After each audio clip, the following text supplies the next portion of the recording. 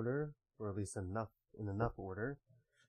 I ended up being 2 minutes late. I mean, I always try to start streams like a little early, 10 minutes early, you know, so I can get announcements and stuff out of the way.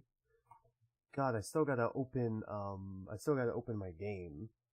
So, like, it doesn't help that Restream also updated as well, so I had to kind of reset that real quick. So, I apologize for that, everyone. Let me just get this game started in the background before, I officially start. Where is it? I also need, the thing with all my hotkeys on it. There we go. Boom.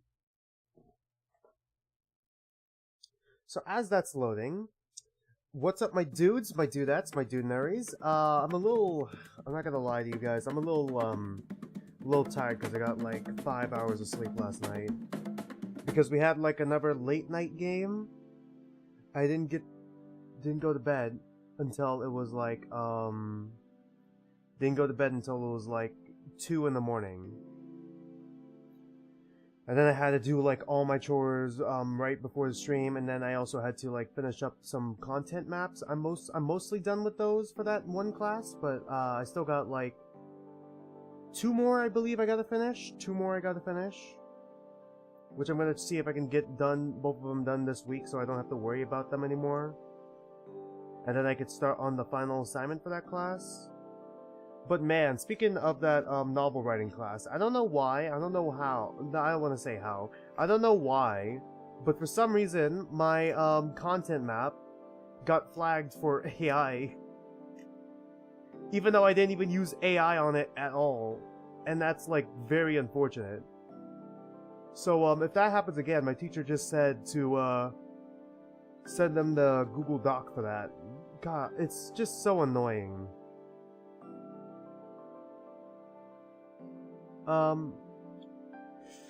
There was also something else I was gonna mention as well. Like, I don't have like any major updates to add that I want to talk about, other than the fact that, well, last night, if you guys know, I play football,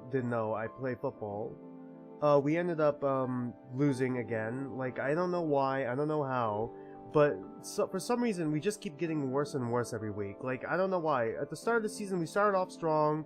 We were in double overtime for our first 2 games, but lost both games.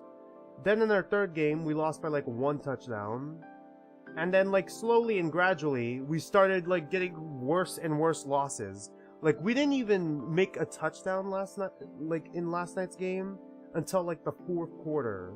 The final quarter, and we only got 2 touchdowns when compared to like their 51 points. So we had like 14 points to their 51. God, but that's not even the part that sucks the most. The part that sucks the most is that our running back got like super injured. Thankfully, nothing broke on his end, thank God. But like, holy shit, that was just shocking, and that just hurt. God, man. I really hope he's okay. Like, I've been getting updates on him. He says nothing's injured, so I really hope.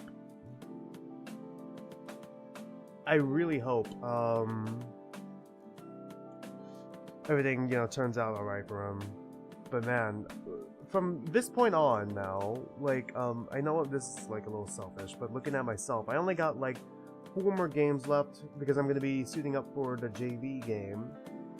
I only have like 4 more games left in my college career, and that's just like, wow, man.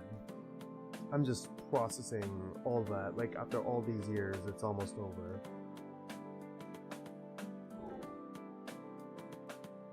Man. I have like 2 stories as well that I want to tell. But like, one of them I can't really say yet because it's a little not safe for work, and I don't want to do anything until like we're at least 30 minutes into stream.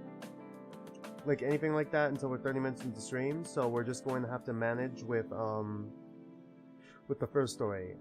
So for my Friday class, for my operating systems class, our teacher, it's like a hybrid class, so there's like some people online, some people in person. I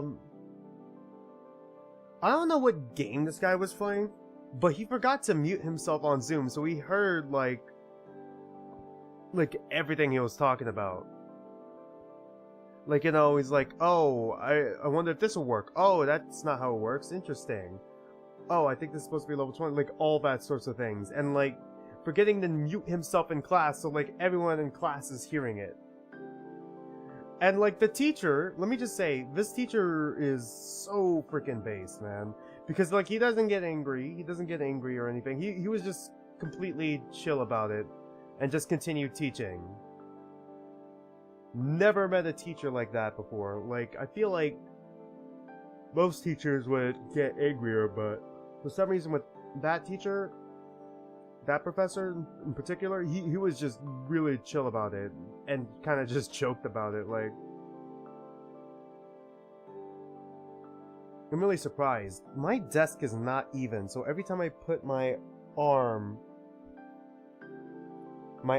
against the table, it just shakes the whole desk, which shakes the whole screen.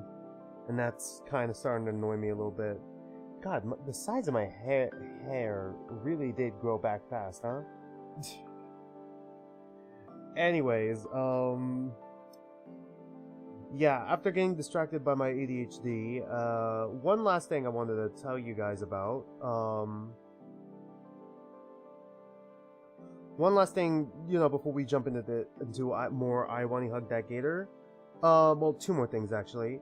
If you're curious about what food I ended up ordering for the stream, I got like I'm getting something from Denny's, which is like right now it's just a salmon salad with avocado and then just Minute Maid orange juice, and then that's it, and then some utensils and that's it. Nothing really that major. I just felt the need to mention it.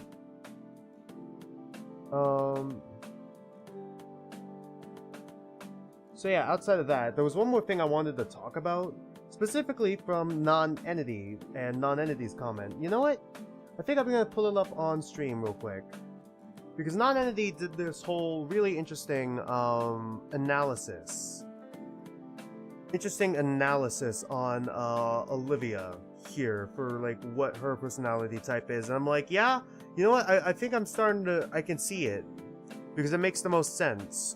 They all decided to do this, right? What's going on? Okay, pause. Let me see if I can, was it this stream? It was part 2, yeah, it had to be part 2. So where's the comment? Where's the comment section? No thanks, sort by, there we go. So, shout out to Non-Entity for this. Let me pull up her comment on stream. We're gonna talk about it real quick, because I do definitely see the point she's trying to make, and I feel like an idiot for not recognizing it sooner. Because I feel like this personality type, Enneagram type for her, just for Olivia, just makes the most sense. Did my hotkeys work?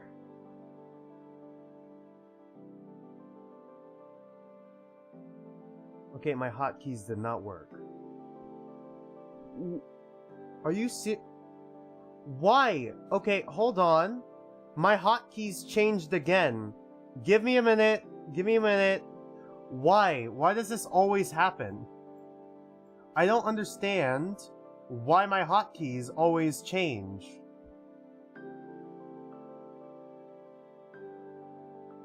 God, this is so annoying.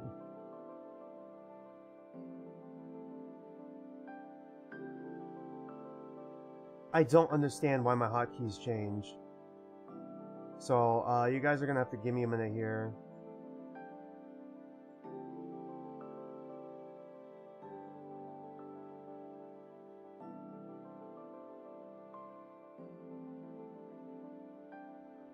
Oh, this is so annoying to deal with.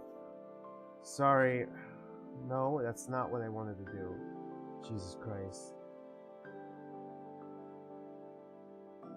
I can't wait for when I have to inevitably change all this back. I don't know why this always happens to me, you guys. It always, my hotkeys just always change. You guys are gonna have to give me a minute here. Give me a minute here. Okay.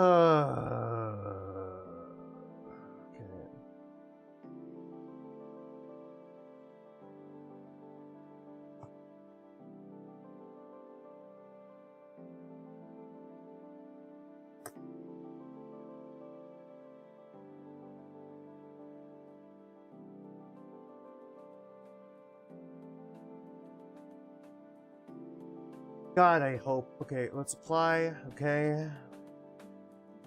1, 2, 3, 4, 5, 6, 7, 8.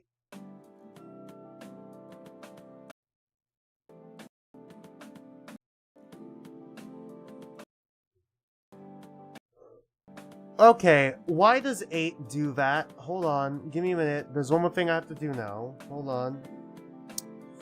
Okay, I was gonna talk about non-entities thing real quick, but now I gotta go ahead and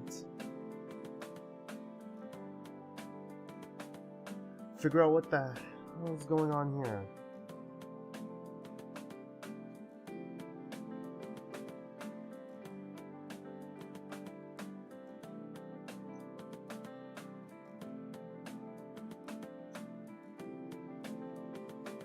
Okay.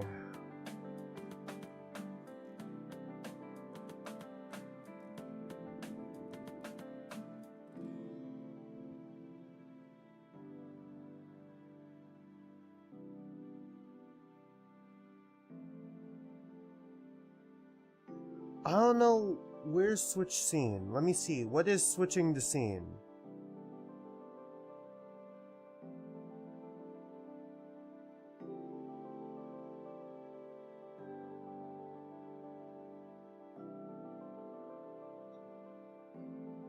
No? No. Okay, that's weird then. Okay. I don't understand then. Maybe it's doing that because...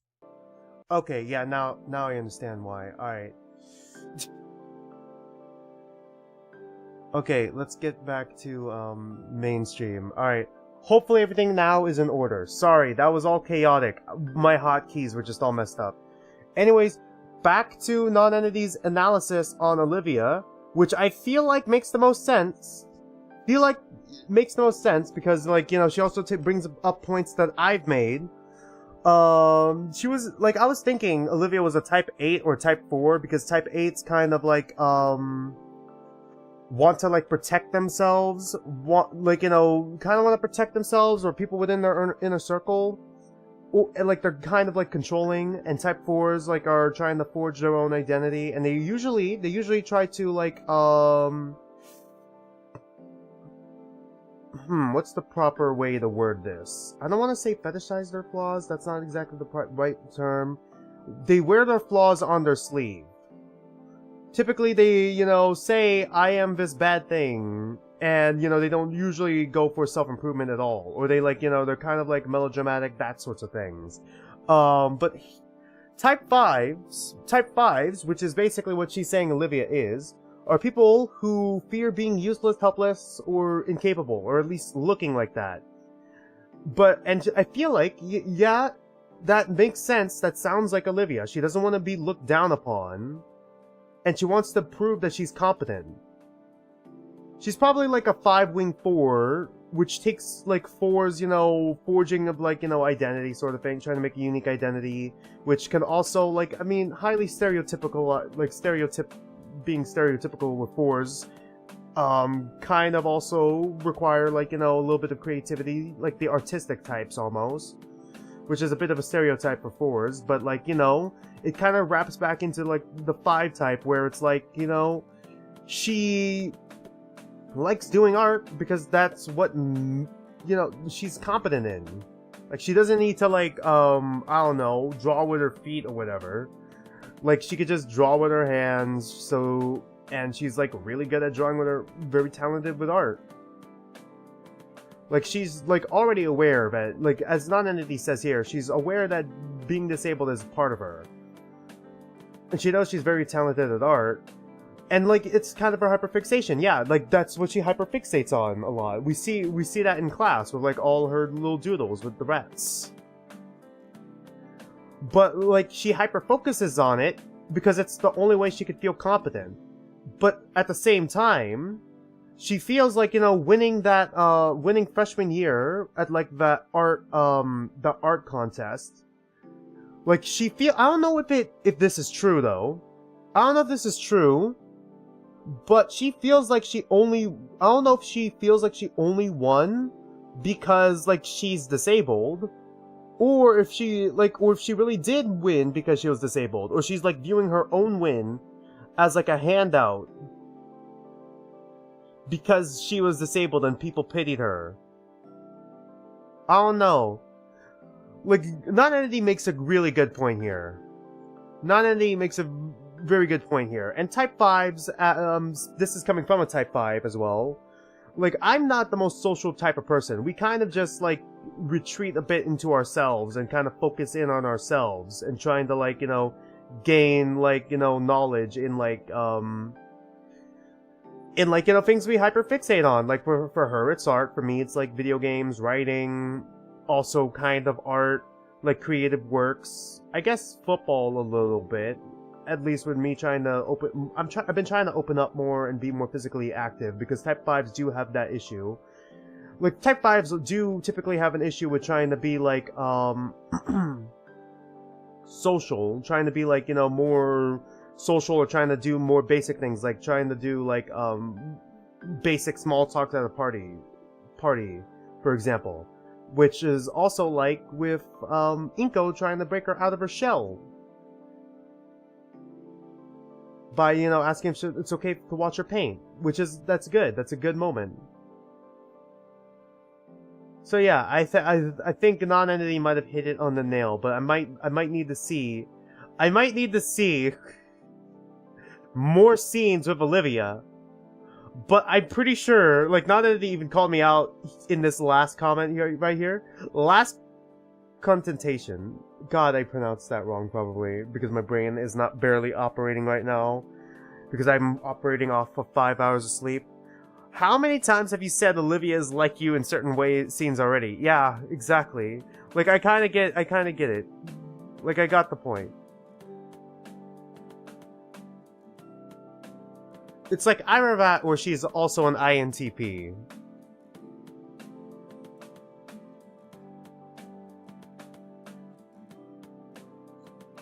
Alright, so with all that out of the way, we're starting 10 minutes late now. Let's actually jump into I Wani Hug that Gator. This was the quick save, right? Yeah.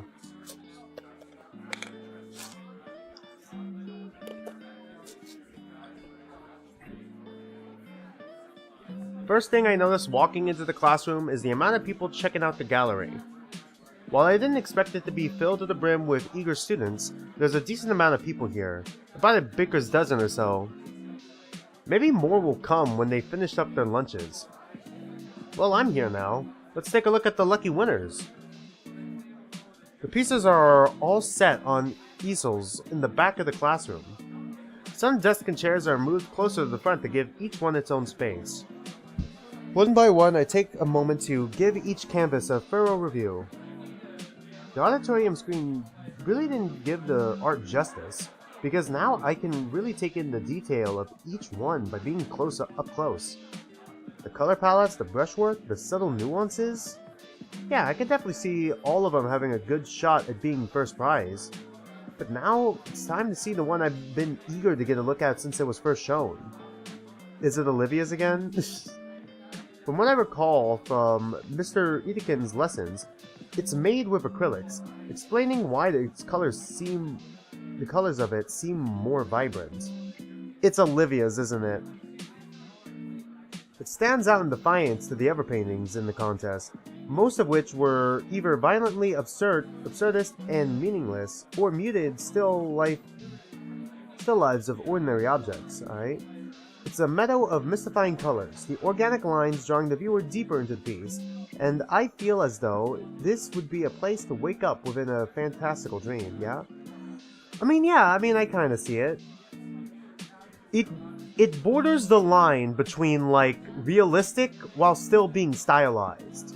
Like, you know, as he's already said it, like as Inco's already said it before, the other, from his eyes, we haven't seen the other art pieces, but he described them as absurdist, which could be seen as stylized or highly stylized or a form of stylization, and then just like dull, like realistic paintings, which there's nothing wrong with either of those, but this kind of strikes a balance, right? Although it's still fairly abstract, even though it's abstract, fairly abstract, you could still like kind of get the feeling that it's a meadow, and it's kind of like more upbeat the higher up you look. Like your eyes kind of like lead you all the way up to the sky here a little bit, you know? With the brighter colors being up here, and like dimmer colors being down here. I don't know if this is just a shadow though. That's just fucking up the whole thing, and it's just Inco's shadow. Inco, move the fuck to the right so I could say for sure that these colors are a little bit like, even though they're still rather bright and vibrant, they're still duller and more muted when compared to the more vibrant colors up here. Like, I mean, I get the feeling of optimism when I look at this painting. Like, optimism the higher up you look. Look, if that makes any sense. There's no rigid structure or forced metaphors here. Just a fantastical meager of creative expressionism and real-world beauty. Yeah, kind of like that. Like, kind of leaving it to your own interpretation, almost. I feel my fingers itching for the familiar weight of my DSLR. This is a piece that I want to immortalize in my portfolio. It's hands down the winner of the contest in my eyes. I simply must find out who made this. It's Olivia again. Looks like this breathtaking show of artistic talent was created by semifinalist winner. Oh boy, it's Olivia. And then we're gonna say, wow, Olivia, I didn't know you entered the contest. Your painting looks amazing. Okay, like Inco. I almost said Anon. Inco? Inco. Listen to me, Inco. Do not fuck this up. I want you to say all this shit that you said in your head. That you were saying in your head, I want you to say it to her. Otherwise, she's gonna feel like she's being looked down upon again. Or she's just being coddled to. Inco D. Nita. What? No, Olivia, why? Olivia, that's worse. Olivia, why? That's worse. Why would you do this? Why under my name?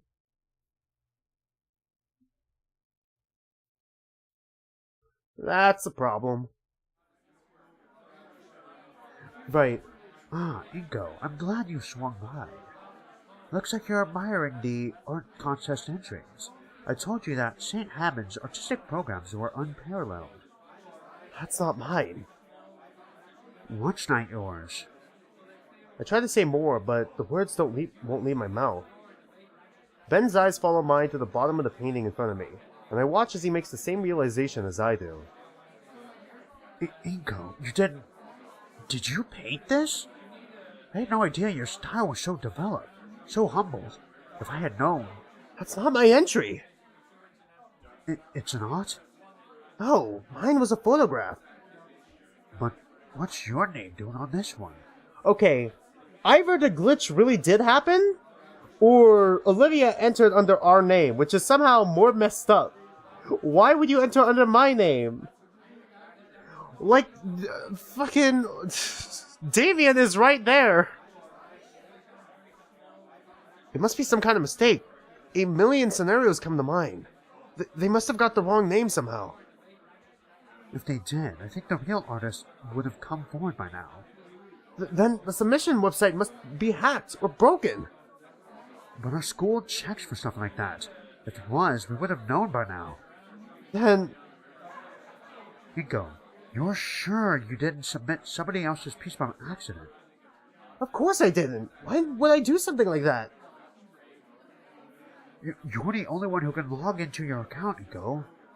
Unless we left it open, suddenly everything stops. My account. You left it open.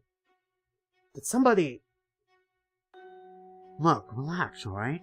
We could get this sorted out. Just don't panic. Ben lowers his voice. But Inco, just to be clear. What? You didn't just get a bit of extra help, right? What?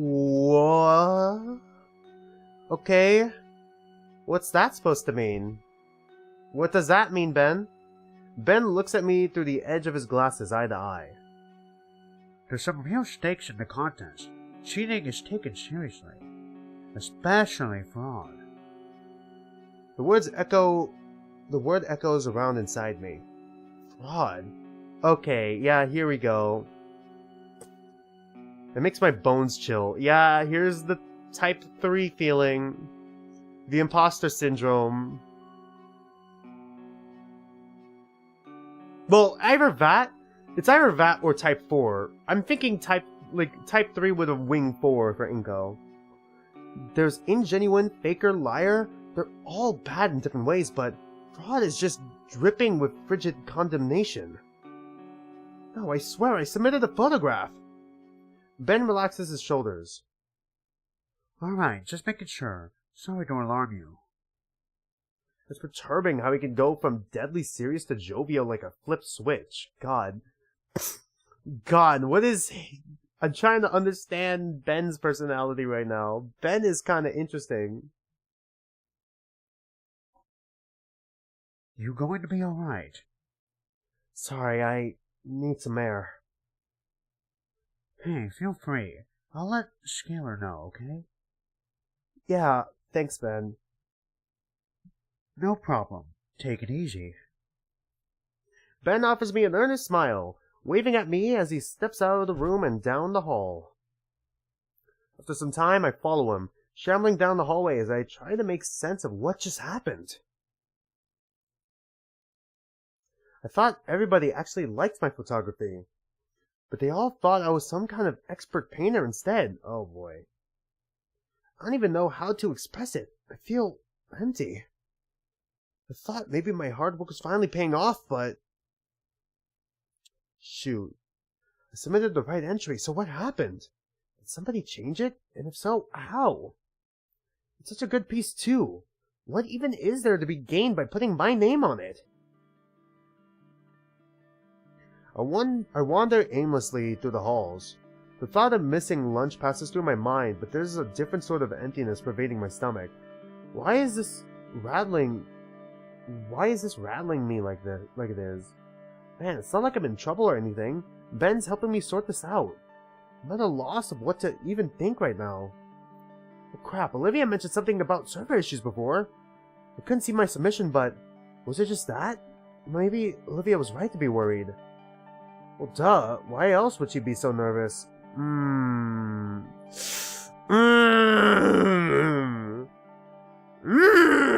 Alright.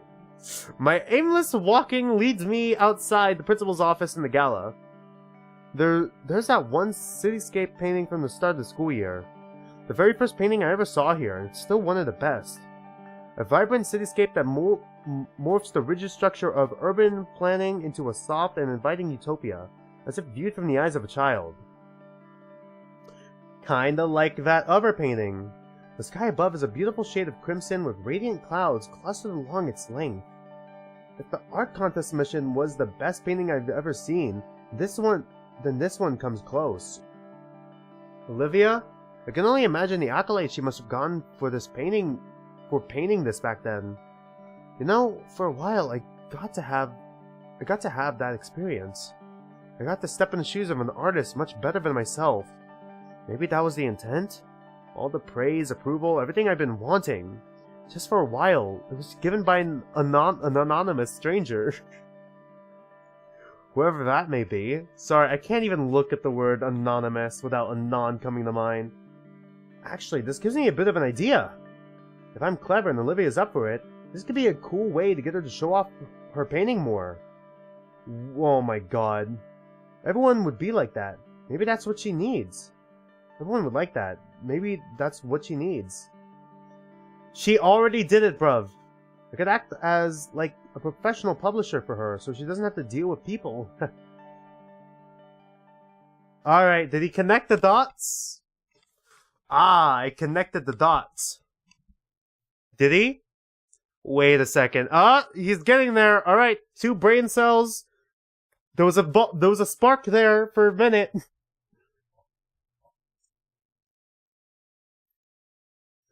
I peeled down the empty hallway. I need to find Olivia. She couldn't possibly. But why me? Why would she... Thinking about it only increases my worries and desperation to find who I hope to Raptor Jesus isn't the culprit. I have haphazardly checked all the places where Olivia could be, but I can't find her anywhere. My hunt for the Baronix leads me to the 2nd floor of the atrium. It feels like there's a lead brick in the pit of my stomach as I internalize my current situation. The soft pattering of rain hitting the window grabs my attention to see a gloom-covered Volcadera outside. Sorry, I just got a notification. I need to check it real quick.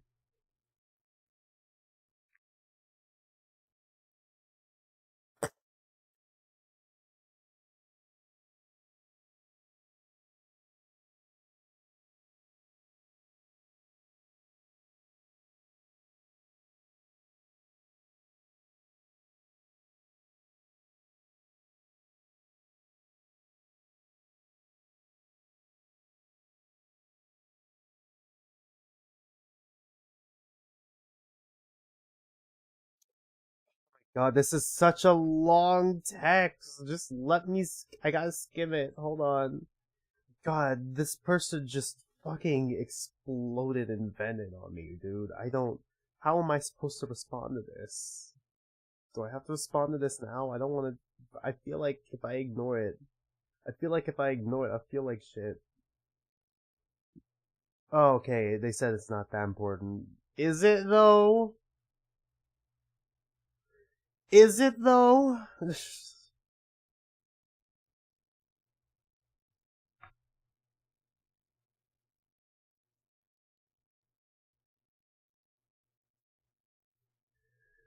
Oh.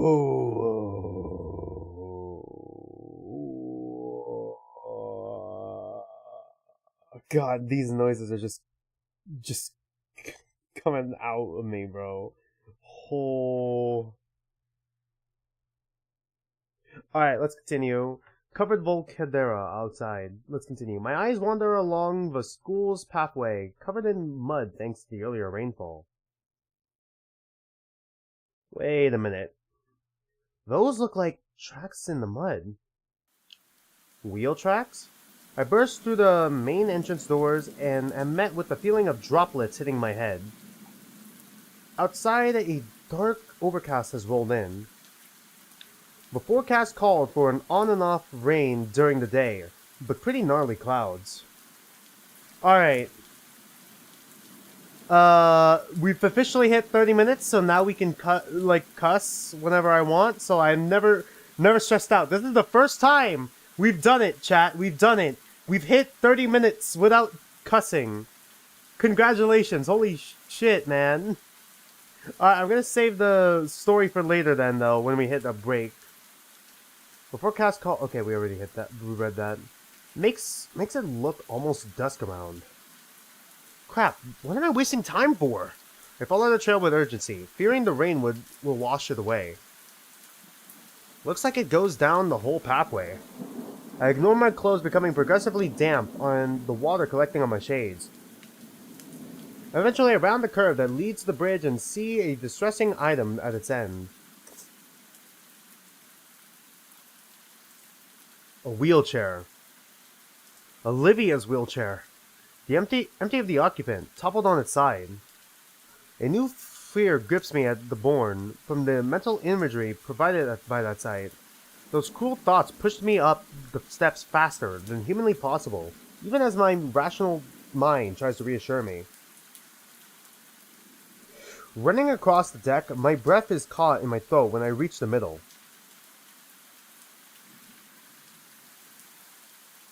She's on the ground, head slumped down. There's damaged and soaked school supplies scattered all over the walkway. Oh god, is she okay? Her foot shifts, trying to force me closer. Slowly, her head lifts up to the sound of my shoes squelching on the floor. Inco? Her tear-stained eyes stare at me with a dead expression, and her voice sounds weak. Olivia. I feel like I could finally breathe again. Slowly, Olivia pushes herself up, and I notice she's lying atop a pile of paper shreddings. The feeling of relief slowly fades away, and I remember why I was looking for her. We stay silent, only staring at each other as the rain continues to bear down on us.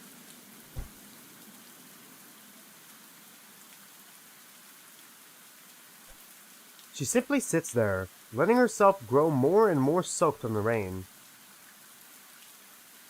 Do you want to talk? No, not out in the open. I grab my compact umbrella from my backpack and unfurl it. It doesn't do much to dry Olivia off, but at least she's not getting more soaked. The umbrella is placed between us and the elements against the ledge, before forming a personal canopy above us. Here, now we're alone. There's space next to Olivia to take a seat. It's odd. We sat together before, but sitting on the ground in the rain, and the room is just a little claustrophobic. There's bits of paper melted into the pavement, soaked by the rain. Though torn apart and waterlogged, I can sort of make out a tree. A rough sketch of one anyway. Like the one that stood predominantly in my fall submission. So, you did do it. Inco, please, I can explain. I didn't have a choice. What?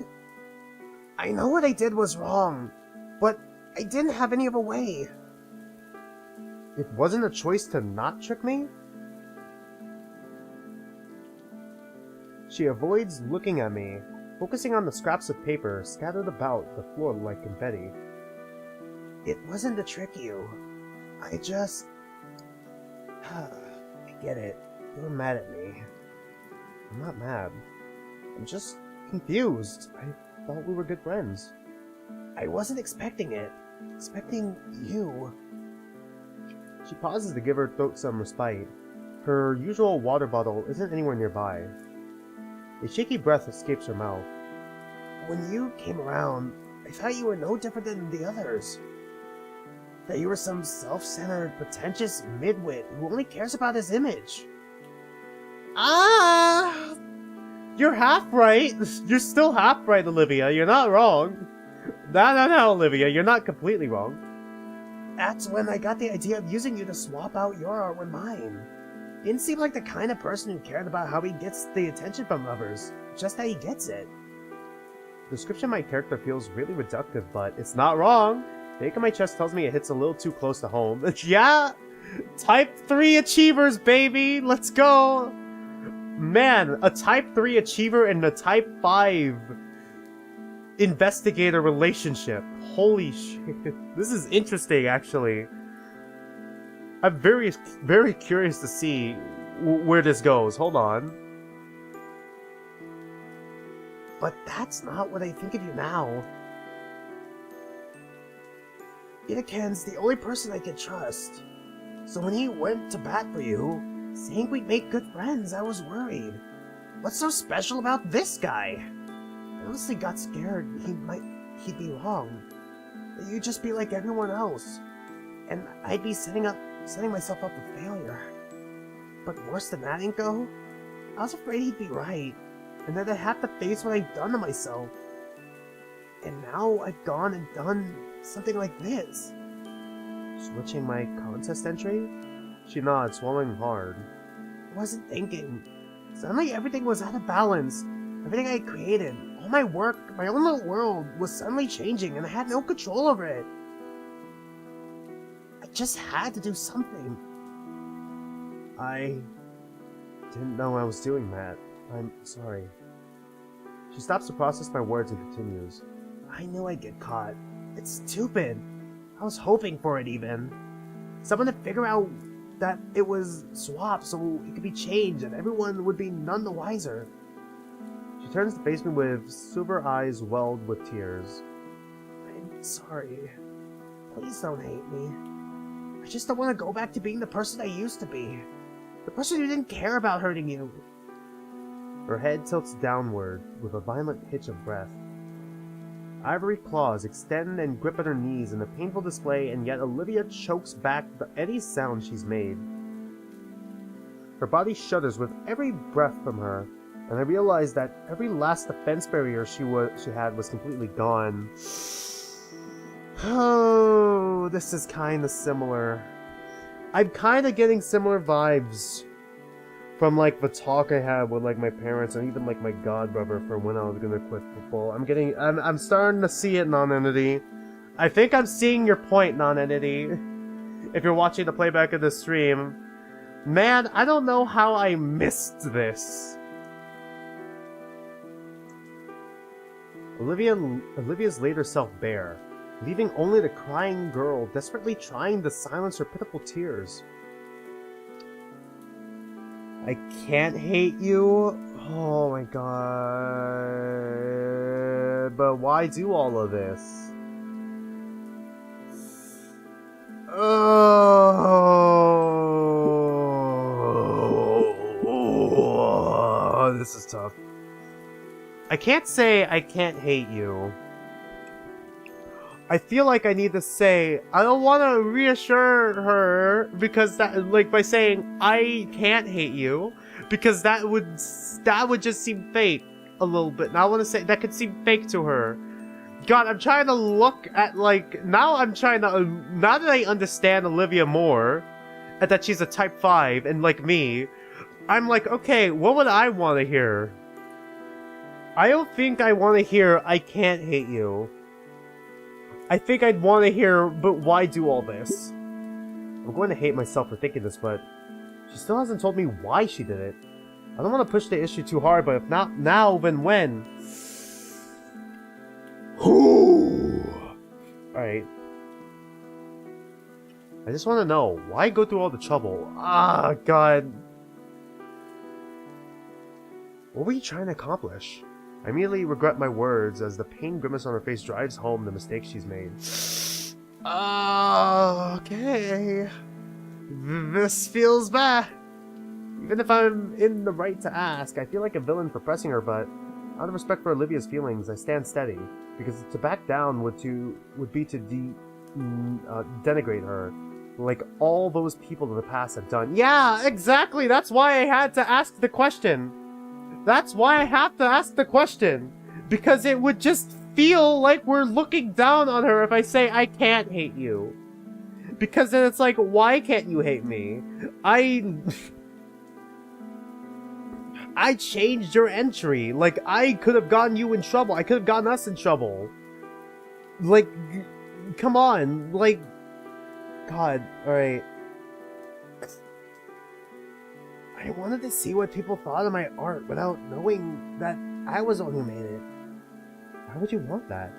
Isn't it obvious? It's always the same thing. The voice takes a deeper pitch. Oh wow, you're so talented in spite of your condition.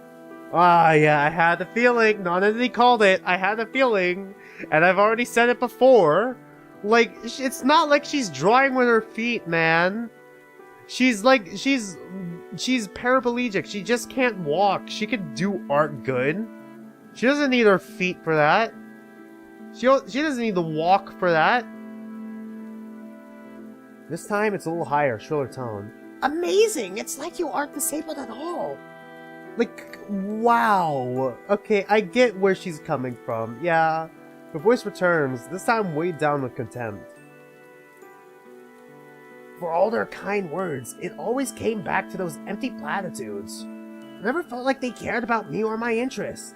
It was always just blind praise because I'm doomed to never measure up to the same level of expectations.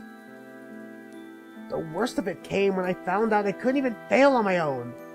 The sound of her talons tearing more paper on the floor enhances her heated words. Even when I intentionally do something wrong, someone's always there to pick up after me. or to assure me it's good in certain lights. She rips up more of her page with every sentence. These are just old sketches from through the year. Nobody else has to live with that paranoia. That every positive word spoken and action taken to help you out is just someone acting out of obligation or insecurity. It got so bad at one point, I was almost being forced to accept these freaking accommodations. I just ended up... She drops what little remains of the pages unceremoniously. Cutting everyone out. I'm never gonna come out on top, and I'm never gonna be allowed to fail. Nobody's allowed to feel anything but pity for me when they meet me, and guilt when they consider not just giving me a free pass. Nobody has any agency, and that's just how things are. The bell rings from a distance, signaling the end of lunch. Within my mind, I can vividly imagine the sounds of our classmates grumbling complaints as they shuffle to class. Instead, I chose to listen to the rain, how the soft pitter-patter of droplets land atop my umbrella before slipping gently to the ground around us. Internalizing that sound along the dimmer ambience and overall wetness has turned the tiny park I'm accustomed to into a near-alien local. I wonder to myself if this is why Olivia came out here. In a small way, all of her work seems to revolve around average places but altered with unnatural and beautiful overlays. It's a combination of like using reference to like draw stuff, but also adding your own flair, like how you feel about it, you know? That's where the stylization comes in. Creating from the familiar and yet adding in some the fantastical. You know what? I should just shut up because Inco just words it like infinitely more eloquently than I can ever do. I look over to Olivia, who also seems to be lost in thought, especially now since I'm like operating on 5 hours of sleep. Does sound pretty tough. You gonna be alright? No, honestly, that's just the start of it. But I don't want to. No, you wanted to know, right? I have to tell someone. Anyone. Right now, it's just Ikanan. I'm sure he's sick of it. Alright? This crap even affects my family. You say that like you don't think they are. They aren't, though I can't change that. She sighs.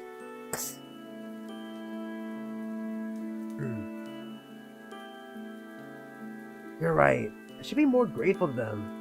But at the same time, it's... like I know all too fucking well I could just hang out at the Pains for as long as I need to after graduation. They're just too nice to not. And the arrangement with my actual father could potentially last indefinitely. Your actual father? I could just detach from society and leech off of everyone around me forever. And it'll still just be pity and kill. But you saw them at the pool party, they love you. I know and I hate it. And I want to love them back, but I just can't. Not now. I've already wasted so much. Who am I to suddenly turn around in my last year? I want to just get out of their hair, not waste their time anymore. Otherwise, I'll be the one hurting them. Wasting all their patience and kindness for years like I already have. And I'd never be in the wrong. Who the fuck wants a free ride through life like that? And that's all I have waiting for me, realistically. Damn it, why am I telling you all this? Olivia clutches her throat. Her voice has gone strained and weak. It hurts to speak at all, but she's just been letting it all out. Hell, what am I just watching? I'm such an idiot. I munched at the insides of my backpack again until... Haha, here it is! Pulling out a water bottle, I offer it to her. She eyes it on the ground indifferently, then goes to drink it. The whole bottle is finished up in one go, and she drops it in the growing pile of trash. Thanks. I give a silent nod. She looks off into the distance again, picking up her train of thought. That's why I had to do it. I had to know if I really was good at something for once. Really genuinely good. No false praise, no parasocial relations where I'm verbally filleted so everyone else can feel better for it. I just had to know. I had to know my art was real. That it could be something for real. That I have a real way out. Gator assures me all the time it's good enough. Fuck, why didn't I listen to him? He probably knows everything by now anyways. He usually does. Honestly, all of this in at once. Honestly, taking all of this in at once is a challenge to digest, to say the least. God, I am ruining this scene by not being able to read. You said you expected to get caught? Yeah, I said I wanted to be. I wasn't even sure other people would see it. If you caught it fast enough and switched it back, thinking it was a bug. And you started getting all this praise out of nowhere. Yeah, I did. Seems a bit sad in retrospect. Yeah, around then it really settled in just how badly I messed up. I tried to get you to notice it by showing me the submission yourself. Then you just go to the office and get it changed. Nobody would get hurt. End of story. And of course, you still had your own saved. You're always just so prepared for anything. Oh. She gestures to the crushed water bottle. The weeks go by, you get more praise, I get more nervous. And Olivia's hand finally falls into her lap, limp and spent. Here we are. It's my turn to say something, I guess. I just don't know how to process all this. It's not like friendships come with instructions. My own thoughts are muddled, pushing me to find some way to comfort the girl before me. And yet to comfort her would be to demean her, like people have done in the past. It's so confusing, and frustration and pity mix haphazardly in my stomach. It's nauseating. Pity for the girl before me that has wronged me, but not out of real malice. Frustration at myself because Olivia was right, having unveiled an uglier side of me that I wasn't aware of. Press no fervor on Olivia. Let her fail.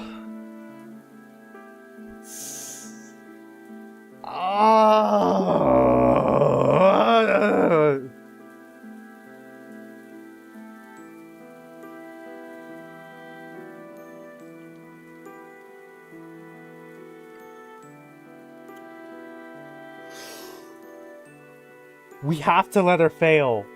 She wants to fail. Hell, if I was in a situation, and putting myself in Olivia's shoes, like, I would just rather fail. I would just rather fail. Like, I made my bed, now I gotta lie in it. Like, no.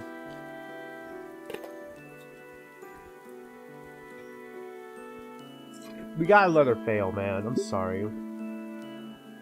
My thoughts land on what Olivia said earlier in the conversation. You going to tell Principal Scalar? Olivia flinches a bit. The principal? Why? About what you did. You said you expected to get caught. We can't tell them officially. Anything but that. Olivia shifts uncomfortably in her spot. Why not? If they found out, it's all over. Isn't that a bit extreme? Honestly, it'll be the end for you, too. It's my turn to flinch. Olivia's getting worked up again. New fears start spiking through her eyes. I don't need to ask. Olivia answers anyways. You didn't talk about it until now. After it's nearly guaranteed to win. The stakes. It looked like you were you were complicit. Or worse, like it was your idea. You'd be a fraud. There's that word again. Fraud. Oh no. That word all over my record in senior year? When I'm about to have have to find a career? Fraud?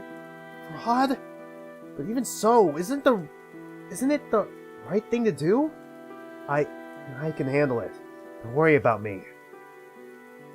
Please, Inco, no! There's more. I told you, I'm not eligible to even enter. I already won before. I got the notoriety and money. The winning piece is featured on the cover of Volcadera Monthly, and even gets an article. That's more than a scholarship. It's a foot in the door. It can't do anything about the money. It's long gone.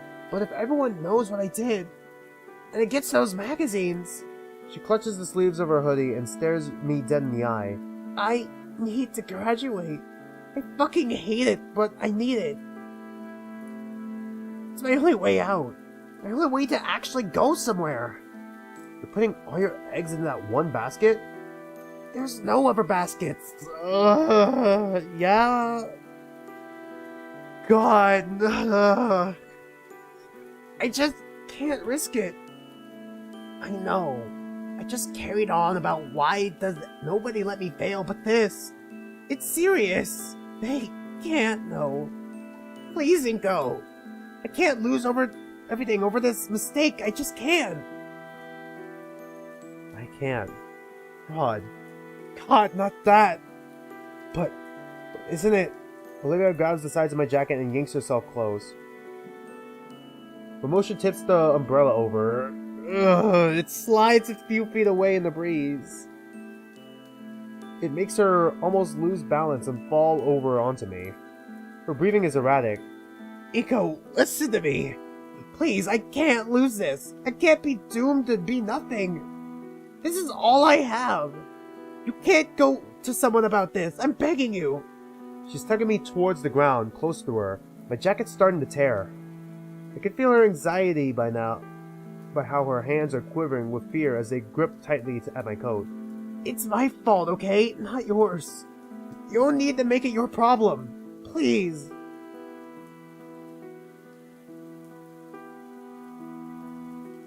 Okay. Nobody else has to know. Oh, it'll have to be our little secret. Olivia exhales and lets go.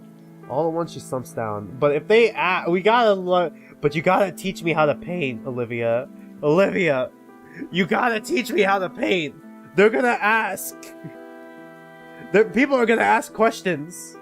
At the very least, I could fake it till we make it. But like, if we're really gonna freaking lie about this and not take accountability, we gotta know. We gotta find out. We gotta learn how to paint fast.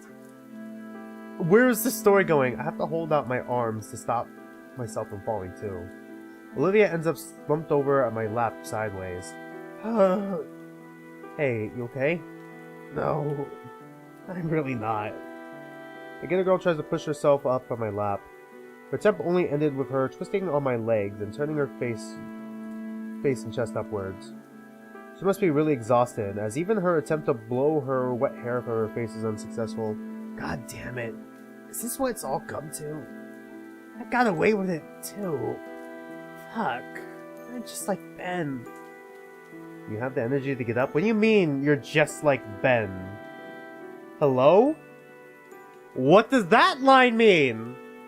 Hello? Is Ben a fraud too? Fuck, he's been using us! If that's the case. Is he a fake photographer? Well, you can't really fake photography, but like, doesn't try in photography? God, please no. Not Ben. I gave him Nazer's voice, but I also gave him a little bit of Naomi. It's like a mix.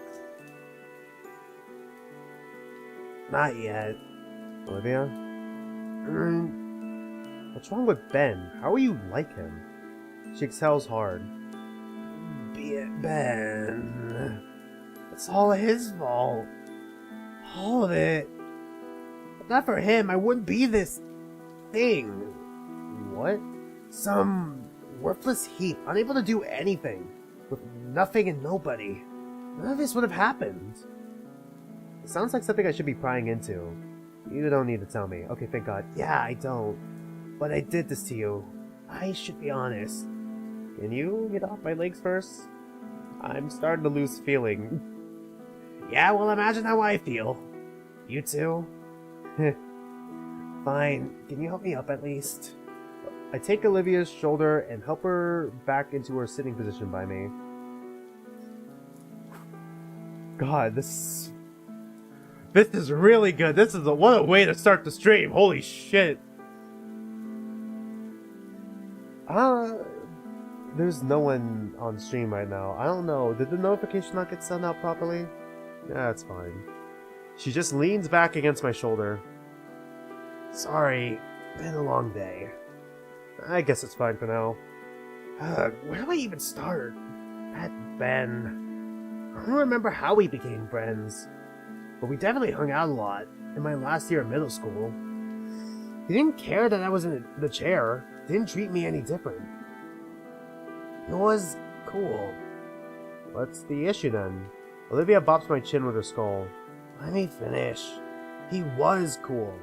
But in freshman year, back then, Ben was only in the student council as a secretary. I was looking forward to that yearly art show. Worked all summer for the perfect piece, Dreamscape. Disdain was heavy in her tone as she said its name. Yeah, it won. It wasn't supposed to. What? Once again, her eyes were teary, due to rage this time. Her mouth clicked shut as she glared at me. Her eyes closed and her tone was once again sorrowful. Ben started advertising himself as my friend, like it was some part of his own personality. Oh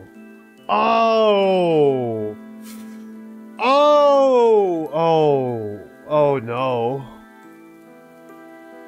The sigh that escapes her carries years of her repressed anger. Even his friends started doing it too. Like being around me was an act of charity that made them better. He eventually told me straight up. I'll give him that. Ooh. Her voice shifted again, but this time, instead of a voice to lampoon someone, it was an eerie facsimile to men. I'm universally down on my luck. Not even a week later, people started walking up to give praise to my submission. It was the first time in a while I'd gotten a compliment on my work. I thought my submission was going to win. It was exciting. Until Damien showed me an article in a school newsletter written by a certain student council secretary. Half of it was basic crap about art submissions. The other half was about me.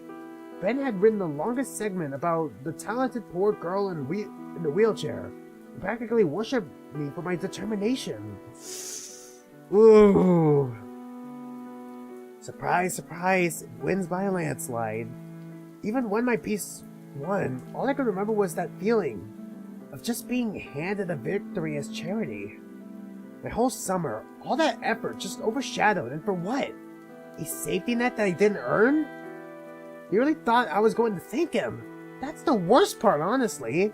As if I would after using me as a stepping stone to climb the social ladder. I couldn't take it anymore. I told him to get out of my life, and he just gave me this look I'll never forget. Genuine confusion, like I was an alien for being upset. But what he said... This is your only chance of succeeding out there. I wanted to just give it all up. But by then, the money, the exposure, his fucking safety net. I just took it. He was right. He was right and I hate it. I really, really, really fucking hate it. So that's what's between Ben and Olivia. I figured it was something, but sheesh. After that, I just couldn't. I shut everything out. Everyone out. Everyone was fake. Everyone didn't want to know me. Just what I exist as. Even my own family. Hell, it's all his fault. All of it. I'm not like that. I've been trying to analyze her character all this time. Well, what? That's it. That's the truth. I just want to graduate and get away from here. From him. He ruined my life. Because of him, I'm not Olivia.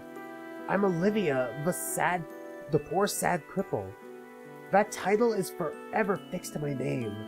Come on, that's not true. You're right, it's not. You're Olivia. No, that's also not it. I'm not Olivia, I'm God's funniest joke. I nudge the umbrella back over to us. It goes back into its spot, propped up between us, recreating the cacophony shielding us from the element. I'm sorry, it's just been raining this whole time as we continued. We didn't even bother putting the umbrella back up until now. Olivia looks at me to gauge a reaction. That was the sort of speech given to someone that had years to think about it and hold it in. And it was one she's been waiting to give to anyone willing to listen if she could just trust them. All of her pent-up angst against the guy that ruined her life. Released that the moment she just couldn't take it anymore. It can't get much worse than this for her, but she trusts me. What she needs to hear right now is, I promise I'll be a good friend to you. You could still take back the reins of your life and own your mistakes. That's what I'd want to hear. I take off my sunglasses and lean forward, placing a hand on her shoulder. Damn, alright. Cool. Riz King? Sorry, not appropriate. She takes a moment to register the new site and looks right at me, anticipating whatever I'm about to say. You're not a joke, Olivia. I appreciate you trying and all, but it doesn't matter. The damage has been done. All that shit is what made me into a nihilist. I wouldn't say you're a nihilist, Olivia. Plus, I don't think that's what the word means. You still enjoy some things. Got a better word? Pessimist? Well, there you go. That's besides the point. Ben did something horrible, but he didn't take your agency. Are you saying that I ruined my own life? Is that it? Annoyance bubbles up within me as she argues back. I'm saying that you can control that. Sure, you cannot control Ben's actions, but you can control your own actions and take your own accountability for your own life. Sure, Ben did all those things to you. But, okay, she wanted to get caught in the act. But you could have still, like, chosen to not push away your friends, to not push everyone else away, to still continue sharing your art with the world anyways. To show the world that you're Olivia, for Olivia, not like Olivia, the sad cripple that you mentioned before, but Olivia, the artist. Yet Olivia looks at me as if I just spat in her face. Just what the hell are you getting at, Inco? What am I getting at? The fact that you can't keep using Ben's shitty choices as a crutch. Her breath catches. You need to take responsibility for your own life, who you are and what you want to be. Yeah, true, there we go. My words catch Olivia off guard, and they kept coming, unbidden now. You say that you're a nihilist, yet you draw these amazing pieces that reflect these realistic fantasy worlds. You say that no one wants to know you for you, but you know you have the pains, Itikens, Liz, me. Can you really blame any of that on Ben? Even the art contest. Ben didn't yank some evil string of fate to make you swap out the submission. You made yourself do it. Yeah! You can't control what Ben does, but you can control your own actions. That's exactly what I'm saying. Inco's cooking right now. Let Inco cook. I know it's hard. I have trouble with this too, but please, for all of us, take responsibility for your feelings, Olivia. Oh, shit. Damn my mouth. My tirade has left Olivia staring at me. Her mouth hung open, aghast at what I had said. I had some realization and tried to backtrack. Sorry, that was fuck you. Stopping completely, Olivia's head raises from my shoulder and she glares at me. Her eyes are heartbroken. They're enraged. I hope I don't regret this. They're looking for something to lash out at. But they're trusting. Fuck you for being right. I know all that. Damn it. And you're the second to say it. Her eyes water and her head returns to my shoulder. Damn it. Damn it all, Inco. I'm stunned as she presses further into me, even using her arms to tuck her legs closer. You and Itiken had... Fine. You're right, but how do I start? I have no idea what I should do. Her voice sounds so weak, but there's a conviction hidden within it. Honestly, she should have just mauled me for what I said. It's what she wants. I can do this. Well, what do you think is wrong right now? You'll have to be more specific. Alright. What about Damien and his family? She hums in thought. And then there's Liz too. All of them would probably like to hear your thoughts. Yeah. What'd I say though? Whatever you're feeling. Hell, just being more open in general would be something. I can feel her frowning, but also a nod against my shoulder. Fine. What else? Mr. Ithacan? She scoffs. He probably already knows. What you're thinking? Yeah, reads me like a book. But he'd probably like to hear you say it. Yeah, he would. And me too. You got your turn. You told me just now, but I'd like to hear more about you. You're my friend. Right. Starting now? I could feel her rumbling growl before she sighs. I'm sorry, Inco. For all the shit I put you through since you got here. For being a really shitty friend. For you having to put up with me. I chose to be your friend, Olivia. So don't apologize for that. Olivia looks up at me through the corner of her eye. Ben can't take your agency, and you can't take mine. Aw, I'm choosing this. You're silly. Her words were strained, but not from a lack of water. The regret in her voice was raw, along with the honesty. Thanks. I forgive you. Once again, silence. I fumble with my sunglasses, debating whether I should bother with them given the rain. Might as well, I guess. They are a prescription after all. We just lay back, listening to the patter of rain against our little tent. We really are just skipping class, huh? Just her and I, secluded from the world that's done so much to crush her.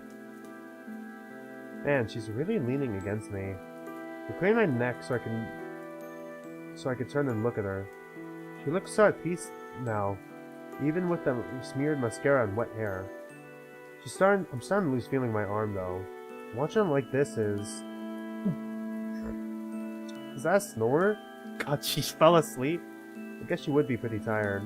It's been a long day for both of us. Even if it's only 4th period. Did I do alright? Things turned out pretty okay, but I'm anxious. The best I can do is be there for her. In this case, it's letting her have my shoulder for a bit. Pressed up against me. My eyes slide closed as I try to lose myself in the pitter-patter of the rainfall. And we fall asleep. Oh my god! Olivia jerks herself up and starts coughing into her fist. Fuck, how long? About 5 minutes probably? Jeez, sorry. You know, I remember when you first got onto me for just sitting near you back at the party? Shut up! Looks like you're improving a bit. Olivia blocks their umbrella, making it splash a bit on me. Hey! Anyway. Olivia stretches her arms. Things go quiet again. Olivia finally breaks the silence. I know you say you forgive me and all, but I still feel like shit for putting you through all this. Everyone's going to expect you to be skilled at painting. They'll call you a fraud. Oh, yeah, I was trying not to think about it. Damn it, it's not my fault. Olivia rests her arms over her knees, and I'm surprised she manages to bury her long snout in them. An idea hits me. What if he taught me for real? No way I predicted! There's no fucking shot! No shot! I predicted this! How did I predict it? What? I can't believe this! How? Olivia raised her head from her arms. Taught you? Painting, for real. It's like you say, I have expectations to fulfill. Would you teach me how to paint like you do? I don't know. Tell you what, I'll forgive you if you teach me. You already said that. Olivia looks down in contemplation. Alright, I'll teach you how to paint. But you should know I'm a lousy teacher. You've seen my work in class. I'm a lousy student. This is gonna end fucking horribly. I get the feeling it'd work out. Hey, don't make it weird. Yes, Professor Halford. Stop making it weird. I chuckle as I'm playfully shoved by her. After everything was said and done, things became quiet. Beneath the solace of my umbrella, we relaxed together. At least until Olivia starts shifting uncomfortably. I sit and I watch as she takes her calves and shifts them to her side with one hand. The tail comes up and presses into the paper-filled dinosaur-filled floor before her, keeping her upright as she starts to lean forward. With that, finally, with all the strength of her tail in one arm, Olivia lifts her hips from the floor and swings her shins fully beneath her. She smiles as she kneels over me. You just gonna sit there? Crap, I guess I was gawking stupidly. But it's just so fascinating seeing the girl maneuver herself in these odd yet well-practiced ways. I'm kinda jealous actually. I wish I had a tail to do some of the things she could. I press my hands down on the floor and push myself up. I don't know why I had thought to stand, but instead I shifted myself to a kneeling position too. We're face to face now. Ah! Ah! For a split second I feared the worst as Olivia drew me into a hug. Ah! Ah! Protect this smile. I don't know what she would do, but I like this. For how strong her arms are, how they're wrapped around my chest feels exceptionally tender. My own arms have enveloped her, returning the embrace in a similarly soft way. And as her arms loosen, I draw back, though I don't want to take my hands off her. That was nice. Don't make it weird. God. Fuck. Oh my god, Olivia! Why are you like me, man? God damn it, Olivia! Why are you like me? Sorry about that. To the sound of the rainfall hitting the umbrella, my ears suddenly pick up the noise of what sounds like squeaking. Okay, I thought chat was just broken. Yeah, no one's chatting. I'm surprised though, because I got like 2 viewers and no one's saying anything. I look down to see that there's something shuffling in Olivia's pocket. What? A little beast emerges from its hiding spot with a squeaky yawn, to which Olivia offers her hand for it to use as a platform. Hey little guy, nearly forgot about you. A nice nap? I'm sorry, does she have a pet rat? That's a rat. Oh shit! A rat! Wait, is that why she draws rats a lot? She's just drawing her pet or an anthropomorphized version of her pet? Oh my god. Alright, you two haven't met each other. Inco, this is Guts? Berserk? Guts, meet Inco. Oh, hi Guts. I awkwardly wave at the apprehensive-looking rodent. Olivia lifts Guts to her shoulder gracefully, like her hand is an elevator for him. You brought him to school? Well, yeah. I just really needed him today, since, you know, all the crap that's happened. She gave Guts a few scratches under his chin. I bring him sometimes when things get rough. And nobody noticed? You haven't. Touché. Inco did once. He just told me not to let him run around the school, otherwise it'd be considered a health hazard or something, or someone might just kill him. The tardy bell rings out in the distance. We're late for our next classes. That was the fucking longest! Really? That was the longest, amount of time to get to class. Like, between the lunch bell and to get to your next class? That was the longest time. I'm sure Izaken will understand. We should probably get back to class. Here, hold this. I give Olivia the umbrella so she and the rat can stay dry while I go fetch the wheelchair. Gator Hugger, you did the right thing. We got an achievement. I accidentally skipped one dialogue. By now, it's settled some into the mud. The wheelchair has definitely seen better days. After dusting off the dirt and the pulling water the best I can, I make my way back. Alright, for anyone in chat who wants to, leave behind a message right now, so we could do a stupid side tangent debate, tell me, do you guys think water is wet?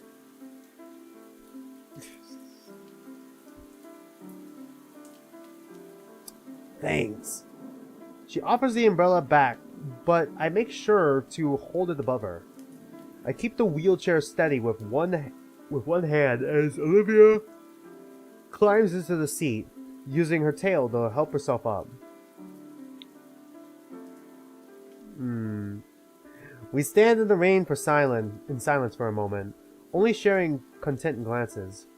So, what do we do about the contest now? That's a good question. Ben was there, and when I saw my name on the painting, I really went to tell someone. So, like you said, no harm, no foul. What about your own submission? I ruined it. I scratched the back of my head. It wouldn't have won anyway. It's just a picture. Oh, I thought it was pretty okay. Hearing those words from Olivia sends a strange flash of heat to my face. Alright, how long is it gonna take for us to realize we have a crush on Olivia? Oh, I think I have a crush on you. I just went on my 10 minutes break and you opened with that. Open with what? Hey, let's have a debate, like unrelated tangent debate. Is water wet? Is it that? It's not unpleasant, but again, those honest words from her really do cut through me for some reason. Water is wet? Is water wet? Is water wet?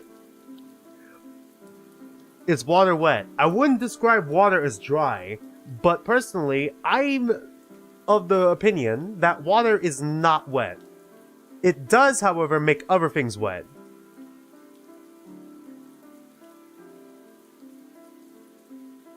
It's like saying dirt is dirty. No, dirt is just dirt. And dirt can make other things dirty. Thanks. Like that's just how I see things. A loud squeak draws my attention to Guts as he stands atop Olivia's shoulder. You too? A wry smile stretches across Olivia's face. I think that means Guts is actually saying it's so-so. Actually so-so. Whoops. Hey! Cut him some slack, Guts. He couldn't have any time to make anything for the contest. He's got some high standards. Yep, it's why I've gotten so good. The sheer absurdity of it.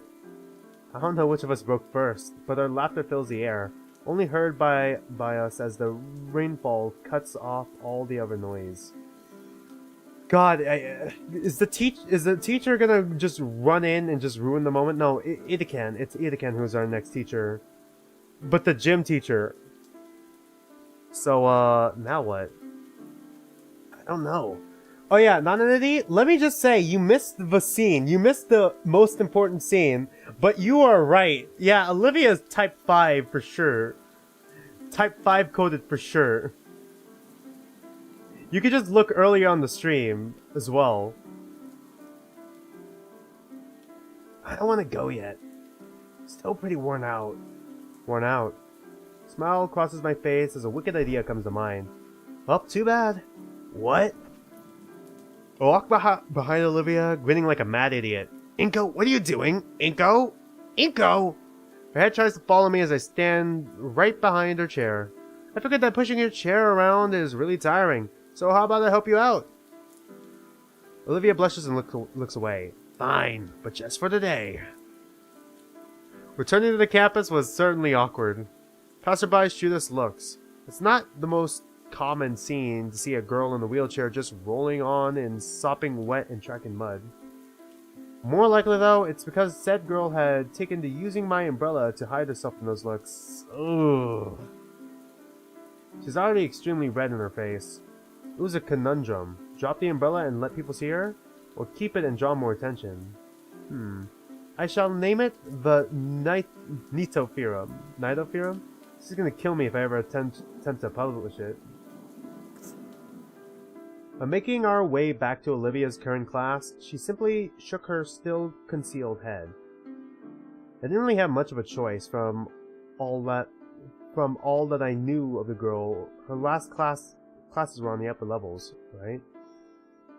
And she was in possession of the elevator key. And I was in possession of the weakest knees here in St. Hammond. At least according to Coach Sully. There he is. That's the name I was looking for. So I wheeled her to my current photography class. On the way over, she keeps bending her head back to peek at me. She's like making sure I'm still there. Knocking on his closed doors, the pterosaur professor didn't even bat an eye at the poorly hidden girl. He simply stepped aside and let us through. Ben was looking our way, but I chose to pay him no mind. After everything I heard, Olivia didn't even register he was here. She simply rolled herself to the back of the classroom and threw a door into what I'm guessing was Itacan's supply closet. You know what? I'm an idiot. It's a dark room, isn't it? He's getting self-aware. Well, thanks for joining the stream, Nananity. Hopefully see you next stream. Hopefully I'll hear from you later. The stares of my classmates abate thankfully as our teacher continued his lecture. Taking my own seat, I focused on Itacan. As much as I could, at least. My muddled thoughts kept distracting me the whole period. Just before the bell rings, Itacan stares me dead in the eyes. He points a stern finger at me, then to the floor to say, "You stay."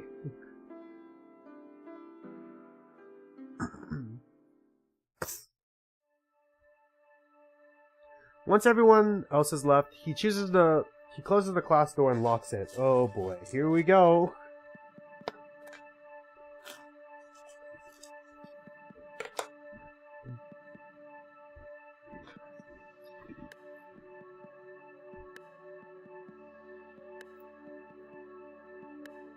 So, care to explain? Explain, sir? He opens the door in the back again and signals Olivia to come out. The mud, the drenched clothes, the declaration of sanctuary. I was having a bad day. She's looking a bit better, still drained, but she's not shivering.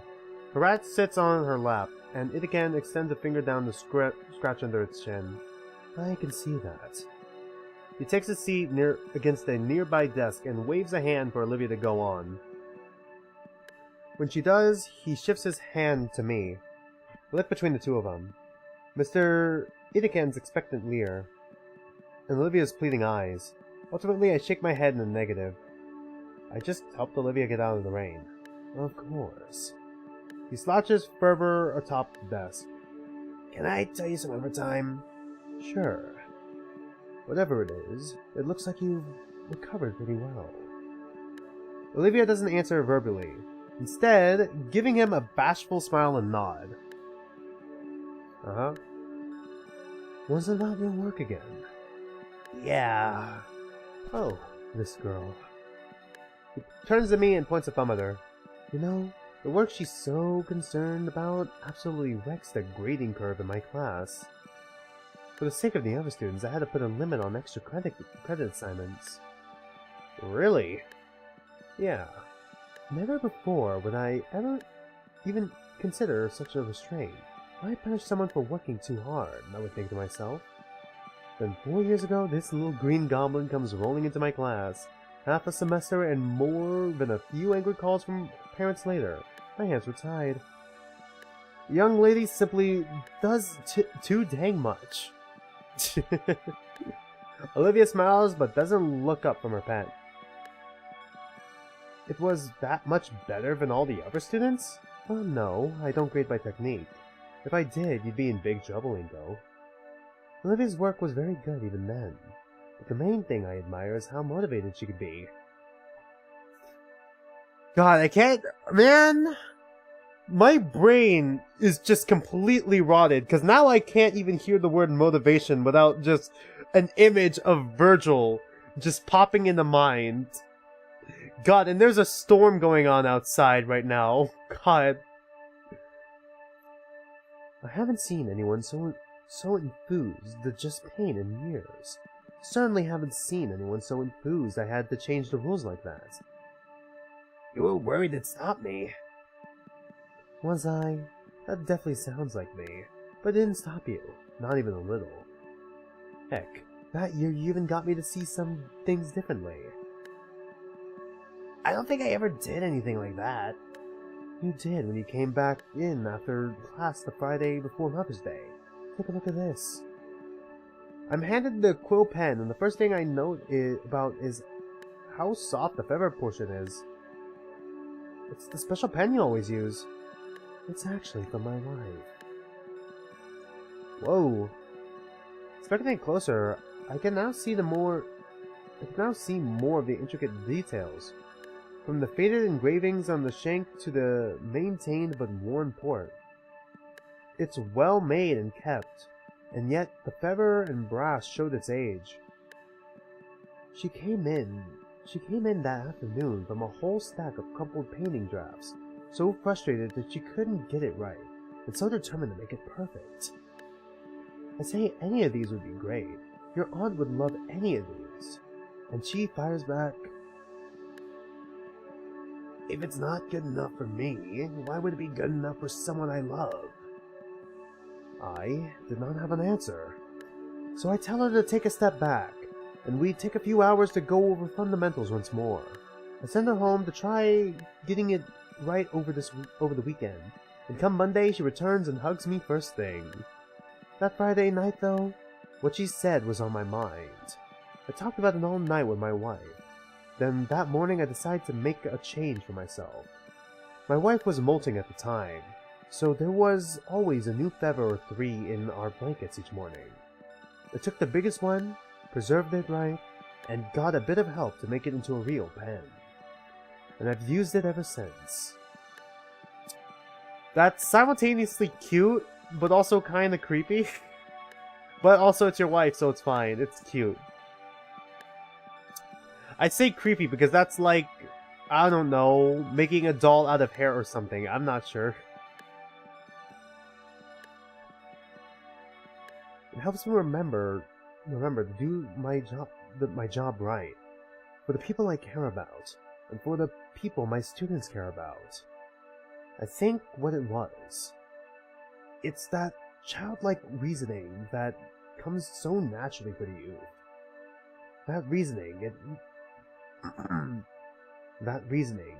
it makes a type of innocent, earnest dedication, something I think I lost for a while.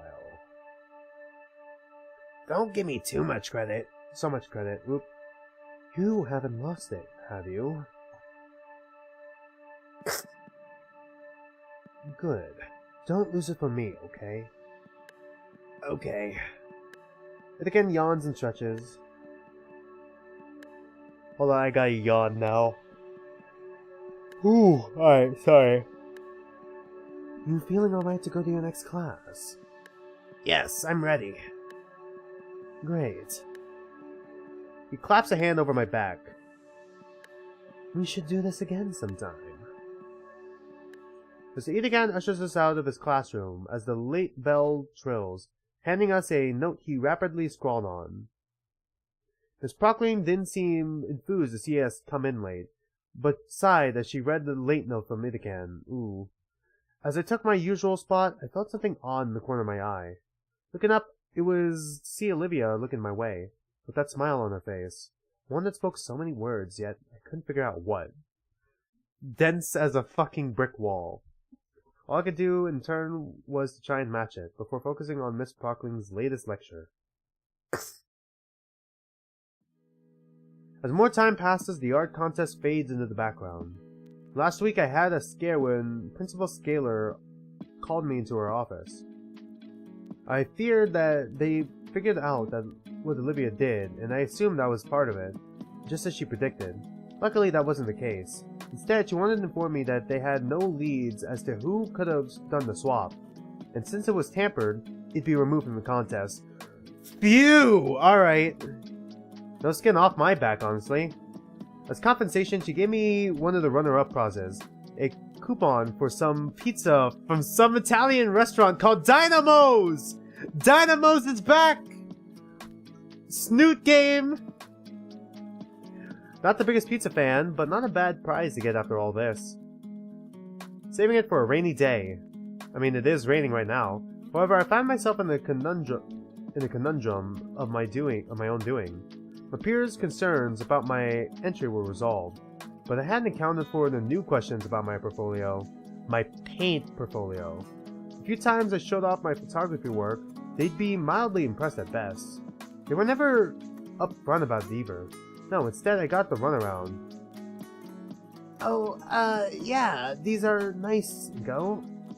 Not bad, but what about what you did for the contest? can't even be mad about it, since it's just another misunderstanding. Unintended lie. From my side of things. But then I had a thought. What if it wasn't a lie?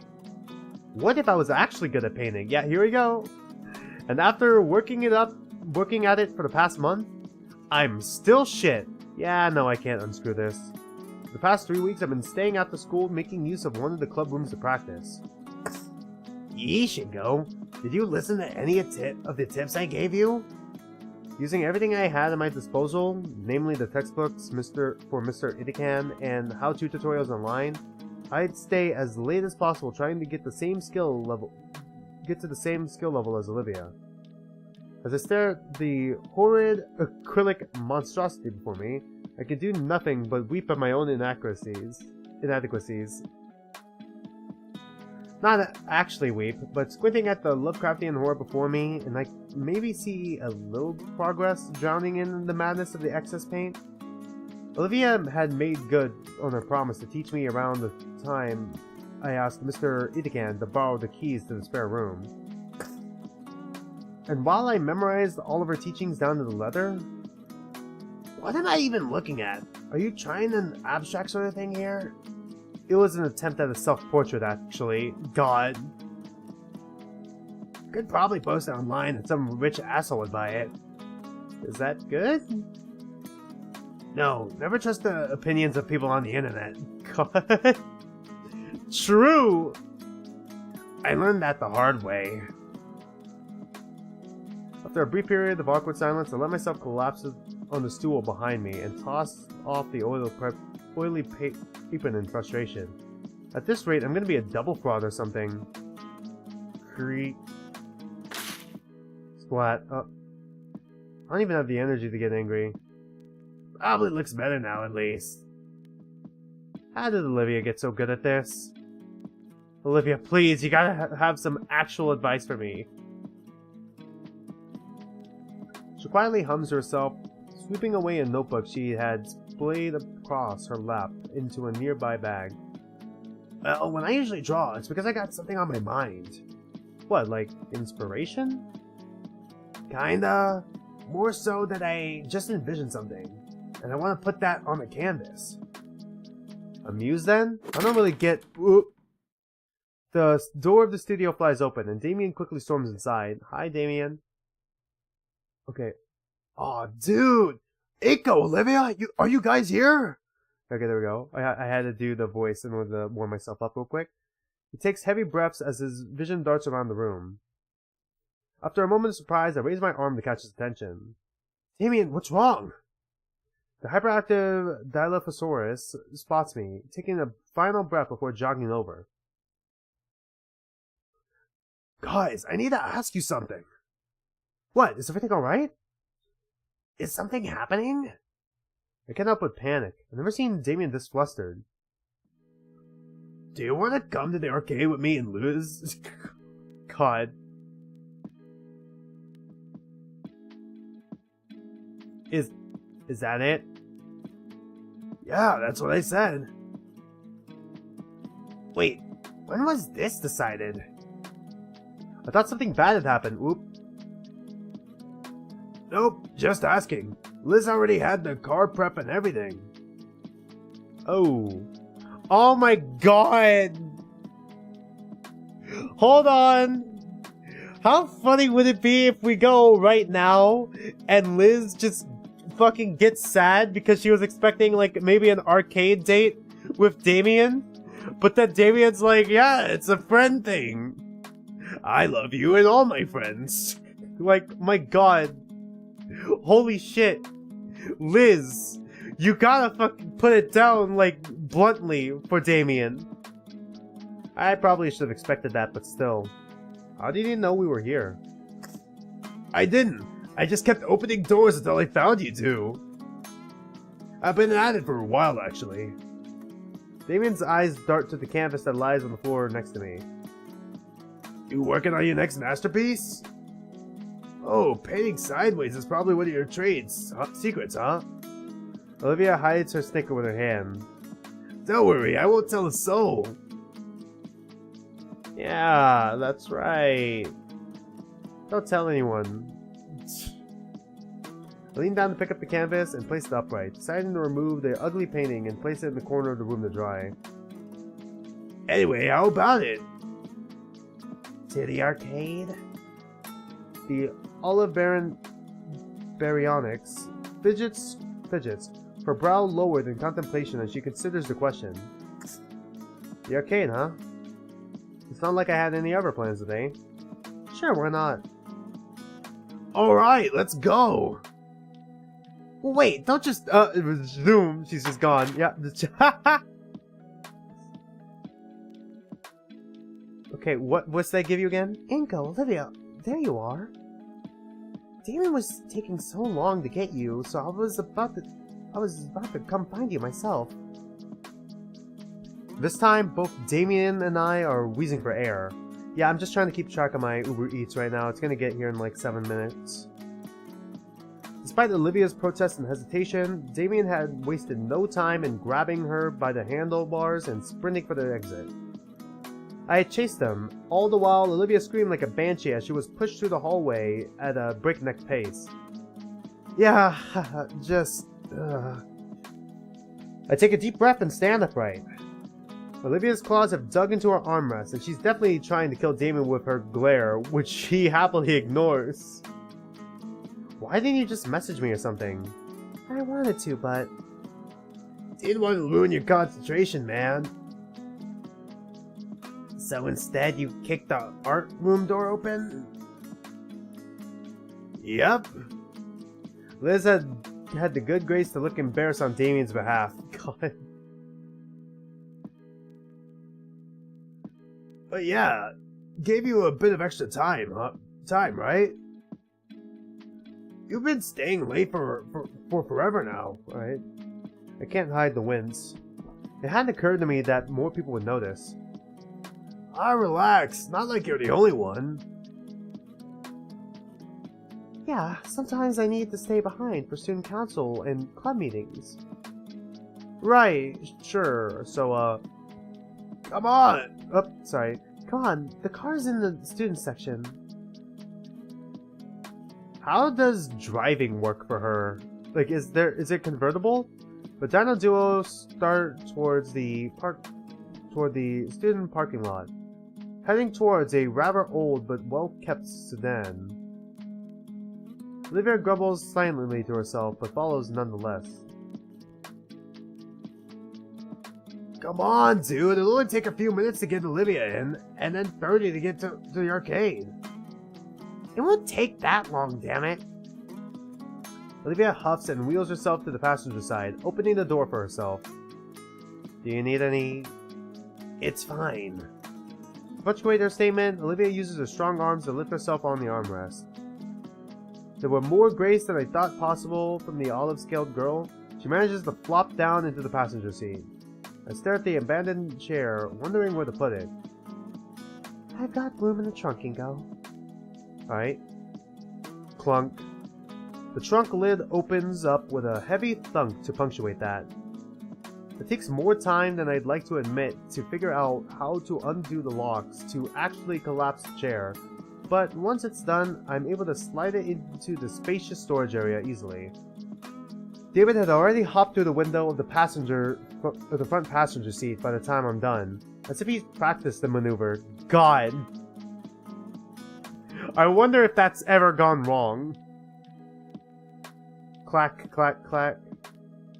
I simply open the door behind Liz's seat and watch as a pile of soda cans empty onto the pavement below. Whoa, is that from him? Sorry, those are from this morning. You ride with Liz every morning?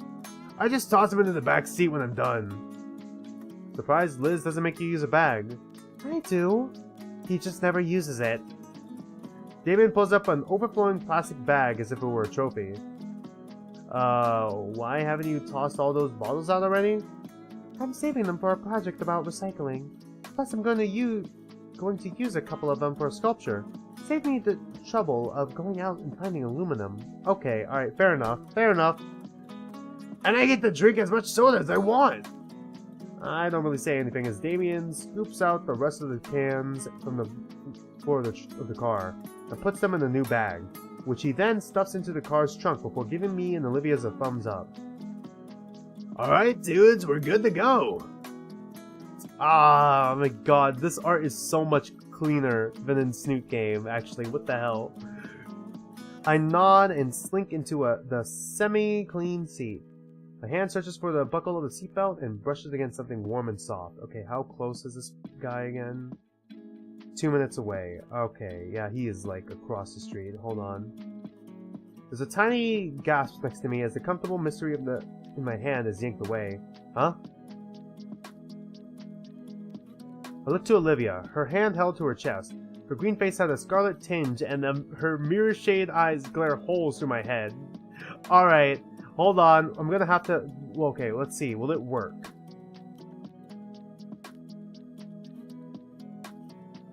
Okay, looks like my hotkeys work. I'll be right back, you guys. I gotta go pick up my food. I'll be right back.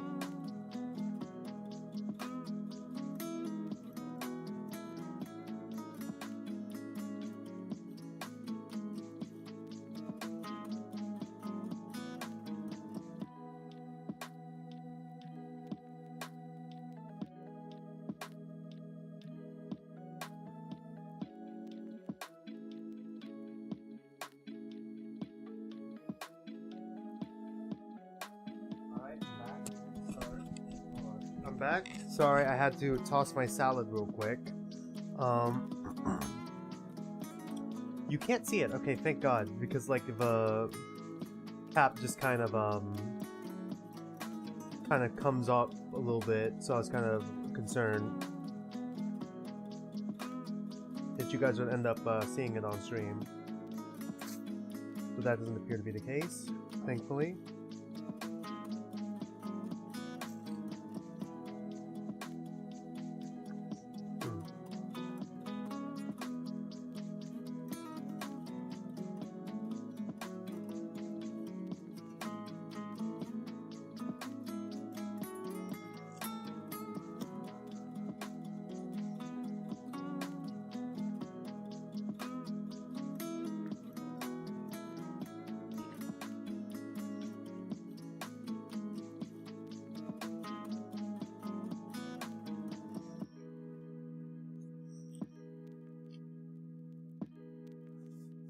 Sorry about that, I just wanted to get a few bites in. Before we continue, I might as well tell you this other story that I heard from D. Well, I got from D.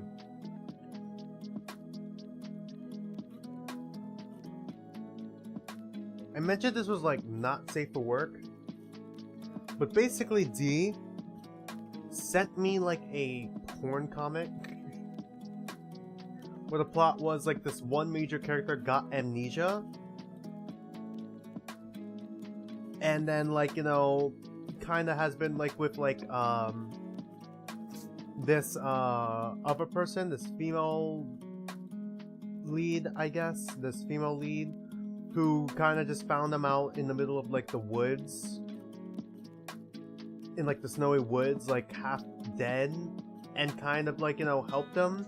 And he always questioned why she did that, but then, you know, through kind of like, you know, going through like thievery with her, he notices her gaze at like couples and like, you know, just people in general hanging out, you know, that sort of thing, and realizes that maybe she just wanted companionship. But yeah, basically it just leads into her seeing a couple having sex, then her having sex with the male lead. That's not like that's the point I just wanted to emphasize real quick. But here's the thing. When he finishes, I don't know why, this is so funny to me.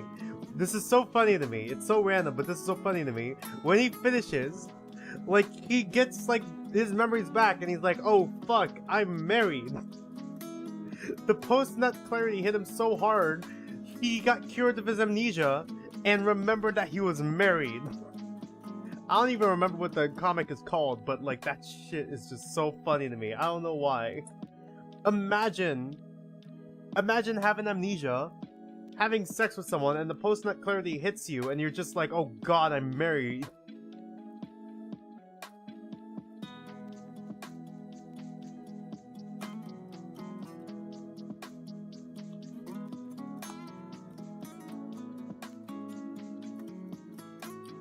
So yeah, let's continue.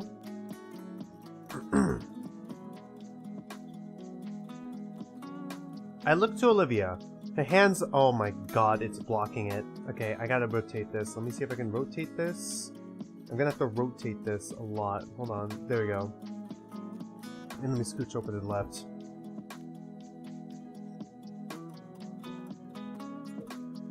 God, I gotta move this to my left as well. Okay, now I can't read chat. There we go, got it. Took me a minute. I look to Olivia, her hand held to her chest. Her green face has a scarlet tinge, and her mirror-shade eyes glare holes through my head. You okay? The almost scared girl turns her maw for me. I stifle a mystery chuckle at that. The warmth of my palm fades, however, and leaves my hand feeling lost. Okay, all the safety checks are done. Alright. She does the safety checks around the car? Like, outside around the car and not just in it. Like, even I'm not this careful when I drive, man. And my family's told me driving with me is like driving with a grandma.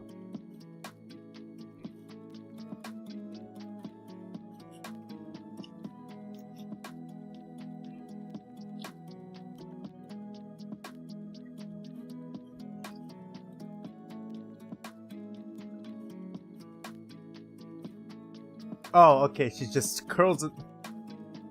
Alright. Liz gets in the driver's seat and grips the steering wheel. Outside, she's craning her neck to check on the mirrors and tires. Wait, Liz drives with her head sticking out the window? Liz pokes her head in. What's that? Her neck snakes in and coils around the hook in the middle of the car.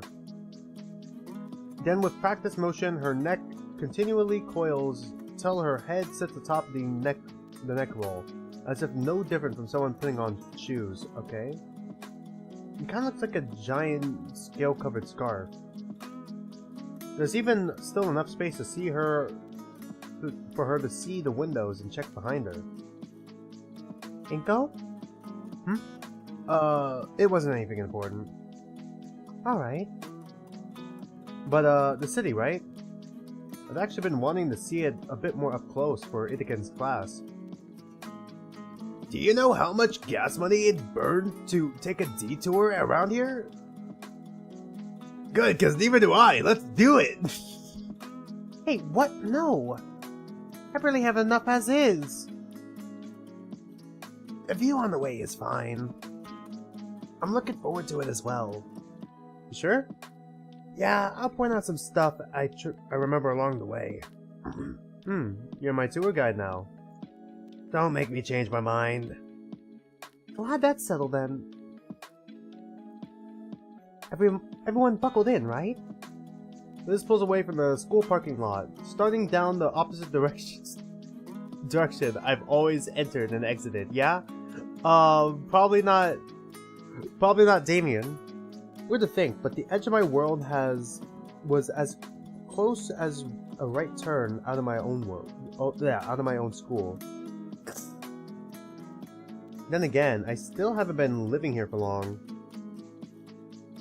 Anybody want a station? I don't think I've ever listened to the radio here either. Liz and Olivia hardly seem to glance in Damien's direction as well. Suit yourselves. With the span of a few seconds, the natural ambience of the road is replaced with the loud sound of decades-old rock music, sending vibrations throughout the car and everyone in it. Yeah!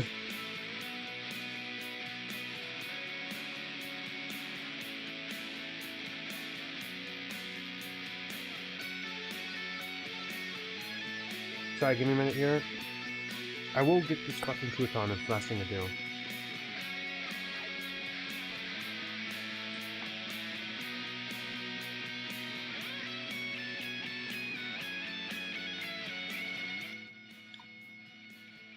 Oop. Just as fast as it comes, however, it stops as Liz haphazardly yanks the volume knob counterclockwise, toning the music down to a bearable level. Damien frowns for a moment, but he doesn't seem to contest her decision. What the? I turned all the notification stuff except them for phone messages and phone calls. I missed the off. I turned off all of the notification stuff except for the messages and calls. And between all the people I messaged, there's only one who isn't inside the car. Checking the screen, I see Ben. D-Man, oh. Any song requests, man? What the fuck? Seriously? I don't know, Damien. So long as it isn't twangy country music? Sure. Wait, you been texting? He's been. Oop.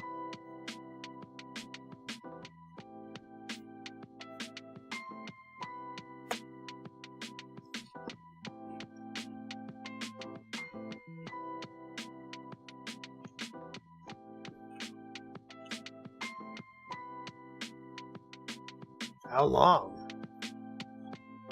Yeah, since like the first week of school? What the heck, dude? Let me see your phone. I hand it over on the context creation page. She taps the first few numbers and pauses. Then sheepishly she yanks her phone from her pocket. She adds her number. She doesn't know her own number? Who? I feel fucking called out. I mean, I memorized it over the years. I memorized my number over the years, of course. But, like, there was a good chunk of time I never knew my own phone number. Olivia finishes tapping her phone and her number in and hands it back. Good lord. She's entered herself as Live Long. Huh. Sounds vaguely oriental. Bzz. Oh, we just texting each other? Test. Yep, got it. Bzz.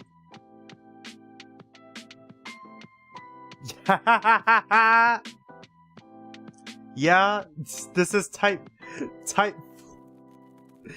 5 code for sure. That wasn't called for. That's why I sent it.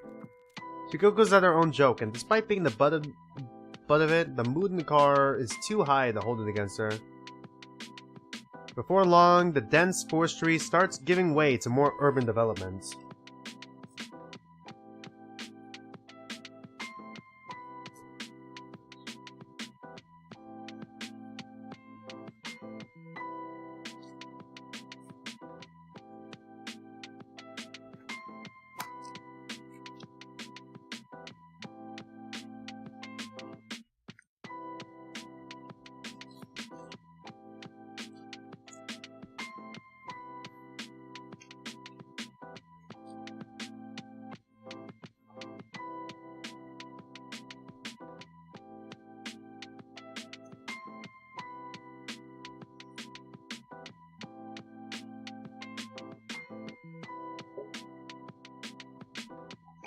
More and more decorative palm trees start dotting the paths as well.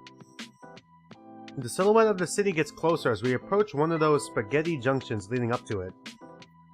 The result of decades of poor infrastructure decisions, multi-million-dollar projects promising to fix all the traffic if they just built one more overpass. Oh. Okay. Olivia's paying close attention to her phone. She scrolls lazily through some forum. She's a Redditor. Oh god, she's a 4chaner. She's the 4chaner in this game. Alright.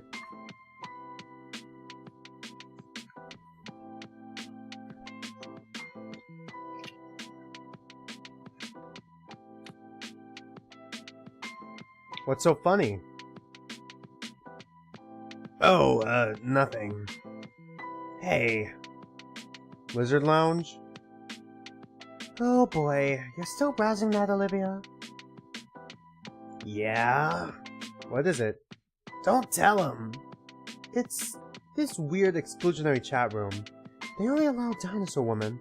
Man and rather specifically, human men are banned. Okay? Why human men, specifically? Racial segregation? I don't know why. This out of context is just funny to me. Hold on. Let me see. Did I get a screenshot of it? Hold on.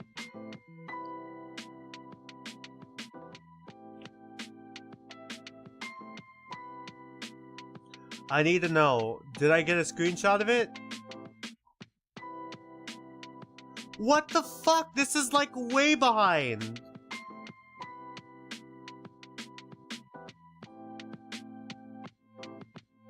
Give me a minute, y'all. Give me a minute. I need to see. Okay, I know what a screenshot is.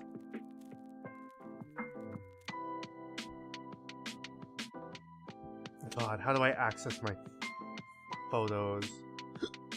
I'm gonna have to use this.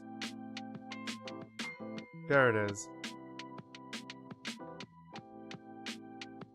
God damn it.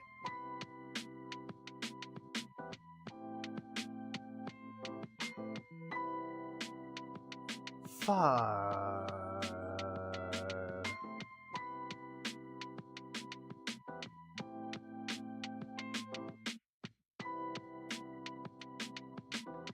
Okay, I'm gonna see. Okay. Let's see if this works. Screenshots? Okay, it's not working. Okay. Screenshots.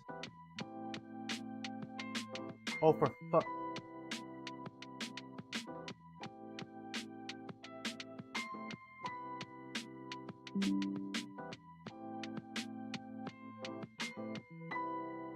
Not exactly how I was hoping to get it, but this would be funny to just post randomly with no context. Oh.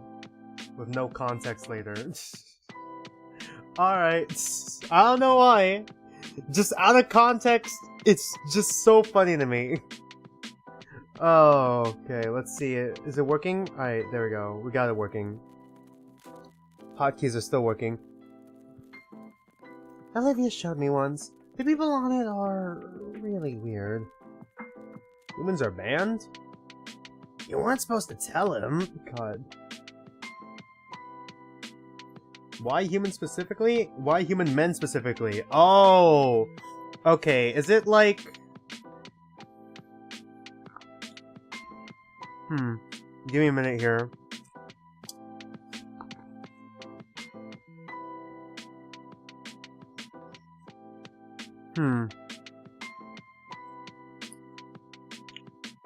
It kind of feels like the real life, like if this was like a real life version of it, but like, you know how, I don't know, is it 4chan specifically? Because I've also seen some stuff on AO3 because D sent me some, like, furry fanfic porn stuff, and it's like, some of them were transferred over from 4chan. Is it like that weird part of the fan base that has like this, fetishization of like women? I guess in this case it'd be, well, I guess like in that case it's furry women who aren't real, but in this case it's like human men who are real.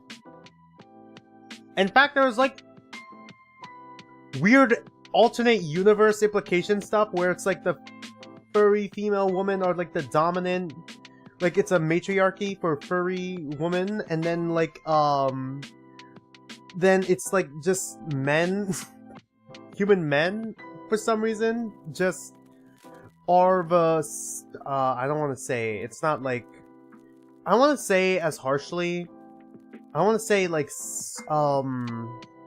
second class citizen, because that's super harsh, although that is true in like some fanfictions, but like just in general, I mean, like how we live in a patriarchy, that world's a matriarchy, and then it, like the matriarchy is ruled by like furry female woman.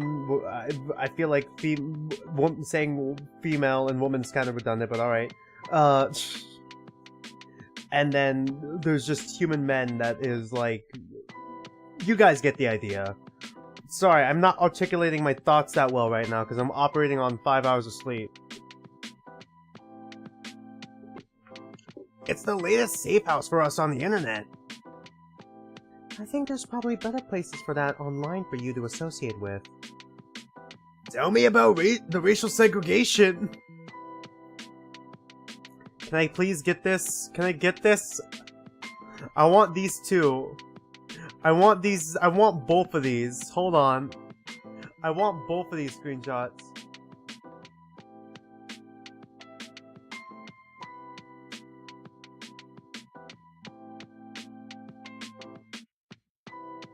I think I passed it. Oh, so now I got racial segregation? God, that sounds awful. That sounds awful out of context. Please don't. Please don't take that out of context, everyone. Please. Chat, I'm begging you. Don't take that out of context. Twitch, if you're watching the VOD, please do not clip this. Alright, we can go back now. Whoop. It's not that. It's just how it has to be for our safety. Some dino girl can be doing anything at all, and there's at least 3 guys in the comments saying she looks like... Don't say it. They also bring down the quality of the site. Look, it's explained in the rules that humans have 1/5 the attention span of dinos. Liz groans while Olivia shows me her phone. That sounds really close-minded. Phone. The graph is blurred to hell, and I can't make out most of the text. I don't know how I feel about all this. What's not to get, Inco? Aw, dude, what's not to get, Inco? Think about it. You're in history class. It sucks. So you just remember, wait a second, I'm a human, and stop listening. What? I don't know why. That just comes across to me as that one Boondock scene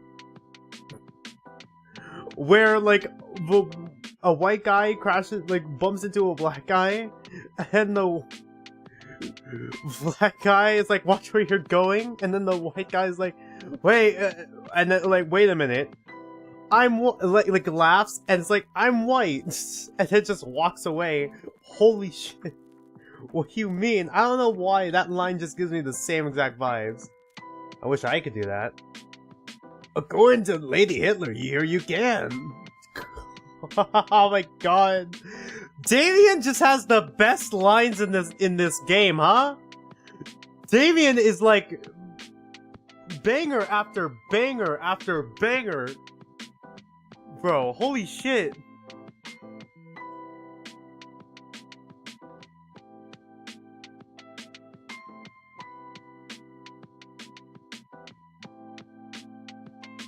Okay, I'm starting to get pissed off a little bit. Okay, come on. Oop. Yes! Alright, Damien. Damien, I'm begging you, please, stop having banger after banger line. Stop being funny for like 5 seconds so we can continue the game. God, he's too good. Alright. It's just a funny group of women like me. Lay off, let me have it. You don't really believe that stuff, do you? Not really. It's just the rules of the place, alright? Okay. Olivia sticks the phone back in her pocket with a huff. Ugh. Was the ride to the arcade always this long? I think we're about 20 minutes away from the arcade still. Don't worry, Inco. The water fountains are integrated. Shut up! Damien cackles to himself. God. Alright, phew. Thank God we stopped talking about race.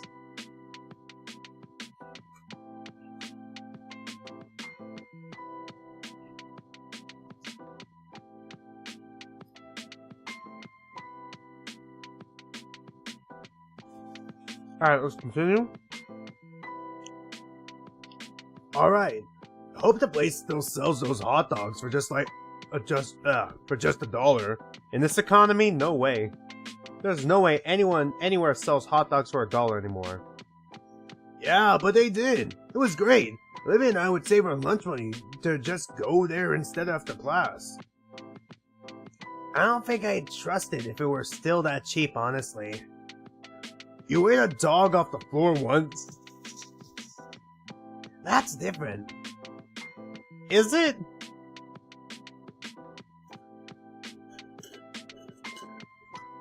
Right. Damon fills the air with old tales of his and Olivia's adventures in the arcade. Oop. I bumped into it again. Give me a moment.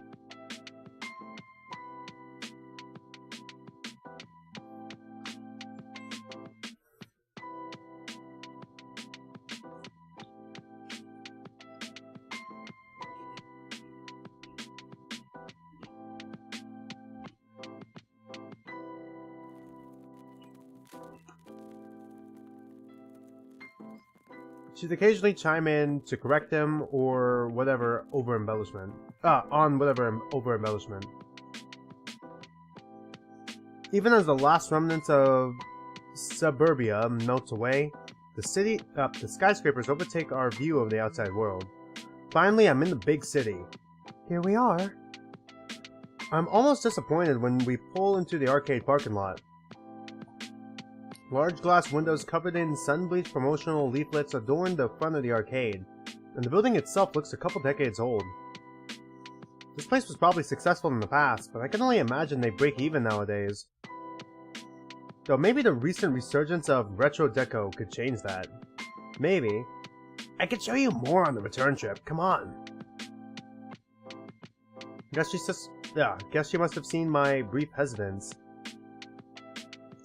Liz unlocks the trunk, and I hop out to get Olivia's chair.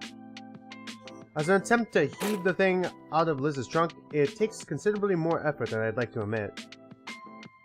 Now, how do I unfold this blasted thing? I think there's a release button right here. As I check to make sure all my fingers were intact, I see Olivia snickering through the passenger window. God. Inco-san, you have to learn. Observe. It's just, why is this leaning in? Right. Olivia makes sure the brakes are held, and heaves herself over in one motion. The chair is forced open by momentum, alone with a loud creak. Alright. God, this smile is great. She gracefully rolls by me, tongue stuck out in a smug victory over my ineptitude. Ready? Sweet. God.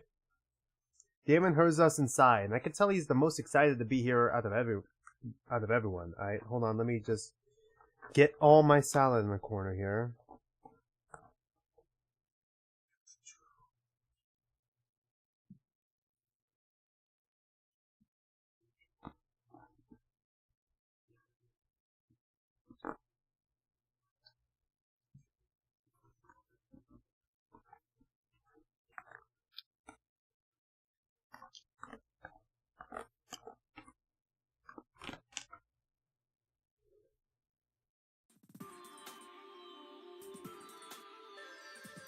Is this a Dave & Buster's? I swear to God I've seen machines like this in like a Dave & Buster's. Dude, this place is the bomb! We used to scrounge for change to come here after school.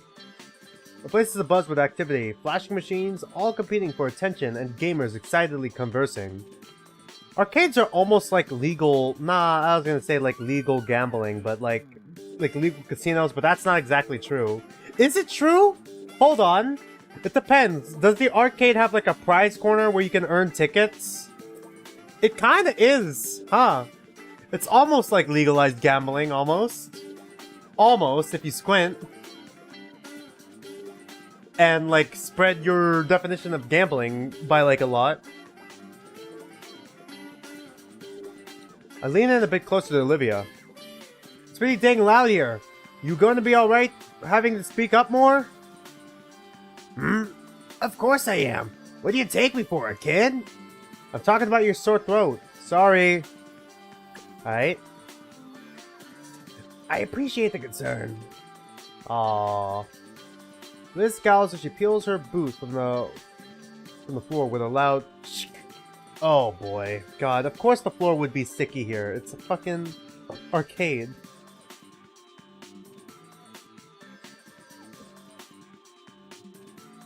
Ugh. Damien, you could have warned... Damien taken off toward to a nearby coin machine.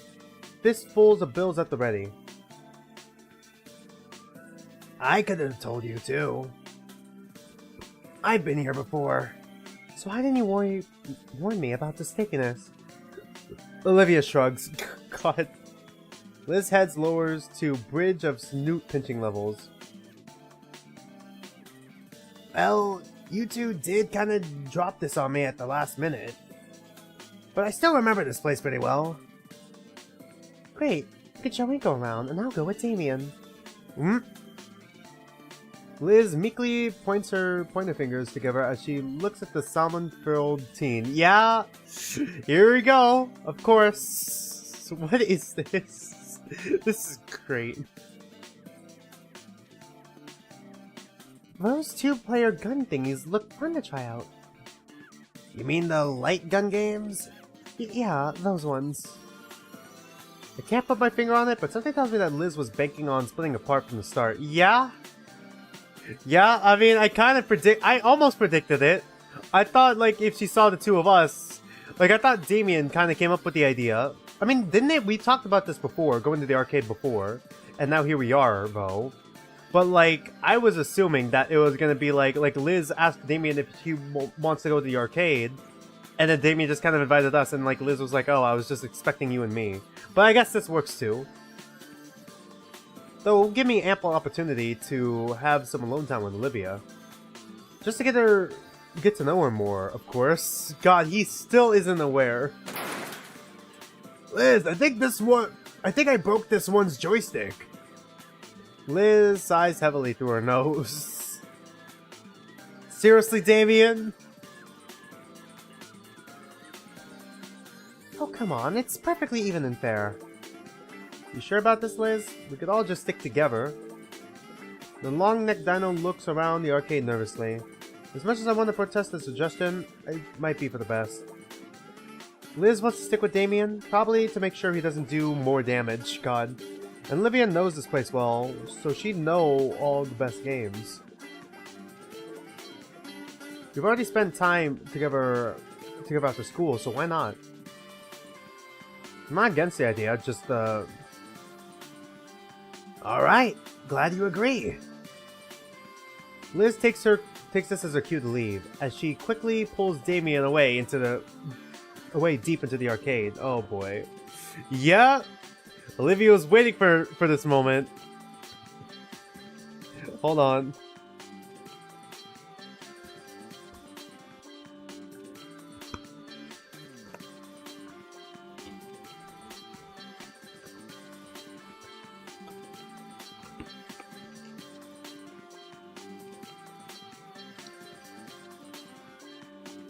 Meanwhile, Olivia begins to roll ahead, but stops and gives me an annoyed look.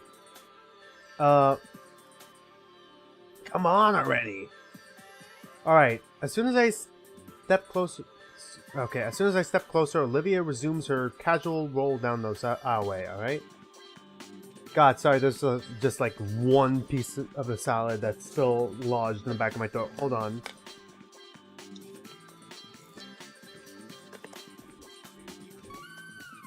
There we go. Olivia's eyes seem distant as she looks over the various game cabinets in the room, alright? Silver irises dancing to and fro, a soft hum resonating from her mouth. I try and follow where her gaze lingers, but she seems to be constantly drifting to something new every other moment while deep in her own thoughts.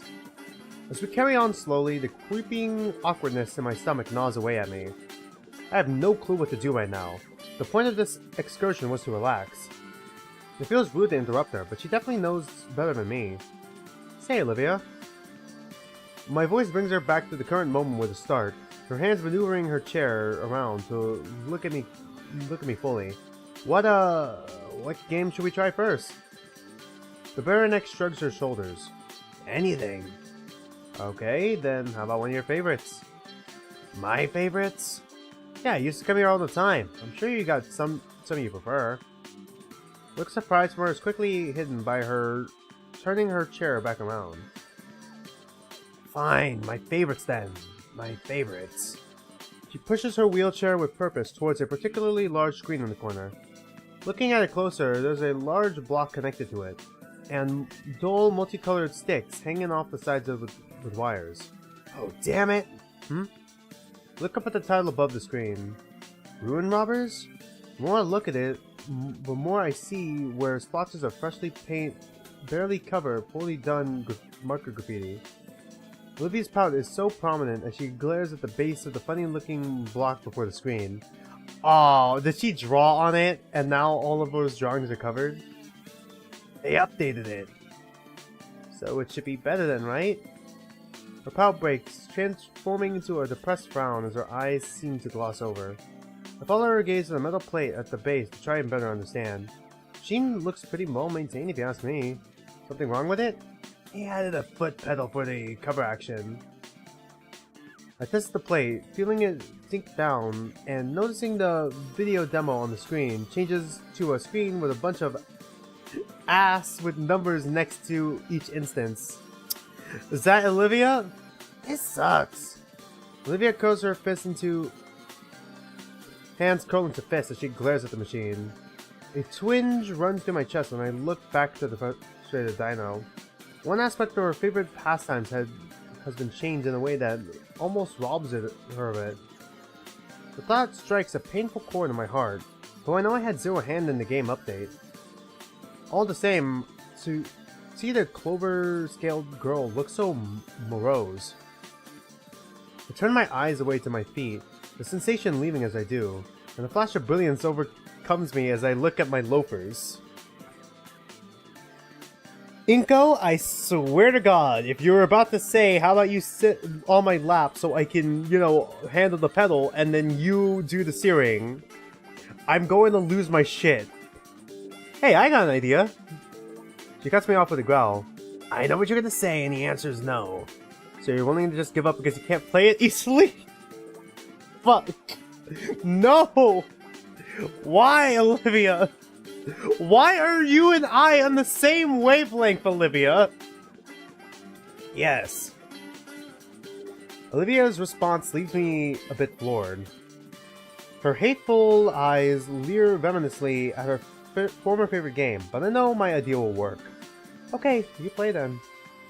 Have you been paying attention? I can't... I'll handle the pedal work. There it is! That's the idea! Yeah! Here we go! Alright.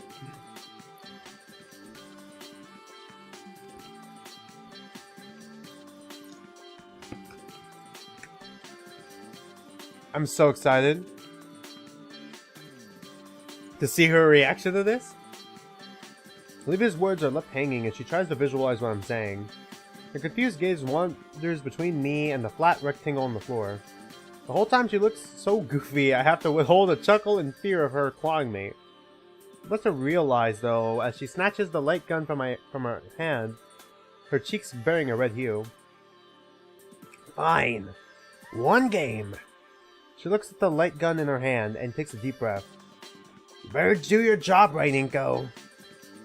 I give Olivia a nod and she wheels herself right next to the arcade machine. Gimme. She reaches out for my hand and goes to take it before I can respond. She takes it for a split second and then moves down to grab my wrist instead. Her scales are soft and cool. Hit the pedal when I squeeze, capiche? I nod in affirmation, and Olivia blasts the start button into pieces. Aww. Not so tight. Dude, hit the damn pedal. It's like playing with controller lag. Inco? Sorry. Holy crap, this is worse than I remember.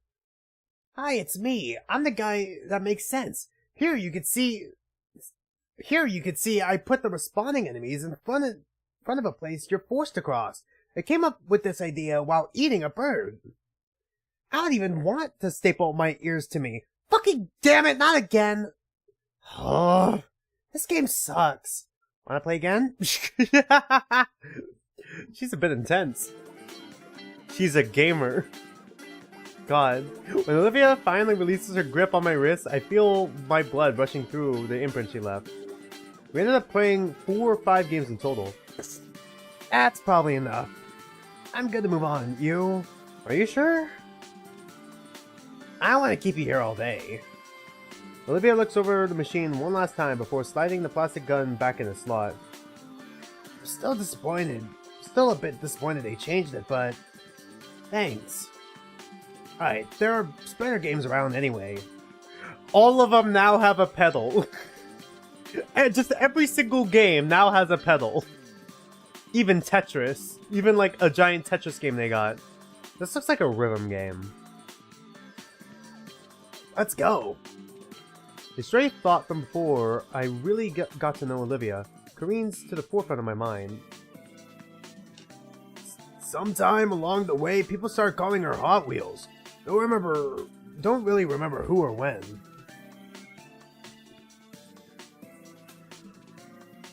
But I do know it's proof that she's got that fire in her. A fire in her? Yeah? Before she could roll away too far, my hand takes a hold of one of the chair grips, jolting the giant dino girl from her sullen stupor. Say, I've got an idea, Hot Wheels. Why don't we try the fighting game you were so good at? The fighting game? Olivia's jaw clicks shut and her hands ring together tightly. Arcade cabinets can't change, right? It has... It also has a pedal. It's not gonna have a pedal, though. Oh, man. I mean... Her gaze turns towards the opposite end of the arcade, and I can hear the loud hollers of competition from here. Come on, Hot Wheels, what do you say? Name seems to invigorate her. Her glacier iris is hardening to her, and her ivory claws touching at her wheels. An eerie grin creeps across her features, tongue polishing an incisor as predatory eyes latch into a particular cabinet in the far side. Olivia picks the direction and speeds off, parting the sea of sweaty dinos and leaving a small space of safety in her wake. After a short while of passing some digital Panchico machines, she looks back at me for a moment as if to confirm my presence and to say, "Don't lose me."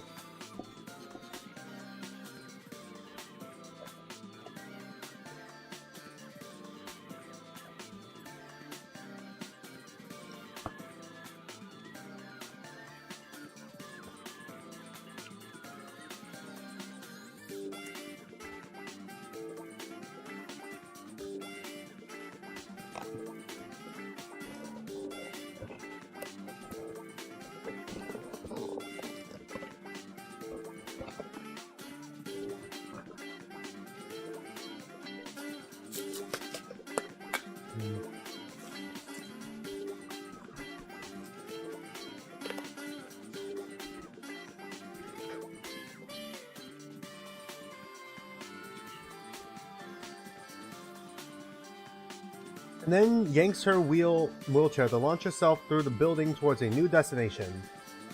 What? Hey! I finally give chase, following as best as I can while avoiding the rest of the awestruck players that just witnessed the high-speed dino girl shoving them aside in her wake. As I get closer, the atmosphere seems to grow thicker, the very air becoming dank and heavy, almost as if someone dialed a humidifier up to 11. Yeah, it's a fucking fighting game part of the arcade, man. Trust me, it's always like that. For a second, I have to stop in my tracks to catch my breath and try to cool down as my shades begin to fog up. Jesus Christ, I know, right? Holy shit. So this is the power of the fighting game crowd.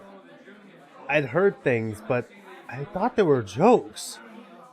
Through the fog, I spot Liz, or rather Liz's head, sticking above the crowds. Yo, you found us! Damien's getting closer. Damien and Liz's head come into view. Olivia stops and checks one last time that they didn't get washed away in the crowd. She then moves past Damien and Liz, coming to a screeching halt to a particular cabinet that's occupied by someone else. She removes a shiny coin from her pocket, placing it firmly on the controls of the current player, who hardly glances at her. God! As I step closer, I am able to overhear the exchange between the two dinos. The greaseball Inculosaur, without even looking away from the cabinet, starts rattling off his credentials to Olivia as if it were the job interview. God, really? Fuck me, what voice am I gonna give this man? God, what voice would I give this man? You know, I'm the best Jurassic player on this side of Vocadera, right? Double S ranked, 3 online tournament wins. Besides, it's 50 cents, not... Shut up and nut up already! God, based Olivia! Olivia's voice causes the Ankylosaur to grimace, and he finally turns his head. You really want to try me? Look, tiny Jesus. His jaw clicks shut as his eyes manage to sweep above and then down to Olivia, his eyes squinting as his retina slowly adjusts to the low lighting of something not displaying brightly colored pixelated characters. Bro, you can't be bringing chairs over here. Not after last summer. Olivia growls and raises a fist, and I think the pale-scaled dino finally sees who is challenging him. Yeah? His maw flaps helplessly as he tries to explain himself before just stopping himself completely. Yeah? Never mind. Sorry. The Gator girl sighs and taps a finger on the corner she's placed down. Rules say you can't refuse, right? His head tilts in confusion. You know, you look to be the new champion, right? Yes, how do you know? This is the champ's cabinet, right? Fuck, this is the champ's cabinet, right? Fuck, I'm bleeding between both the voices because it flashed through one of his, right? Yeah, how do you know? Okay, there we go. Sorry about that. Damon comes over by this point, followed closely by Liz's head. Champ's cabinet? Oop. Unofficial, but that's the oldest one here. Been here since the dawn of time. It's like sacred or something. I look over the machine. The paint on it is chipped and positively covered in marker ink to the point that the only legible thing on it is the juvenile edit to the game's title. This thing? Yeah, man. They only let the head honchos actually use it. If you're spotted trying without credentials, you end up headbutted. That's bull, but I believe it. Look back to Olivia, who's having a withering stare down with the squat guy she's challenged. Look, lady. I'm a big Geok here. Buster or Nuts, crown champ in all of Alcadera. Buster?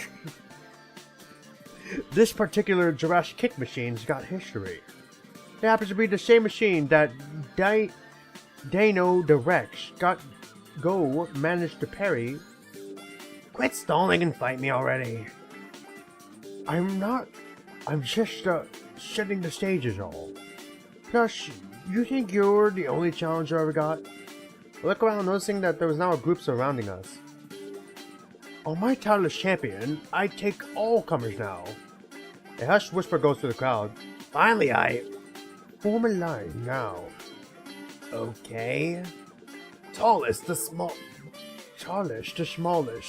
Fuck off. What?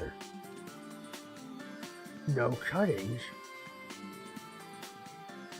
Oh, heck yeah, we're gonna wipe the floor with you, Buster. Wait. What? I don't even play video games. And I'm not really a gamer either. Too bad. Consider it a blood tax. I want to protest further, but Olivia's head turns towards me with a pleading look on her face. Shoot, hold on. I gotta do something real quick. I'll be right back with you guys. Let's, put a pause in this for a minute.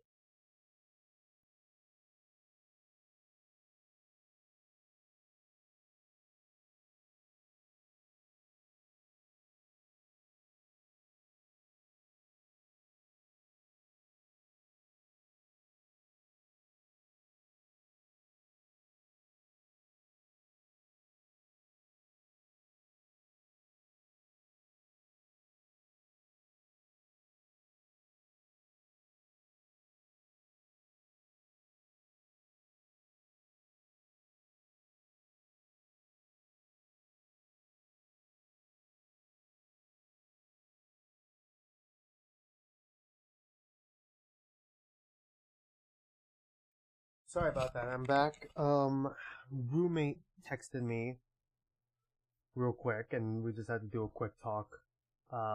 Back though, let's just continue. I want to protest further, but Olivia's head turns towards me with a pleading look on her face. Besides, you think I want to put my hands on that thing? Who knows where? We're in. Inco! Yes! Come on, Liz. It won't be that bad. You're still by the Brachio group, right? Hold tight. I'll come get you. Caught. Damon pushes back through the small group around us, following Liz's next to the rest of her to find the rest of her. Her head swivels around and gives chase. Her pleas to not have play falling on deaf ears. Brachio boo? The arcade's claustrophobic, so Brachio shores would tend to bump into everything, including each other. There was some lawsuit, so now there's a few platforms placed where people like her can shit and reach everything. There's even some water fountains attached. Doesn't stop things from getting tangled when there's multiple, but it's something. Huh. Lore. Huh. Lore. Whenever the story builds upon the world building, just, lore. Like...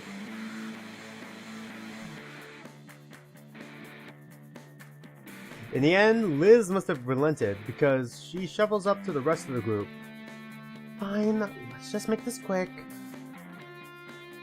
Liz reluctantly steps forward towards the arcade cabinet, a crooked smile forming on the self-proclaimed champion's face.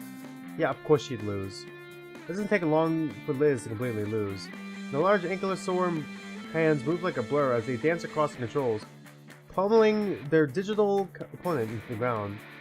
As boastful as he was earlier, he at least proved that he was skilled at Jurassic Kick, the screen displaying perfect after only a minute against Liz. Ooh. Liz crosses her arms and starts heading back to her old seat in the booth, head in tow with a pout. Buster leans his head back against his clasped hands to make the show that it was no big deal. Next victim. Damien struts the cabinet and jams his hands in his pocket for change. Is there a whole piggy bank in there? Haven't seen your group around before. Tourist? Oh nah, Liv and I used to come here all the time. Life's been tough, you know. We got some friends to come along this little trip down Memory Lane. Lighten the mood a bit. This place hasn't changed much in the years either. Aha! He hoists the quarters high and jams them into the slot. Once more the screen lights up and the character selection music busts in. Buster considers his selection, and ultimately chooses the same character. Damien jams on the button's right in pocket. What's with that death glare? Uh-oh. Chooses the same character, I see. God. Damien just picked a counter to his character. What, the same character? Probably expects all of us to be beginners. Buster does the same, a bit more tense now. Been a while since then, though. It's Hick? Is that supposed to be Hick? Her explanation is cut short as her words take on a squishy quality to them. Hey, you okay? What? I'm fine. I can go refill your canteen pretty quick. Sure, thanks. She reaches behind her and unhooks her severely dented water bottle from her chair.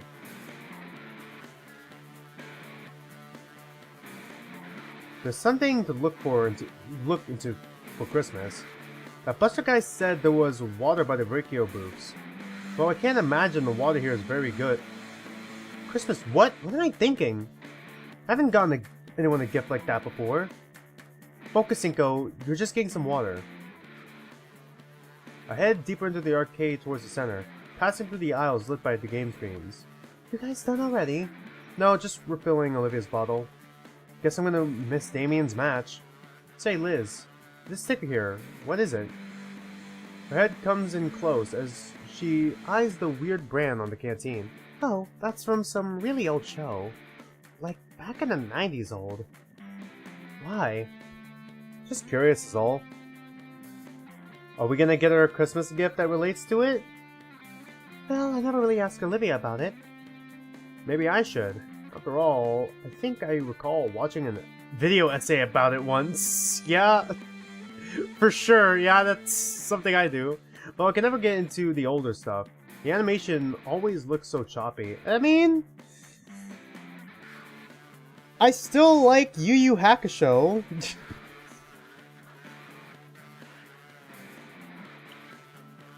Recapping the bottle, I lead Liz's head back to the fighting game section. It's surprising that Damien and Buster are still playing, this time both of their hands slamming furiously on the controls.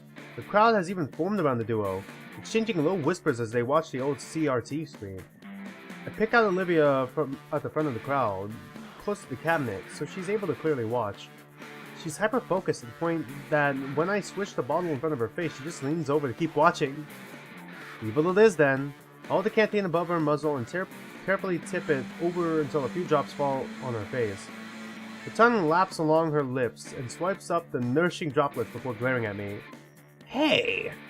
There you go, fresh from the latrine. Har. She takes the bottle and downs most of it right away before clearing her throat. Thanks. How's Damien's match going? Well, he's getting too aggressive. He is?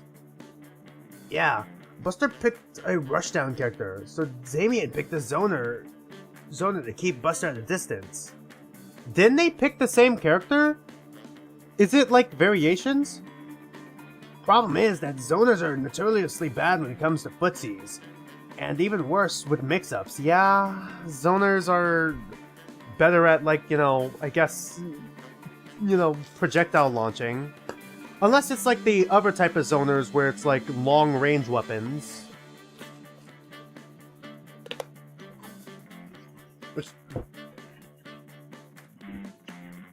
Which means that if Buster is able to get into Damien's hurt box, he's gonna get super punished and might even lose the set in a single... Wait a second, I'm human!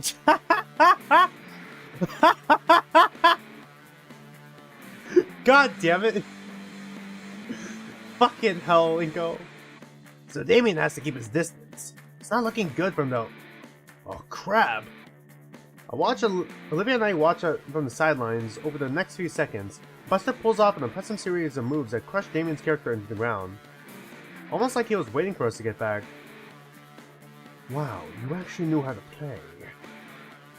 Buster jams an accusing finger my way, as though marking me for death. You're next. Damien's expression carries a hint of disappointment as he steps away from the cabinet. But he quickly peps up and reassumes his usual jovial self. Just me and Olivia left. I nervously step up to the cabinet. Fuck.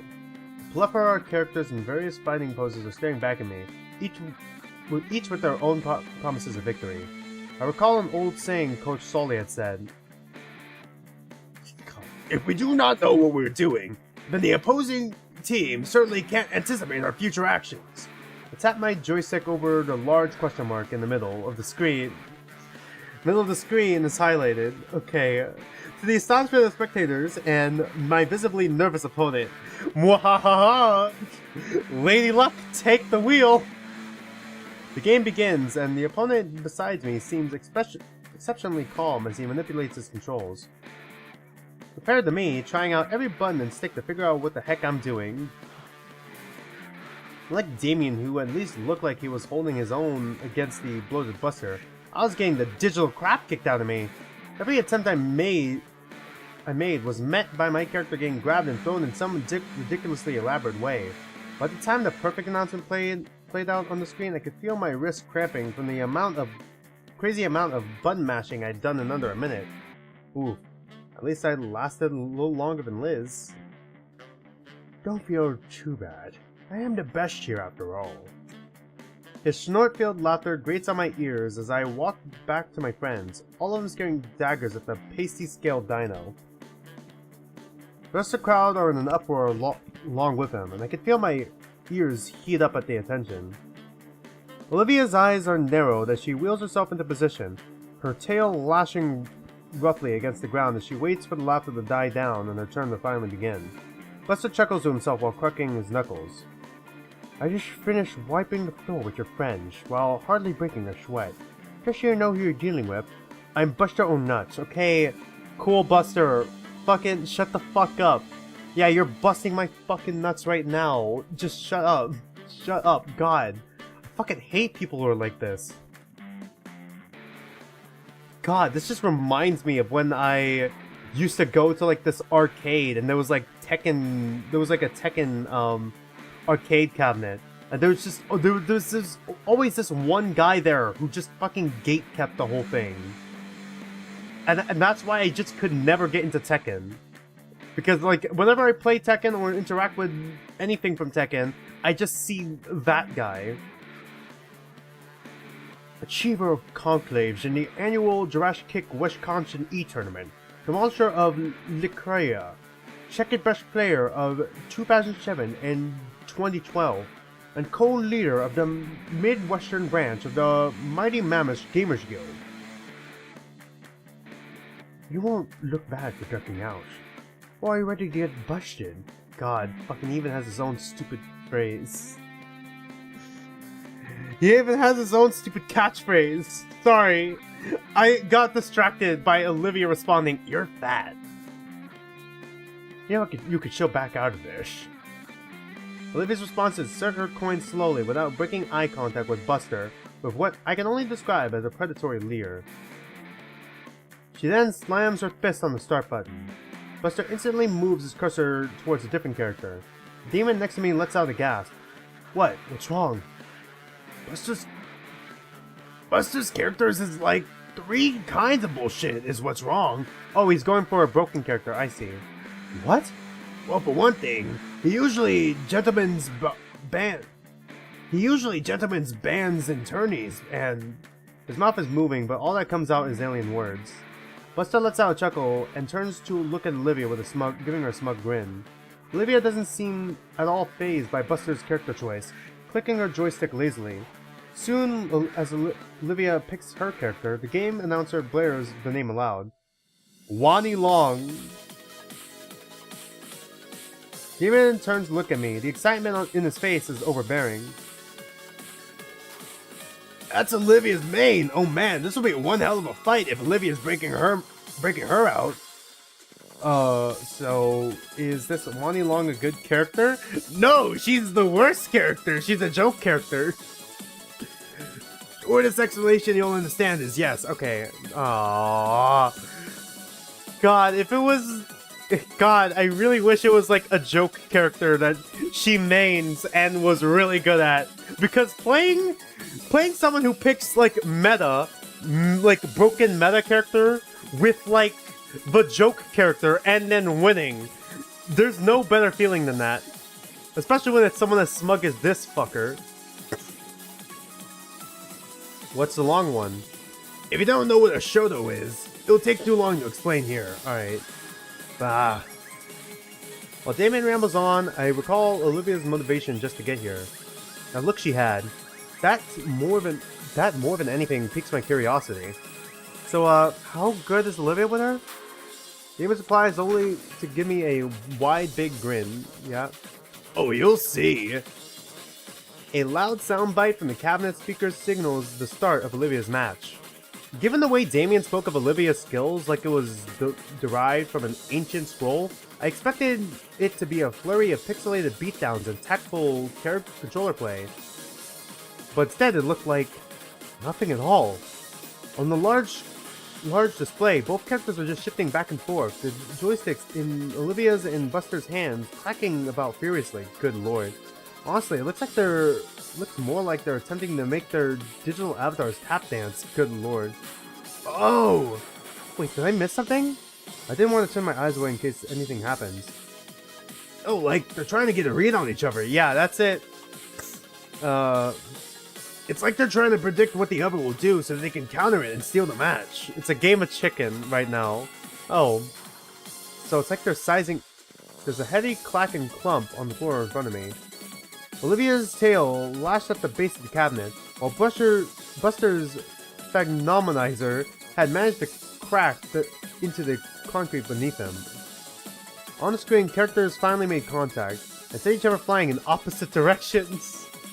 Behind me, as the crowd started cheering, finally excited that there was some actual action happening. Damien is hollering next to me, cheering on Olivia with all his might. Ah, more art. Ah. Though the excitement dies down again as the duo resume their cyber posturing. My eyes darted between Olivia and Buster. Olivia is completely absorbed in the match. Her eyes are wide, full of killing intent. God. Buster, on the other hand, seems like they can barely contain his fury. 10 seconds on the clock, Olivia comes in clutch, punishing Buster's character with an impressive string of attacks. She manages to get away with a single pixel of health just as the time limit runs out, so she wins by default. Winner, Wani Long! The crowd goes nuts as Olivia's victory is announced. But you know what? I can't help but to cheer along with them. Olivia slumps back in her mobile seat and lets out a sigh before returning to her original position. Buster lets out a snort, twists and stretches his neck, and cracks his knuckles before once again gripping the controls tight. Round 2. Clash and Trash. Right? The crowd returns to a more silent state of observing the match closely. Only low murmurs as they gawk at the two highly skilled players. The words passed around reach me, attempting to draw my eyes away. Weird for him. Surprised he's not doing the... Is he playing with her? Come on, Olivia! Damien's shout above the rest of them nearly blew my eardrums, but I shared his sentiment as the stylized characters exchange simple blows. The timer continues to tick down, Buster once again being put on the defensive. With how all the previous bouts went, Buster has always had control with a cutthroat level of offense, but I don't think this was him being passive. Hold on. But I don't think of him being this passive. The countdown once again hits 0, this time with Olivia's character slouching in defeat, and the crowd cheering again, though less enthused than before. Enthusiastically than before, whoops. You got this, Olivia! Just one more win and you're champion again! Olivia's shoulders tense up at what he says, and all eyes stare directly at her. Damien! Come on, Hot Wheels, show them why you're the best! She groans a bit and refocuses on the screen. The group simmers down to silence in anticipation of the start of the final match. Wait, Hot Wheels? The sudden silence actually catches me off guard for a second, long enough for my own doubts to catch up to me. Buster's playstyle. It's like he's not really trying. The match starts and the hype flares right back up. That's stupid of me to even think. He's a gamer bro champion type.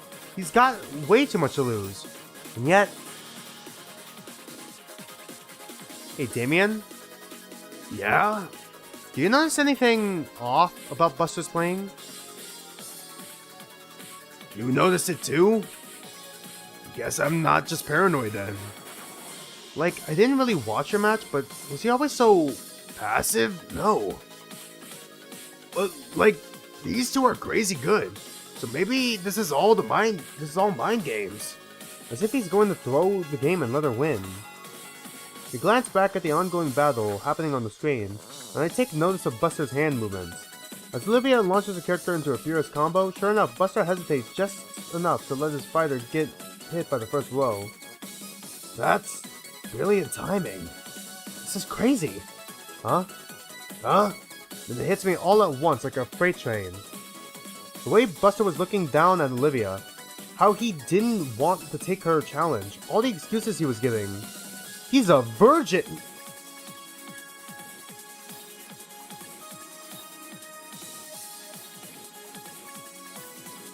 That's the conclusion he reached? Because he would have gone easier on Liz, if that's the case. But that's certainly one angle to look at it. Oh my god. Fuck, man. I'm so conflicted with Inco. I am beside Inco right now. Because on one hand, it's not... Like, my first thought was, oh... he's going easy on her because she's like, you know, in a wheelchair. And it's not gonna be, like, as good a victory if he beats someone in a wheelchair. Because, like, it's like an ego thing almost, you know? And he pities her because he's kind of an asshole. But, like, at the same time, the fact that that's not Inco's first thought just shows how fucking wholesome he kind of is. Inco is so fucking stupid, but he's fucking wholesome. And genuinely a good friend to think that this is the freaking first thing he thinks. It's because she's a girl that this virgin doesn't know how to act with. Good god. But also, okay, he's starting a whole match, isn't he? Damn it. Even here, Olivia was right. Damn it, I think he's taking it easy on her. You think so? Damon takes a moment to ponder what I said. Dang. Even here. That's what I was thinking. Should we do something? What, interrupt the match? Everyone else is having fun. The crowd whoops again.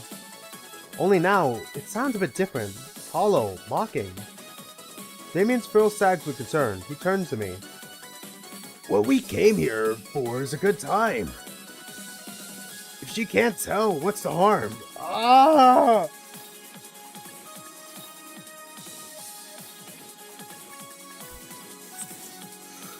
Ah!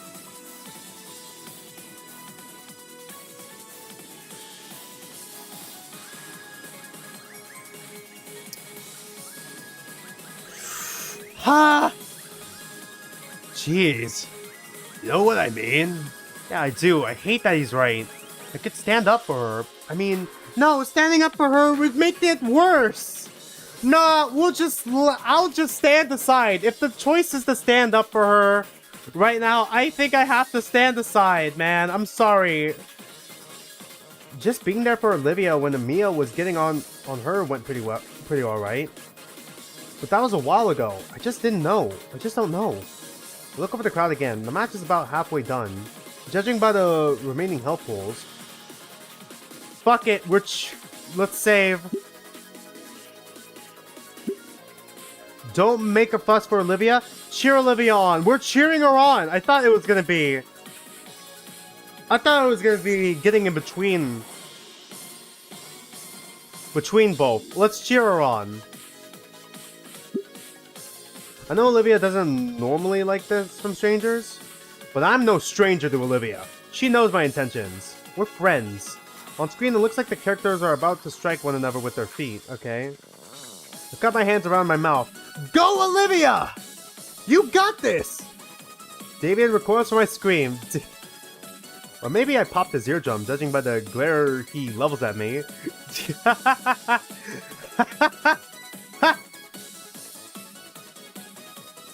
Then he raises 2 fingers to his mouth. Fucking Damien, I can't! I can't do the wheat whistle! I can't do it! I can't do it! I can't! That's the one whistle I can't. I could just do normal whistle, like... I could do that. I can't do that one. Heck yeah, you got this! Even Liz tries to join in, shouting down at the crowd with her own cheers. Oh, you know what would be cool? You could do it, Hot Wheels! Yeah, go Hot Wheels, go! Olivia flinches and turns her head to look back at us a bit. Curiously, so does her opponent. She sees us cheering, and she gets her usual disfavoring furrowed brow. No way, I'm sticking to my guns. Eyes on the screen, Hot Wheels, he's gonna get you! Beat him without even looking! She stares right through the crowd. She stares right through the crowd at me. It's only an instant, but it feels longer. But her subtle scowl cracks. Then it completely folds into a smirk back at us. She faces back to the screen with renewed vigor. Buster shakes his head to snap himself out of his own slog. Looks like he was only intending to lose by a little. He's picking up the pace now. Only... Time! The match times out. Ah!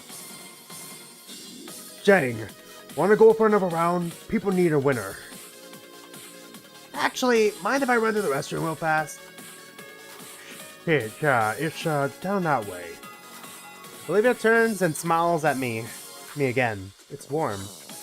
Then she goes off to the restroom. Yeah! Buster waits for her to be out of earshot and scrambles over to Damien and I. Hey, you two.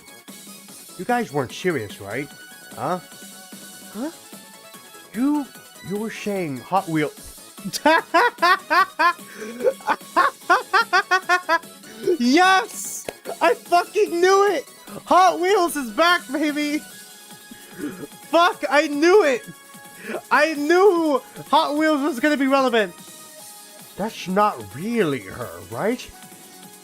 The Hot Wheels from a decade ago? Yep, it's her. Why? Jam, I feel like a jackass now. You were throwing for her, weren't you? A little. Your buddy, Pinhead, gave me some shop story about her during our match, and I felt bad, okay? Pinhead? Him? Wants to be known as the asshole picks on cripples. Ooh, Buster was being hospitable to the young lady. Who the fuck? Shut up. Yo, Buster, you simpin'? Piss off. But yeah, I didn't mean any disrespect or anything. Crap, I didn't know she had history here. I should have had more respect than that. He sighs. Fuck, even this guy gets fucking character development. What the fuck? What will you do now? I'll play for real. It's what she deserves. That's all we ask. Buster nods and turns with a thumbs up. Sorry, I had to crack my finger real quick. He cracks his knuckles and neck in preparation for his first legitimate match of the day. You're still kinda simping though. Shut the hell up, Dave. God. Olivia returns, sliding up to the machine once more. Thanks for waiting. No problem. You ready? You know it. Good, because you're going down this time. They give each other one last competitive veer before putting all their focus on the screen. Just as before, Buster chooses the OP character and Olivia picks Wani Long. As soon as the in-game announcer yells fight, Buster immediately goes in for the kill, the total opposite of how he was playing last match. It catches Olivia off guard for a moment, leaving her character to eat a massive combo that takes away a good chunk of her health. True to his word, he isn't holding back this time for Olivia's sake, dealing her the same level of beatdown brutality he gave to the opponents before her. This only seems to invigorate her, putting her skills and hands into overdrive. Even though Buster is going at full force, Olivia still managed to get Wani Long to land a few punches and kicks along with some evading some attacks. The crowd seems to have noticed the reappearance of Buster's lethality, causing an uproar of cheering and whoops. Damon, of course, follows suit. You got this, Hot Wheels! Kick his ass! Can't let him be the only one, right? Show him why you're the champ! Unfortunately, not even Olivia could beat Buster's true fighting skills. And like his previous opponents, KO Bold wins. Okay, damn, unfortunate, but still, it was a good match. The crowd is a mix of groans and cheers and excitement as the ill-fated defeat of Olivia. Buster crosses his arms, basking in the self-pride of beating the legendary Hot Wheels. Damn, you really handed my ass to me. Didn't I say I was kind of a big deal around here? Yeah. Though I got to admit, you gave me a real challenge. I can see why you were known as a champ. Thanks. If you're ever up for a rematch, you know where to find me. With that, Olivia makes her way over to us, a smile beaming across her face. Alright, who's next? We exit the crowd into a more spacious part of the arcade. That was awesome, Liv! You really gave him a run for his money! I know, right? I mean, I know I'm a bit rusty, but the moment I got my hands on the controls and he gave me a real fight, I was so close to beating him! Despite having been outmatched and losing to Buster, she seems to be having even more fun than ever. God, this is like disability in fiction done right, huh? Holy shit, this is like number one disability in fiction done right so far. Like, this is peak. This is kind of like peak fiction. Like, Olivia is like really good, like really well written, like character-wise, and like, you know, just how like the characters around her all like, you know, react to her situation and like, you know, just react to who she truly is. Like, God. Like, this is really fucking well written. Holy shit. I'm feeling all jittery after that fight. That's the Gamer Rush sending in you. Hey, you know they sell food here, right? We should get some snacks to celebrate. Well, I was smelling grease. I was just assuming it was. He takes his own order and starts marching off in another direction. Damien, wait for the rest of us. Food, huh? You know what? I could go for a little something. Yeah, it is getting pretty late. Come on, they went this way. Olivia starts plowing through the crowd once more. Oh boy, this again. I'll call it exercise.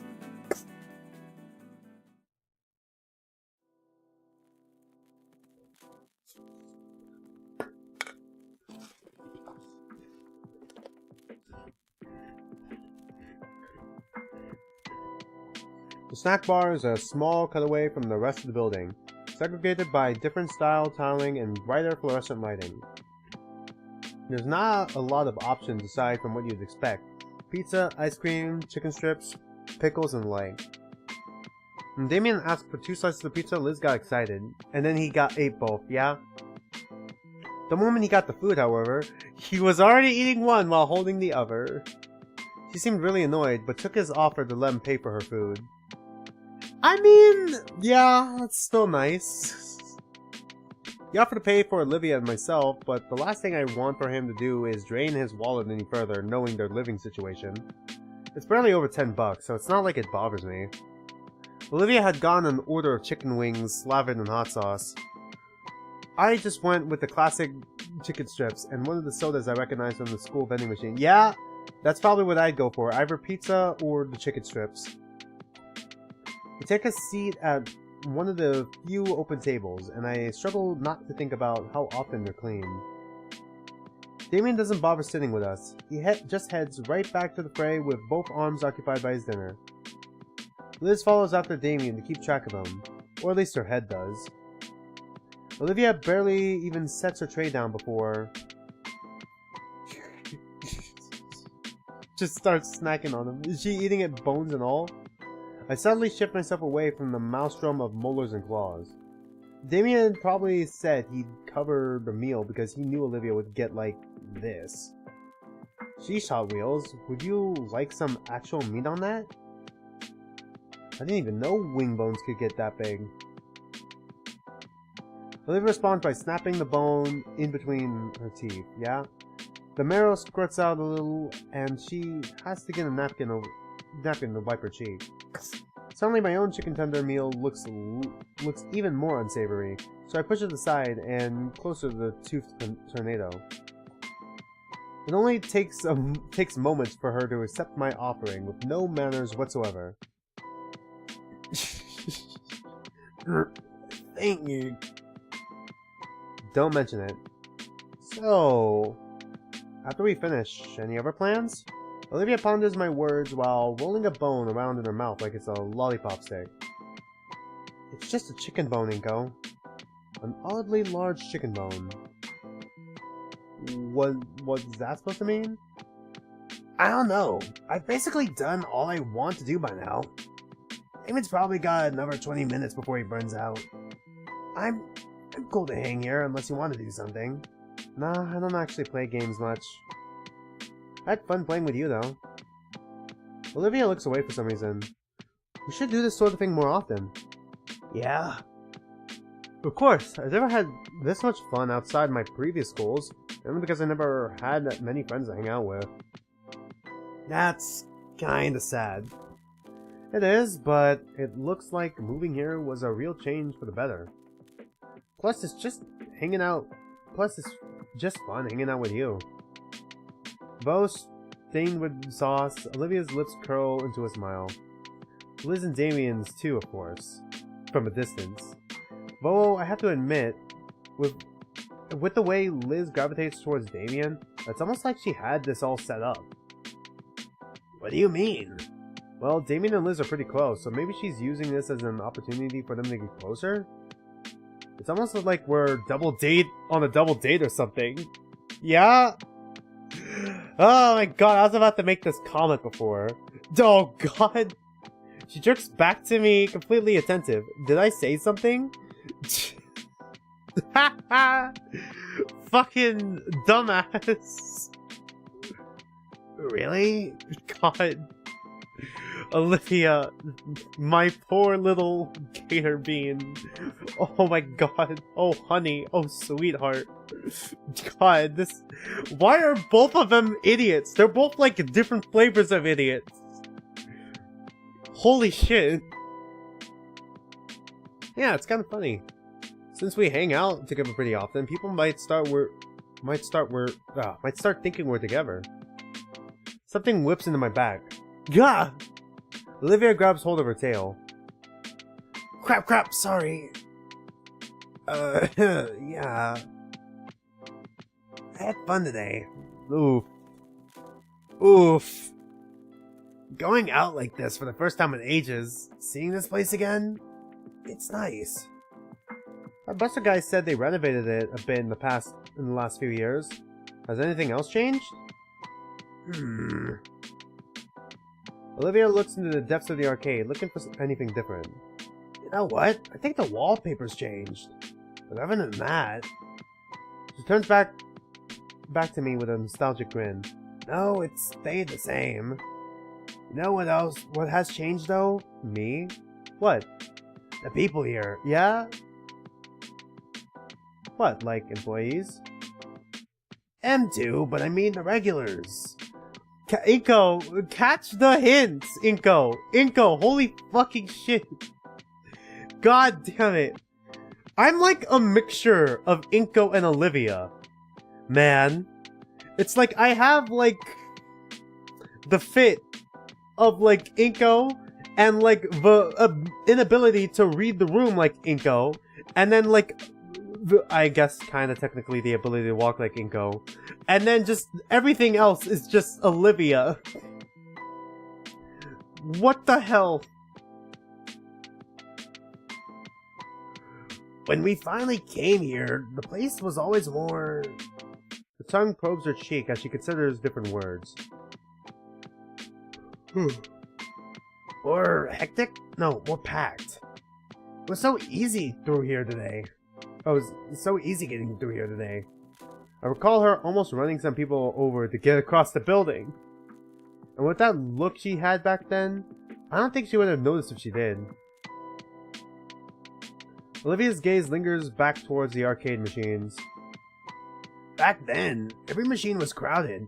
It was a lot louder and there was always this something in the air that had everyone excited. What about when you and that guy were playing Jurassic? Okay, yeah, it was like that. But way more. Like, it felt like every machine had a crowd around it. Everyone's just getting crazy, and it was always a pain to wait your turn. With the heaviest of sighs, Olivia turns back towards me. It just feels empty, like everything else nowadays. I mean, empty is good. You were able to get around easily. Like, empty as in the mood, Inco, I think, is what she's trying to say. Near hit and runs notwithstanding. Personally, this place feels crazy to me. Even here, in the tiny food court, I could feel the rumbling loudness of all the people here resonate through my body. Her only response was a non-committal hum. Olivia handles her flask carefully, staring down at the sticker I'd noticed earlier with a wistful look.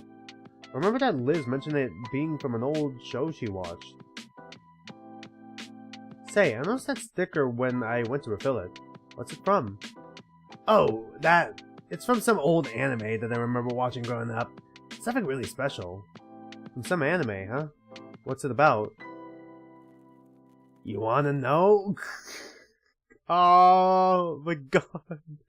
Ah!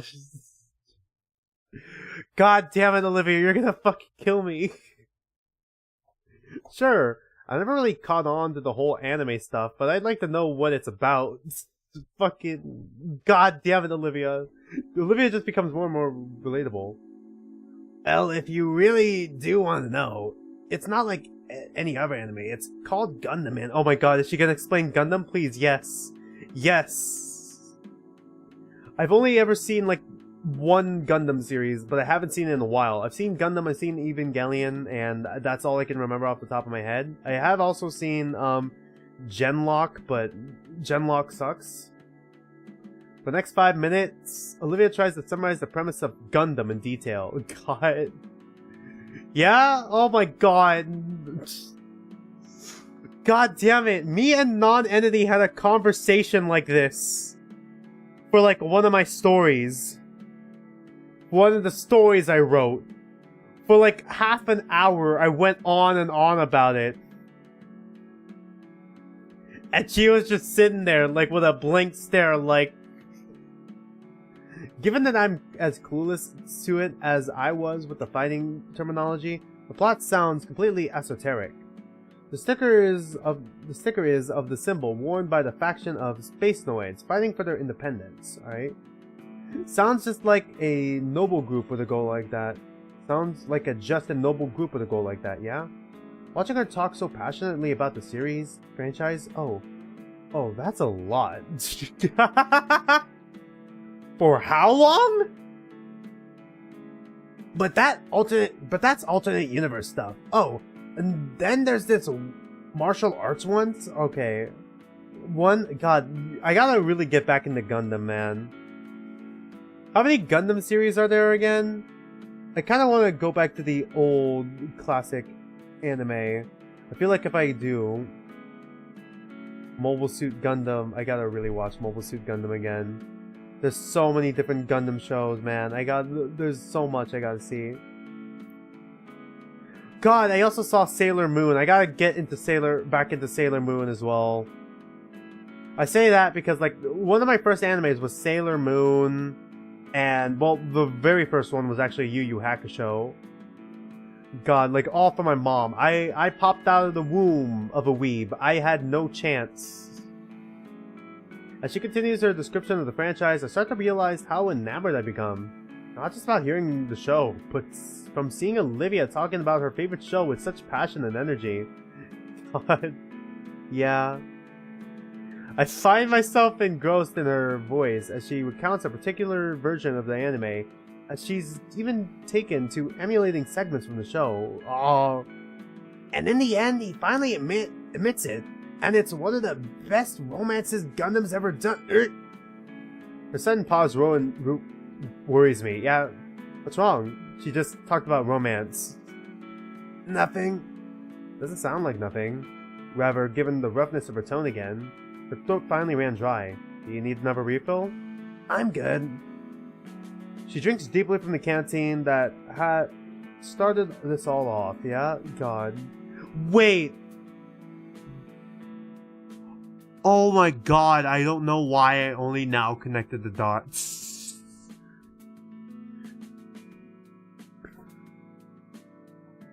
It's been a while since she talked herself dry like that.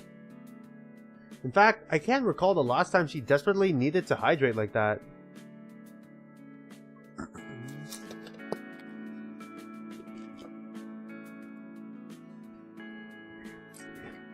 God, that was a really cute moment. I think maybe around the start of the school year? She releases the canteen and lets out the breath of relief out.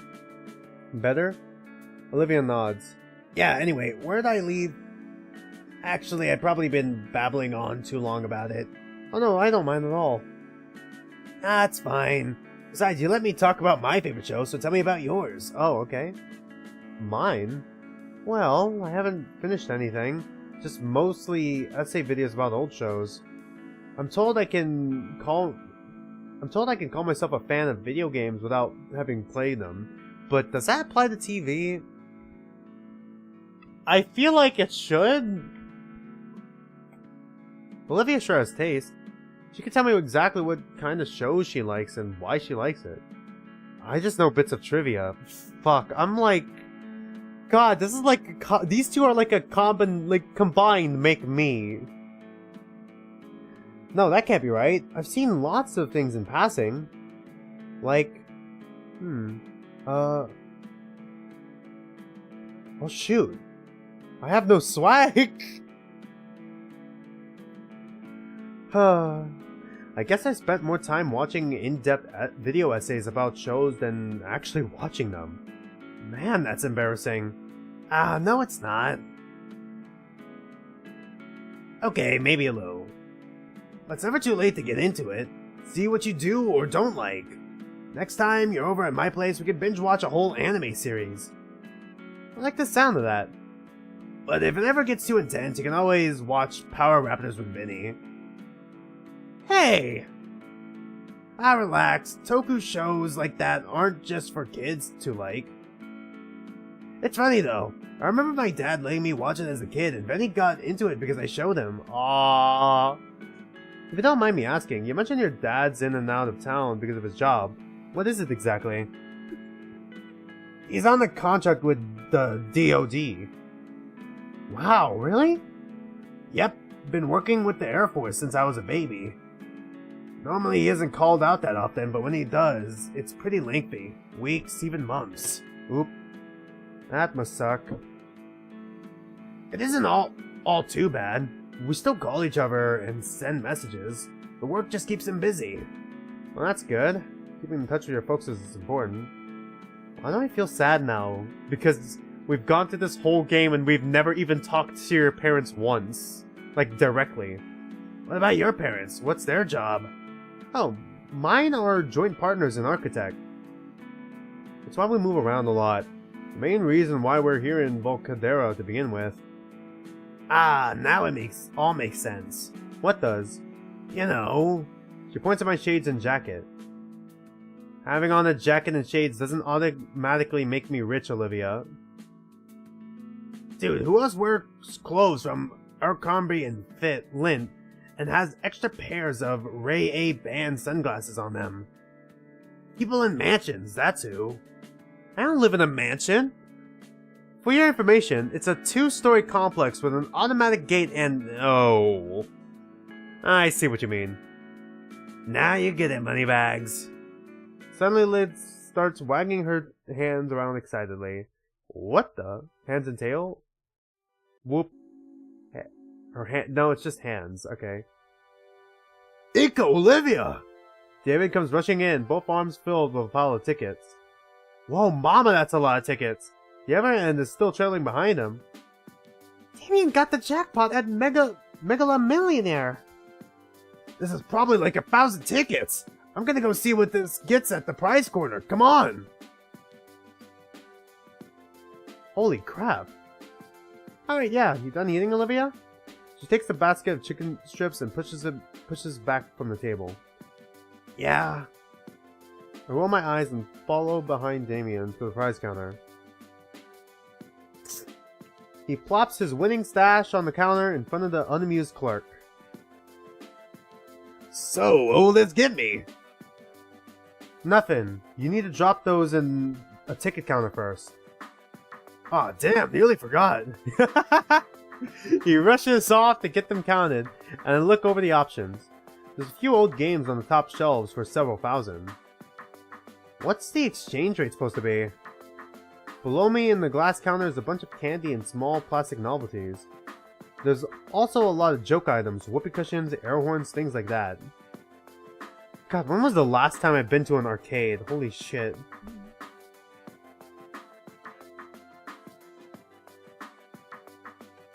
Alright. In one corner is a series of licensed and generic plush toys hanging. What do you think you'll get? Probably the mini RC car?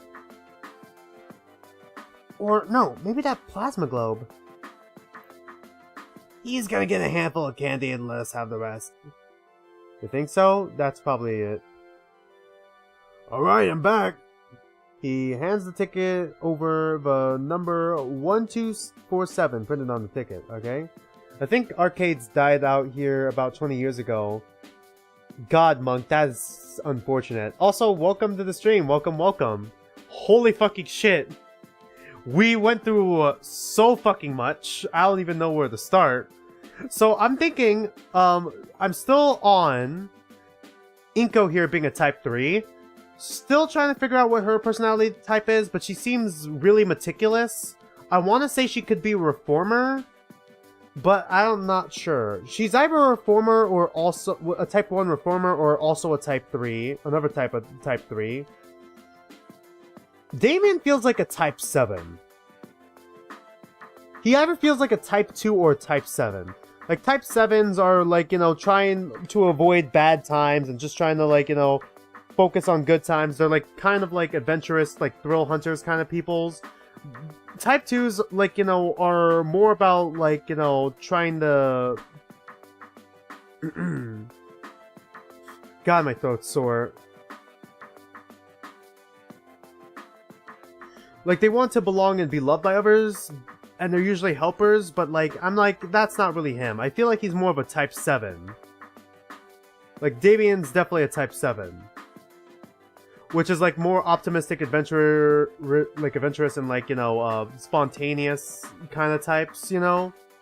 They want to have like a good time, you know, basically in general. So yeah. But right now, I'm thinking Olivia actually might be like me as a type 5, wanting to look competent and fears looking useless or being useless. Like, she has this hyperfixation on art because it's like the one thing she's good at.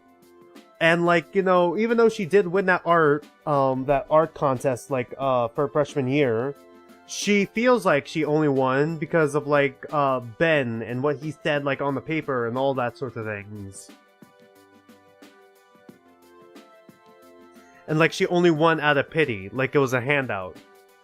Hi, catching this late? A little bit. A little bit.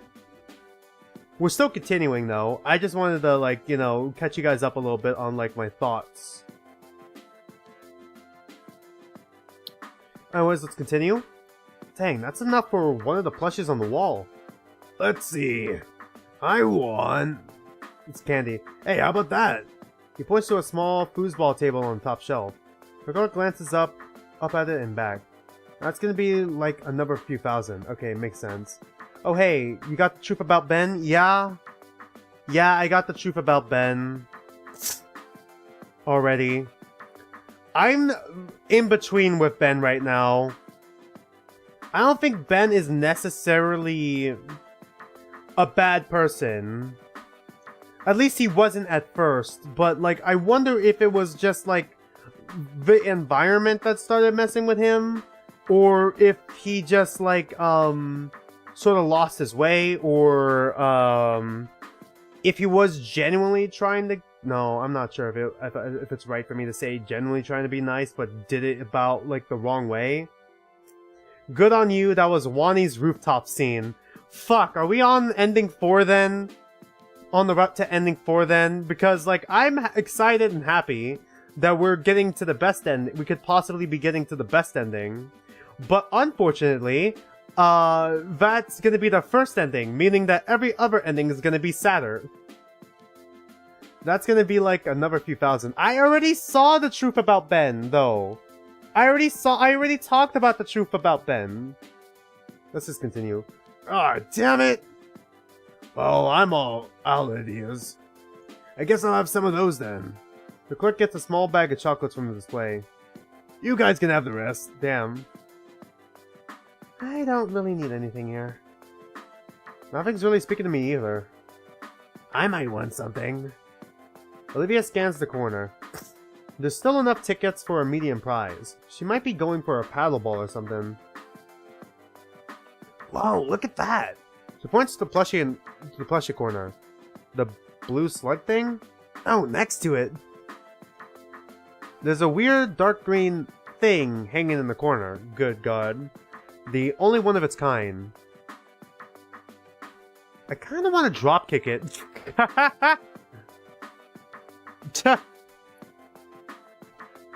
That one? I don't know. Something about it makes me want to, I don't know, tie it to a firework and set it off into a deep fryer? I was just thinking the same thing. What is this smile? You guys are rude. I'm not saying you're wrong, though. He looks like the reason we have taxes. Hey, that's Face. He thinks he's he's better than all of us. I gotten used to it. It's been around for years. Tell it I hate it. God. You don't really want it, right, Olivia? He's so ugly. I love him. Wow, it's just like me. Ah. Olivia, why? It's just like me, for real, for real.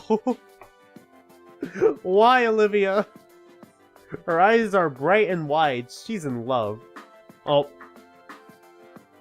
The clock hands her the stuffed toy, and she looks deep into its beady eyes.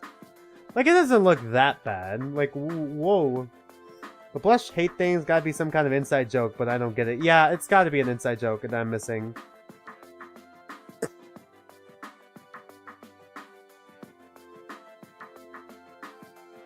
Yep, just like me. I'm going to set that on fire sometime. Not if you like having both arms. We have two for a reason. The argument continues for several minutes. Guys, it's getting late. I think it's time we head out. Ah, shoot, she's right. Even though the weekend starts tomorrow, I have a curfew that my folks are strict about. Agreed. Aw, I guess you're right.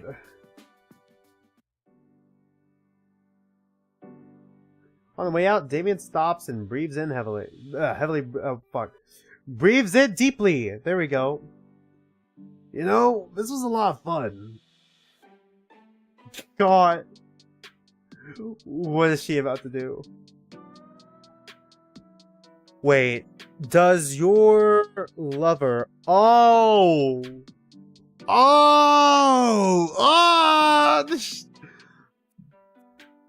Coming all here together for the first time in a while. Thanks for taking us, Liz. Oh, it's no problem. God. Thanks to you guys, too. God, it's like... God, how are both... They're like... God, it's like... Sorry. My brain is just glitching right now because I'm operating on like 5 hours of sleep. My God. I'm sorry. Just... How are both of these dynamics weirdly similar in the fact that the guy has no idea that the girl is kind of crushing on them? How are they both dense? Yeah, man, it was fun. We should do this again sometime.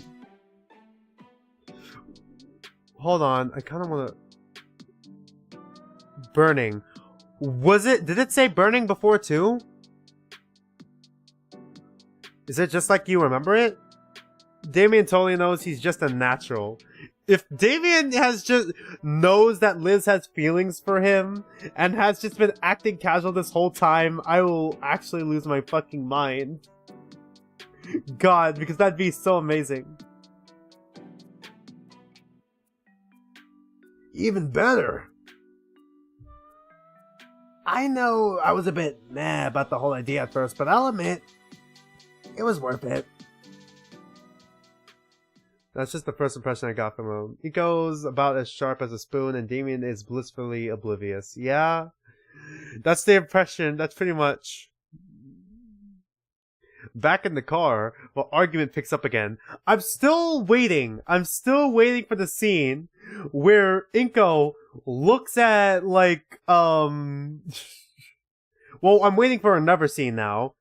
Looks at Olivia as she's doing something she loves. Like, and seeing her in, like, the bestest of lights. Seeing her at her peak. Or something like that. Like, something similar to the anime scene we had before. You know, something she's passionate about, going on about it, and realizing that he's not even, like, I don't want to say listening necessarily to, like, the thing itself, or, like, paying attention to the thing itself, but I feel like realizing, like, he's not interested in the thing itself, but rather Olivia, the fact that Olivia is doing it, or, you know, just, you know, Olivia in general. I'm still waiting for a scene where it's like that. And he's, like, focusing on Olivia, and he's just like, oh, man, I think I love her. Oh, man, I think this is bullying. Back in the car, the argument picks up again. I'm still waiting for that scene. God damn it. I'm going to fucking die. This Gator is going to fucking kill me. God. I'm just saying, you should try hiding pencils in its ears until they come out the other side of its head. If anyone hurts him, I'll kill ya. She stares with razor intent back at Damien. Wait, what are these feelings? Is this what friendships are? And then he just goes on. It's like, well, I don't feel this way about Damien, or Ben, or Liz. Liz? Are they not my friends? No, they're definitely my friends. Huh. Oh, wait, I think I'm in love with her. God, I hope he says it out loud too, like Anon. Like Anon did. Like, oh man, I think I'm in love with Olivia. Like, just in the middle. In the middle of it. Just out loud. It's like, crap, did I say it out loud? I hope so. It's probably not gonna happen because that's not part of his character. But it'd be so funny. She stares with razor intent back at Damien. Okay, let's not get into fratricide or plush animal. Olivia hugs the wretched thing tighter. It looks cute. What's wrong with it? What is this has gotta be something I don't understand. What is this a reference to? Yeah, the mumbling curse runs in the moose side of the family, yeah. So Inco, you want me to drop you off at your place? Oh dang, yes please. I hadn't thought of that. I quickly send Liz the address to my house, which she puts into Google Maps. Buckled in, we head out of the parking lot and onto the main road. Entering the freeway, we pass by the city, now illuminated. The early fall sunset bathes the car's interior a warm orange. As we make our way home, find myself. Okay, I'm sorry. As we make our way home, find myself. Okay, I find myself recalling all the spots Olivia had highlighted. All right, I wanted to ask her again just so I knew for sure, but seeing her rest peacefully gave me pause. Well, I suppose I could ask her some other time. I keep adding words. Better to let sleeping gators lie. Wait, lay? Let her rest. She had her fun, and now she's tired, and that's all that matters. Oh yeah, I'm gonna be posting some of these screenshots out of context as well.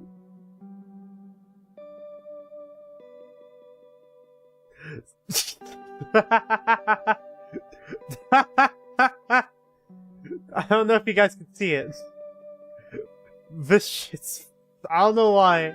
Just with this expression and this line, it's so fucking funny. Holy shit. Alright, let's continue. Racial segregation? I know Olivia mentioned that the place was updated, but I'd be lying to myself if I didn't say that it looked a bit too grimy. Just hope I don't get sick. Yep, I got sick.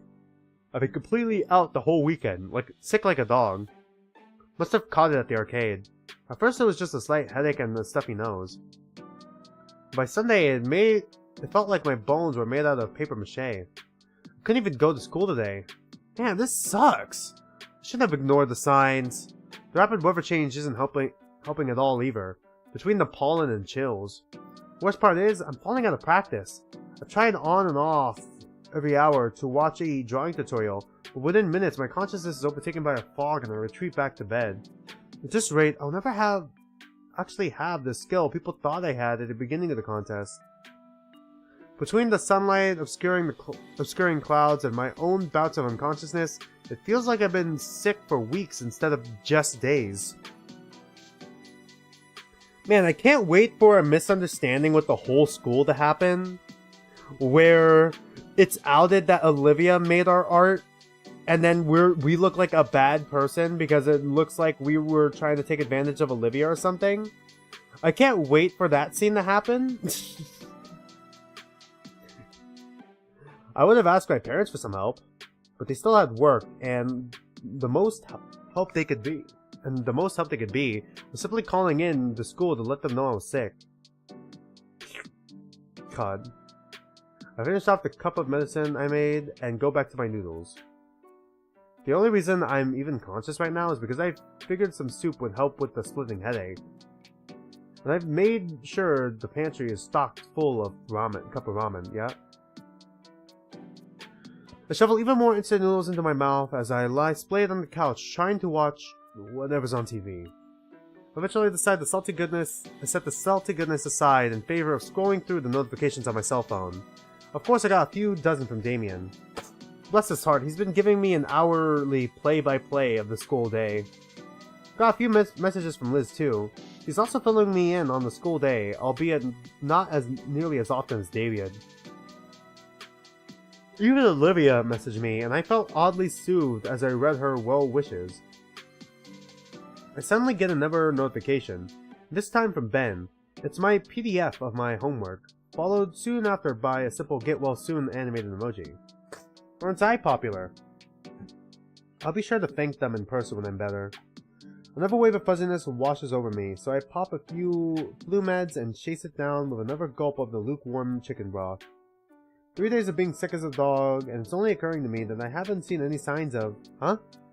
I thought I already got my grocery delivery today, or was that yesterday? Whatever. I push myself upright on the couch. Whatever. I push myself upright on the couch-turned sickbed, uncaring for all the styrofoam noodle cups and plastic wrappers that fall onto my carpet. Is it gonna be friends or just Olivia? Wow, I really let things get out of hand.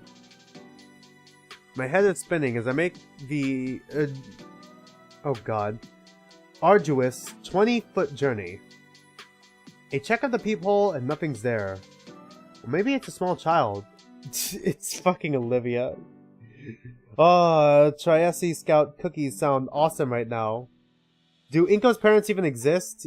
Yeah, they just don't have sprites. One hand works to undo the locks while I'm focusing on finding my wallet with the other. Damn poopy slaves. If they weren't so What's up? You dead yet? Olivia? What are you doing here? In spite of her cheerful greeting, Olivia shifts side to side in her seat, and her knees tottered together. Mr. Itaken wanted me to give you the project worksheets for his classes. She pulls up her backpack up from behind her chair and reaches in, drawing out a manila envelope and waving it in my face, alright? My dizziness intensifies as my eyes attempt to track the rapidly moving object in front of them. Oh, the ones about the barbecue? Thanks. I'm pretty sure Ben had just sent me those as PDFs. She snorts and lets the packet go, her hands fumbling to catch it before it hits the floor. Without batting an eye, Olivia pushes past me, as if wandering into someone's house is an everyday occurrence for her. Come on, the project isn't gonna finish itself. Huh? She's already wheeled herself to my couch, and set a backpack on the coffee table. Yeah, I figured you could use some help on it, or... And balks at the mountain of junk I've left. I think her nose crinkles, hard to tell from so far away. Damn, Inco, you live like this? My head finally catches up with what's transpired. Olivia is here now. Cool. What isn't is the sudden onset of vertigo. Guess I was standing upright for too long. I only managed to stay up just long enough. Okay, just enough thanks to the support of the wall. What? Just how sick are you? Pretty sick. The disgust on her face is wiped away as she looks at me. Huh, I wonder why. Uh-oh. Why is my floor coming at me? Yep. There we go. She's an RPG character on the hunt for some clay pots. Yeah? God. Howie. After my impromptu tumble, Olivia had done her best to pull me up and get me up to the couch. My robe did make it easy to drag me across the smooth floor of my house.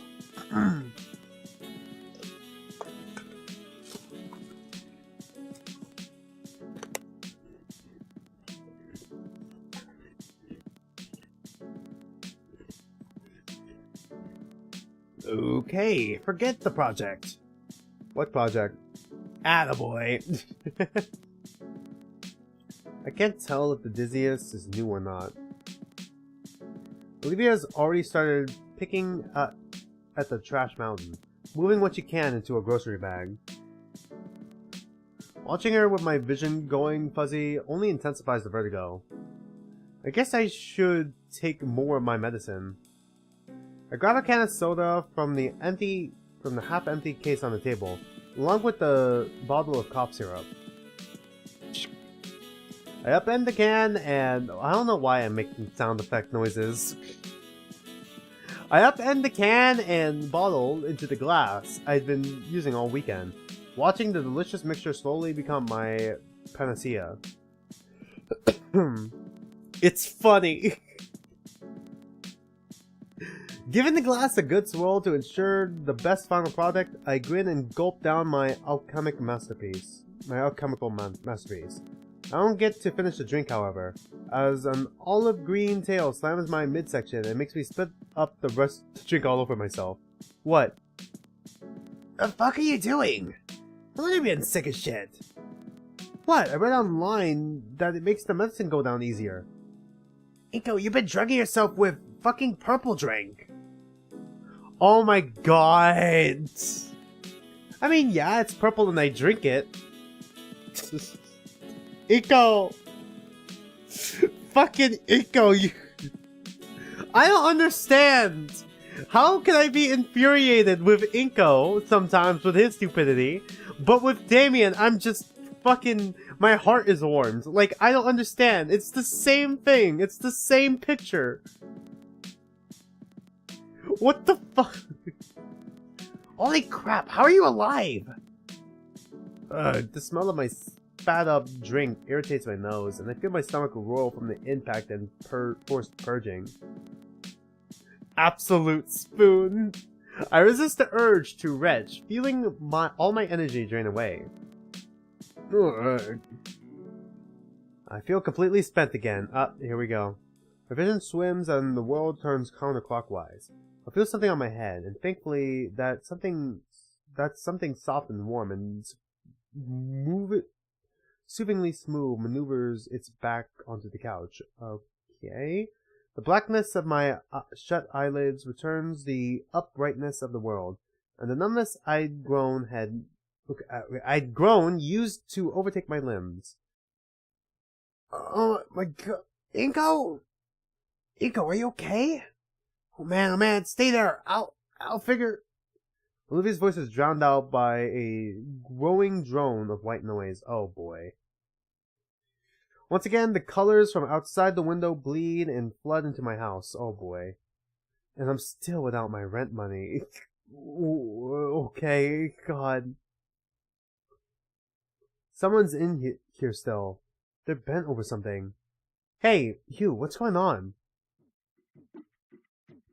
What the fu- Oh, because purple drink. Oh my god. Alright, so this is what you were talking about, Monk? Whoa, what the fuck am I looking at? These edibles ain't shit. What the fuck? Alright. I'm gonna take a screenshot again, but I don't think it's gonna save. Let's see if it's saved. That's not the screenshot. Did I? Oh my god, I got rid of it again. Hold on. Scroll down. Did it save the screenshot? Or... Oh, what the fuck? It always screenshots the thing from far away. God, the hand... You're right. That is just a handle. Hold on, I need it. Okay, hold on. Give me a minute here. There we go. These edibles ain't shit. Oh my god. It really is a handle, huh? Hang on, I'll try to help you out. So big hugs. I Wani Hug. What's going on? Who is this? Where's Lucy? Where's my daughter? What? If man came from monkeys, then how does Coach Solly exist? Oh my god. Middle one? I know that Anon is the middle one. I'm saving this. We might check out. Hold on. Did the UI change a little bit as well? Okay, maybe I'm crazy. But it feels like the UI changed a little bit as well. We might come back to this. It's Snoot Game UI. It is, isn't it? And font. I'm like, this seems familiar, but also different. God. I kinda fuck. I kind of want to go with the middle one for the reference to Snoot Game. But I also kind of want to go with the first one because I Wani Hug that Gator. We'll go with the middle one first and then we'll loop back. Don't say anything. You're completely incoherent. Hehehe. Incoherent. That's my name. Before I could say anything, my being fades into the void. Oh god. My head. What year is it? I sit up and glance around the room. Mom and Dad aren't back yet, even though it's 6 o'clock. Some business meeting, huh? Wait, no. What's that smell? Dang, something's cooking. Smells nice. Guess Mom's home. Wonder what the occasion is. It's gonna be... Oh my god, it's gonna be Olivia. Olivia! Normally, it's just reheated whatever. I'll put the couch pillows back the way my parents like them, and head into the kitchen to see what's up. Wow, Mom, what smells good? Shit, sorry. I didn't know you were still... Oh, man, I passed out on you, didn't I? The assignment. It's fine. You feeling any better? Are they not around very often? Yeah, they're usually busy with work stuff. Both have busy but well-paying jobs. I'm fine, don't worry. If you say so. Olivia looks down at the slow cooker and fiddles with one of the dials. Actually, do you not have anyone around? No aunts, grandparents, no nothing? I shrug. Like, my mom's gone and my dad's a whole nother story, but at least he stuck me with the pains. In that way, I guess you're worse off than me somehow. Last part she spoke was quieter, and with her downcast face, I can't help but feel I wasn't meant to hear it. Ooh. Well, yeah, you at least have your folks, but I don't think it does much good comparing our situations. I'll just have to be a better parent for my kids. Olivia flinches. I don't know why, though. Isn't that what everyone wants?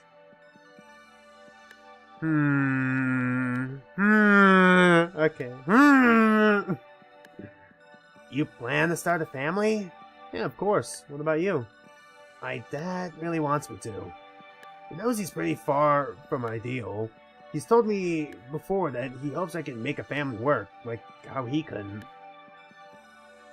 It'd be nice, but I mean, it's probably not gonna happen. Why not? I think it can. Well, after you collapsed, I panicked. I had to call Aunt Mrs. Payne to ask her what to do. If I should call emergency services. She said when this happens to Damien, she just makes him shepherd's pie and waits for him to sleep it off. Okay. Add a route to your fridge to find out you have jack shit in terms of ingredients. And your appliances too. I thought a place as upscale as this would clearly have an air fryer. God. But all I could find was a slow cooker, so I threw the vegetables that I hadn't expired into it with some stock. Should be good for your sinuses at least. I vaguely remember something along those lines. I should probably get cup of noodles the more I think about it, huh? Something, because it's starting to get colder and my sinuses are starting to get more and more clogged. I know, off topic, I know, but like, I feel like I need something to start clearing my sinuses. I can't just keep living off of fucking protein bars, rice cakes, and peanut butter jelly sandwiches. I need something else. And protein shakes. And whatever's down in the cafeteria. You know what? Maybe the cafeteria has some soup. I should try and get more soup in my system then from the cafeteria. I vaguely remember something along those lines. I stepped closer to Olivia, peering into the glass window of the cooker. I didn't even know we had half of whatever's in there. Really? Why would your parents buy this kind of stuff just to let it rot away in the fridge? My mom does like to cook, but she doesn't do it very often. I wish she would. The green Gator snorts. I'm only spoiling you because you're sick. It's not that. I just miss dinner, you know? Sitting around the dining room table and talking to each other. We don't really do that anymore, except maybe on holidays. Oh man, we're getting Inco development now. Holy shit, Inco's getting developed as a main character now. Olivia winces. No kidding. Sorry to pry. I can't help but sigh as I think about my lackluster relationship with my mom and dad. It's alright. Anyway, I didn't take you for the culinary type, Olivia. The awkwardness of just standing and staring gets to me, so I choose to take a seat at our island table. Man, these chairs are surprisingly comfy. This is actually the first time the table is even used since we moved in. Thinking about it, Olivia's giving me a lot of firsts now. Kinda wish Mom would make dinner again, like before she got that promotion. Olivia hums to herself as she moves towards the fridge, pulling out the egg carton and scowling after checking it. How often do you get groceries, Inco? I ordered some earlier. Actual groceries, not that junk. Oh. So no Instacart.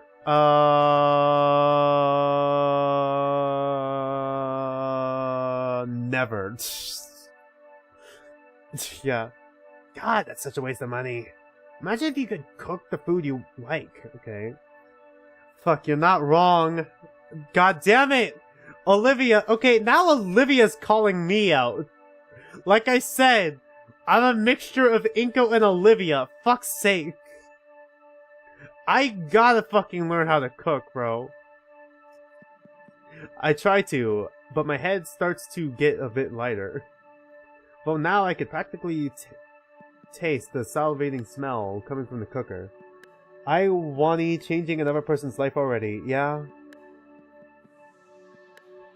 Is that why you're in home ec? God, I wish there was a home ec class back in my high school. We didn't have that. We had it was a private school. We had everything else but home ec. God, I wish I had like a home ec class so I had the fucking excuse to learn how to cook. Cause like, I'm like, no, I'm too busy with streaming and playing football and going to school. I can't learn how to cook. Going to university classes, and coding and writing for my classes. Like, I do not have time to learn how to cook. I click a button. Whoops, I just clicked a hotkey. Whoopsie.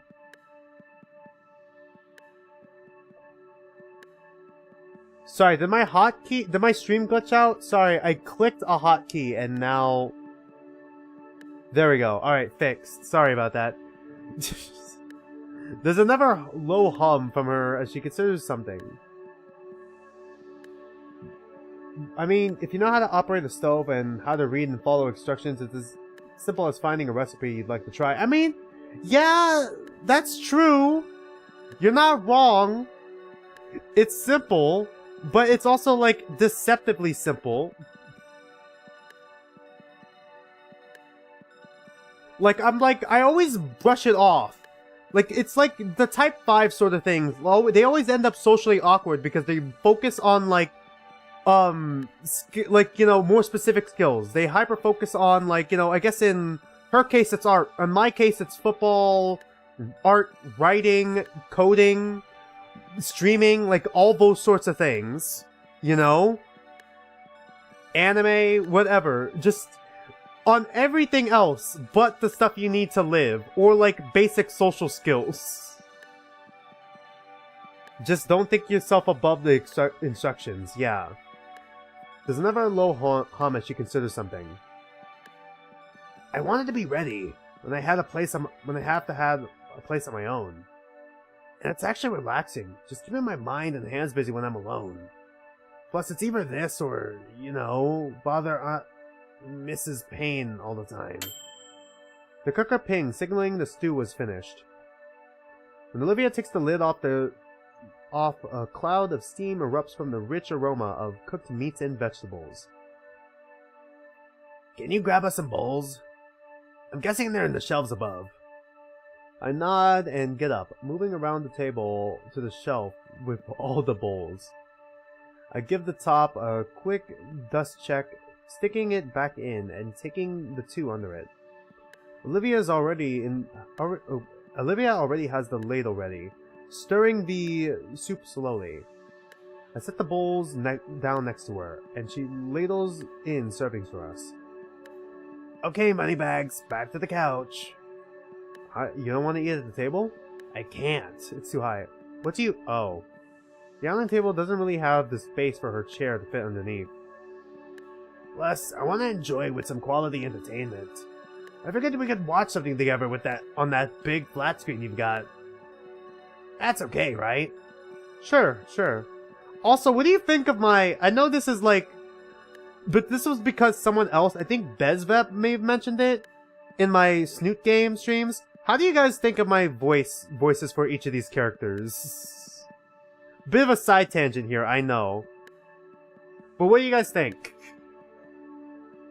I mean, I always give the male protagonist my normal voice. But I'm just kind of curious, you know? Sure. Like, am I doing a decent job with the voices? Because, like, I'm not a voice actor. And, like, if you've seen my, Danganronpa, or I guess my Project Eden's Garden stream, you guys would understand that I cannot do many voices. Like, when the cast is extremely big and bloated, like 16 to, like, 18 different characters, like, I can get, like, lost in the sauce a little bit. Like, I just, like, bounce between different voices, and then, like, it just kind of is messy. You're doing really good, doing a really good Olivia. Yeah, like, I assumed Olivia would have a bit of a raspy, like, feminine voice, you know? I carry both bowls back to the couch, seeing the entire living room has been cleaned up. Man, I really have to... Okay, powdery river rhyme 5728. God, I keep getting distracted by the Steam alerts. Man, I really need to make this up to Olivia somehow. Just watching something doesn't feel like a fair deal at all. I mean, just watching something she would like, maybe. I think your voices improved over time. Yeah, I think it's because of all the practice I've been getting. Not only cooking, but even cleaning up after. Although I am dreading when I inevitably have to get back into the Abime series and the Your Turn to Die series, because I've already forgotten what voices I gave each of the characters. And now I gotta fucking figure out what voices I gave all those characters. Not only cooking, but even cleaning up after. Oh my god, and Community! Community! That game. Oh man, I just forgot about that. God, I completely forgot to you know, fundraise it too. God. But anyways, I also got when that game eventually does come out as well, I'm gonna forget all the voices I've done for each of the characters. I'll find a way to repair. I set down our dinner on the coffee table. Before Olivia can say a thing, I placed both hands on the corner of the couch and push. Didn't think it'd be so hard, but then again, I am still out of sorts. The space created, however, is enough for Olivia to work the front of her chair in. Olivia gives me an appreciative nod, then angles her chair in a way to let her use her tail and the couch's armrest to pivot herself onto it. Thanks! I give Olivia a small nod and a smile as I grab my spoon off the table. Are our parents even gonna come home tonight? Leaning closer to the bowl, the comforting aroma of the soup wafts up my stuffy nose. First time I'm getting goosebumps that aren't caused by cold flashes. I get a good spoonful of Olivia's homemade remedy, making sure to get some meat and veggies as well. Still piping hot, I blow a bit of air on the spoon to cool it down. Pussy. What? Hey, the last thing I need with this fever is second-degree burns all over my tongue. Whatever you say. Once I feel that it's sufficiently cooled, I slurp up my first spoonful. My dry, tired eyes close in bliss as the flavors wash over my taste buds, firing them all off like fireworks. It's like that one scene from Ratatouille. God, and she has a pet rat that she named Guts. To describe it as being good would serve as an understatement. The stock is rich and hearty. The meat is well cooked and could easily fall off the bone it came from. Oh yeah, a bit of another side tangent. I heard that Devlog and Hold On To Me have demos out. So I don't know. Okay, there's like 3 games with demos out. That I'm like, okay, I don't know, but when we get to it, like to get our Saturday streams back, I might do the demos for those. I'm not sure, and then get into Zenless Zone Zero or whatever. But like, God, it's like the amount of game. Like, the thing is, now I don't have. It's not that I have too little games to stream or like too little game ideas to stream. Now it's like, okay, money is a bit of an issue. The meat is well cooked. It could easily fall off the bone it came from. I think Hold On To Me demo would be about a stream long. Yeah, I would think so too. Too many dino dating games. God, what has Snoot Games started? The Snoot Games cinematic universe. Well, video game universe, I guess. The meat is well cooked. It could easily fall off the bone it came from. Okay, I've already read that line. And the vegetables give it a nice aromatic touch. All of it well seasoned and spiced. God, he just knows how to describe everything, huh? It's like I'm experiencing that scene from Compitui. Scenting and seeing the different flavors move and dance around in my mind. For a brief moment I forgot all about my fever, and only the warm presence of the soup enveloped me like a cold blanket. There can never be too many. Inco has that snob aspect to him. Yeah, a little bit. Is it good? Like a record scratch, I'm taken out of my experience and brought back to Earth by the Baronox's voice. I looked to see Olivia giving me a questioning look. I lay crunching and munching her soup. I also realized that I'm sunk into the couch, my arms to the side like a rag doll. Felt like my body was weighed down from both my sickness and the soup. Guess I got lost in the broth. Lost in the sauce. God. I don't know why, but my mind just went back to thinking, thank God Olivia showed up. Because he has been purple drinking himself. For the past 3 days, technically. Holy shit.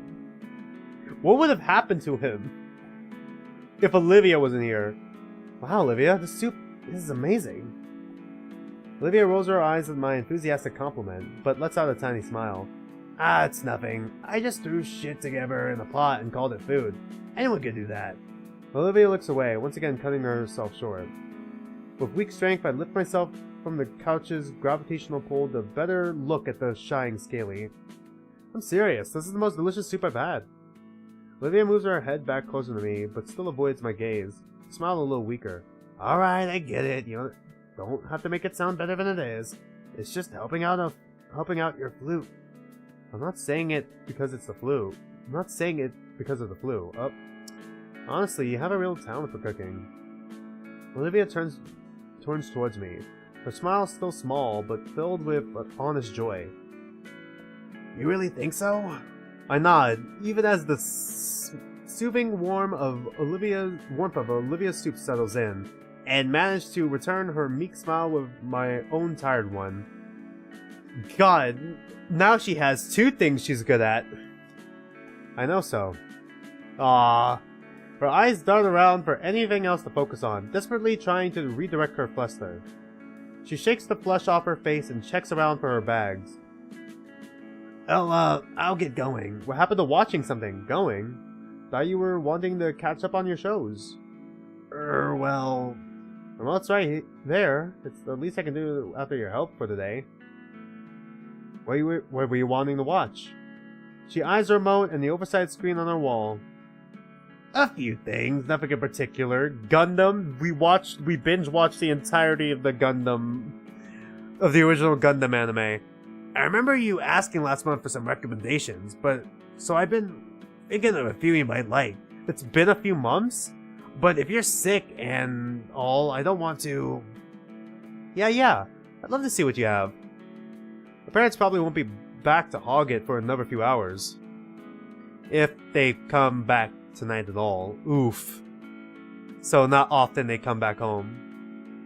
It's not uncommon that they don't come back home. So it's a pretty good time. You really sure? Sure, I'm sure.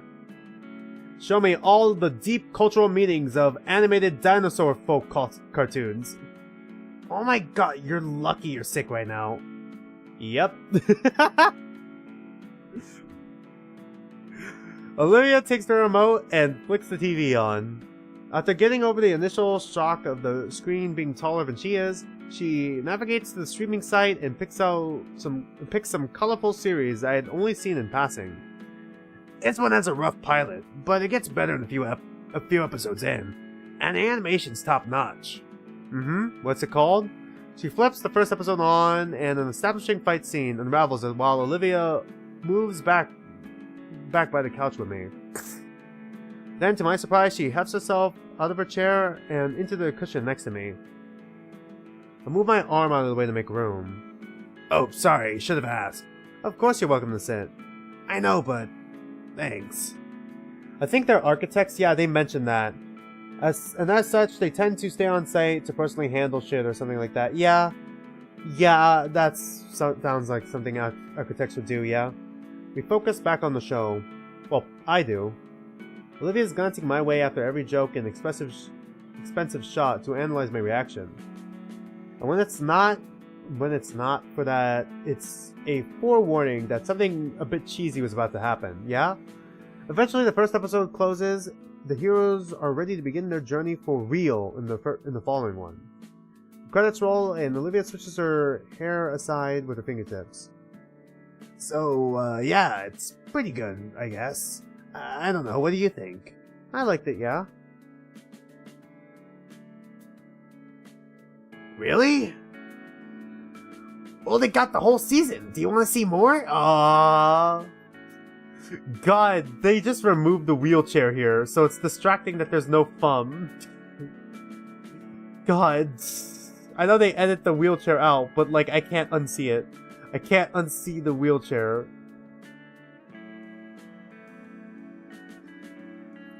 Wait, didn't you say you wanted to catch up on your shows? This is the pilot episode. She's such a precious goober, yeah. She fumbles the remote in her hands and has to catch it midair. Well, yeah. Just figured you should know what's all going on so you're not lost, you know. But if you want to keep watching this, that's fun too. She quickly pushes the button to start the next episode without my response. Cute is the first thing that runs through my mind at her attempts to cover her small mistake.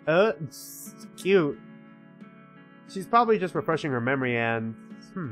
I wonder why I thought cute fit. Fucking finally! God, alright, I wonder why cute fit. It's probably nothing. Well, it does. Hell, endearing. Every time she glances over, as if I wouldn't enjoy the show. Sure, Mom and Dad aren't in any rush to... Sure, Mom and Dad aren't in any rush back, okay. The characters on screen freeze. Oh shoot, did the Wi-Fi go out again? I try to stand up, but a brutishly heavy limb anchors my lap back down. Olivia's tail feels like a boulder across my legs, keeping me from standing. Olivia? I just paused it, Inco. Oh. There's a complicated expression on her face. Is it normal? Oh, is what normal? Are parents not coming back? Did we say it out loud? She chews her lip slowly in consideration. Your parents, like, are they not really going to be back? I shrug. You're always busy with work. I feel a shifting next to me. Olivia inched herself closer. Like, when I think about it, I barely see them at all. More shifting. I wonder sometimes. The tail shifts to my abdomen now. Does anyone even care? Oof. All the movement has stopped, as if reality itself has paused. Man, I must be more tired than I thought. I feel my head sway as my muscles ease into putty. I'm sure they do. Look at Olivia, who's shoulder to shoulder with me now. I mean, that's kind of the same. Olivia chews her lip as she considers her words. He's always busy too. The whole reason I live with my godparents is because Dad has to travel for work. So he doesn't... I stop myself as I see a faint wetness in Olivia's eyes. Sorry. Her eyes close and a somber sigh escapes her lips. No, it's fine. I get it, Inco. There's a silence hanging over us now. I copy after the sweet girl next to me, let my eyes slide close and a sad breath loose. After some time, she breaks the silence with soft and tender words. Of course your parents care. Just like Da. Why else would they work so much? What about me? I winced at how pathetic that sounded. It's for you, you two-piss. How else could you afford all these nice things? The words grow quieter as the time goes on, and my body sinks into numbness again. Dad cares enough to work for my sake. Enough to talk to my godparents of letting me live with them. Didn't have to, and yet I'm burdening them. My mind connects the dots. Mr. Halford talked Randy and Sophie into it? Which is why I have to be able to live on my own as soon as I can. Yeah, because if they don't want me there anymore, that's it for me. I recall just how happy they were to have Olivia rejoin the party. They wouldn't though. They love you like Damien and Vinny. She shakes the morose thoughts from her head, and then looks at me with serious moonshade eyes. Anyway, you should do the same for your parents and yourself. God. Why are there so many good moments to stream? Holy shit. My world goes horizontal and I find my head atop the comfiest pillow I've ever felt. It's the iconic lap pillow. I nod and the nod becomes a nuzzle into said pillow. Above me, Olivia yelps. I turn to see what's wrong, but something falls atop my head that keeps it in place. Nothing. The soothingly cool something rubs across my head, drawing me further and further into restful peace. Along with the gentle caress, a deep vibrato emanates from somewhere, resonating in my tired mind. Okay. With the lulling touch and tone, my eyelids grow heavy. By the time I wake up, Olivia's gone. I check my phone for the time, only to realize it's 4 in the morning. I can't help but groan as I sit up on the couch, but instead of feeling horrible like I had the past few days, I felt surprisingly well. There's no doubt that I have Olivia to thank. Hell, I might even go to school today. Wonder if any of that soup is left. She probably left it in the fridge, right? I shuffle over to the appliance and open up the door, allowing me to adjust to the light. It only takes a second for me to spot a Tupperware container filled with a delicious meal. Nice. I'll have to ask her for the recipe sometime. Thanks to Olivia's advice in cooking, I finally made my recovery return to school. Alright. We've been streaming for 4 hours, and I gotta wake up early again tomorrow, and I also gotta... Unfortunately, I also gotta catch up on sleep, because I only got like 5 hours of sleep last night, and I gotta wake up at like 4 in the morning tomorrow, man. That's just how all my, Sundays are gonna be going for, I guess, the next 3 weeks! Sorry, I saw Damien pop up with racial segregation, like, again, and I just lost my shit. I forgot I had that screenshot open. Sorry. Anyways, I'm really interested in this game. Holy crap, this is, like, really fun. Like, this is, like, a really good story, man. Like for a first outing, for like a first like original story kind of outing, instead of like the parody that Snoop Game was. Like honestly, I feel like the characters might be more resonant with me in this game, but that's probably because I'm biased because,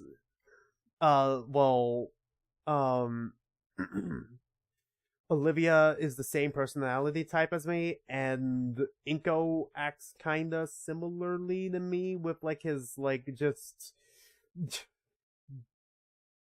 not, like, being able to read the room a little bit. Maybe that's why it's more resonant with me? a little bit.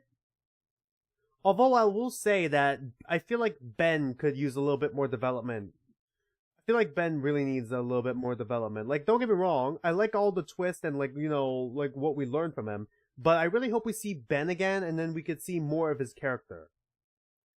A little bit. So we could see more of his characterization and how he, like, you know, acts. And like how, you know, like seeing him again and seeing him interact with other people. How would that what we heard from Olivia, how that recontextualizes his characters. I also feel like Mia is kind of just there as like the stock bully character as well. I hope I hope Mia gets some more development as well. Or at least an explanation for why her character is like this. It might get that in the extras, but like once again, those extras aren't out yet. But yeah, other than that, to update you guys on a couple of things, I already told you, I have 3 weeks left actually, now that I think about it, left in football. So soon enough, I don't have to wake up like early in the morning, so we might be able to do some streams a little later. I say a little later. We could do streams a little longer, like maybe an hour or two longer before I have to start getting ready for bed. Meaning we can get through more of the game and all that. Of course, you know, with breaks in there. Then of course, there is like Saturday streams possibly coming back, depending on, because like I'm nearly finished with all my content maps. I should be done by the time I'm done with football. So hopefully once I get those content maps done, and then I start on like the final writing project, and then I get like the final projects done for like my other 2 classes, I'll be fine. But yeah, I'm still really excited to see where this game goes, and I'm really excited to see like the play through the other demos that, like, is it the same people who are working on it as well? On Hold On To Me and Devlog, is it the same people who are working on that as well?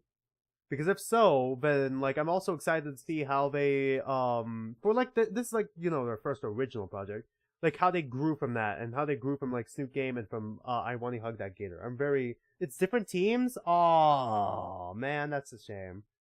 Like completely different teams, but takes inspiration, same lore, same story. Like is the teams completely different, or are there like members from I Wani and Snoot Game that are working on it? Kamamon is working on Exit 665. Alright, I'm gonna check that real quick. Aw, man. That's a shame. But I'm still interested to see what Snoot Game inspired games they come up with. Okay, it may not be on Steam yet, but I'm gonna keep an eye out for Exit 665. Completely different devs. Shoot. Well, thanks for debunking that in my head, Monk. Clearly, I gotta do a little bit more research on that. I haven't seen much of the other projects, so you don't expect them to be as good. Fair enough, but they're still taking inspiration from it. I guess that's fair, because like there was the Abime series, and even though like the Abime series is heavily inspired by the Zero Escape series, I don't think it's as good as the Zero Escape series yet. But then again, I'm also looking at the Zero Escape series as a whole, and the Abime series still has to have its 3rd game come out as well, so I'm just pointing to like points of comparison as well, you know, for series that are inspired by other series. I'm hyped for more Hold On To Me. I'm interested in Hold On To Me. Hold On To Me because it has the same title like connotations as I Wani Hug That Gator. Well, something similar anyways. I'm kind of interested in devlog, but I'm heavily biased because like I heard the protagonist is a coder. Is a computer science major and it's in a college setting, so I'm probably biased for that. Devlog just released a trailer for chapter 2. Oh man, I gotta go ahead and watch that after the stream. But yeah, anyways, I got like an hour and a half before bed, and I want to see if I can get the next section of my content map done. So I'm gonna have to end the stream here. Thank you guys. Thank you all for watching. Thank you all for being here with me. And until then, I'm just some dude on the internet, and I'll be seeing you guys next week for more I Wani Hug that Gator.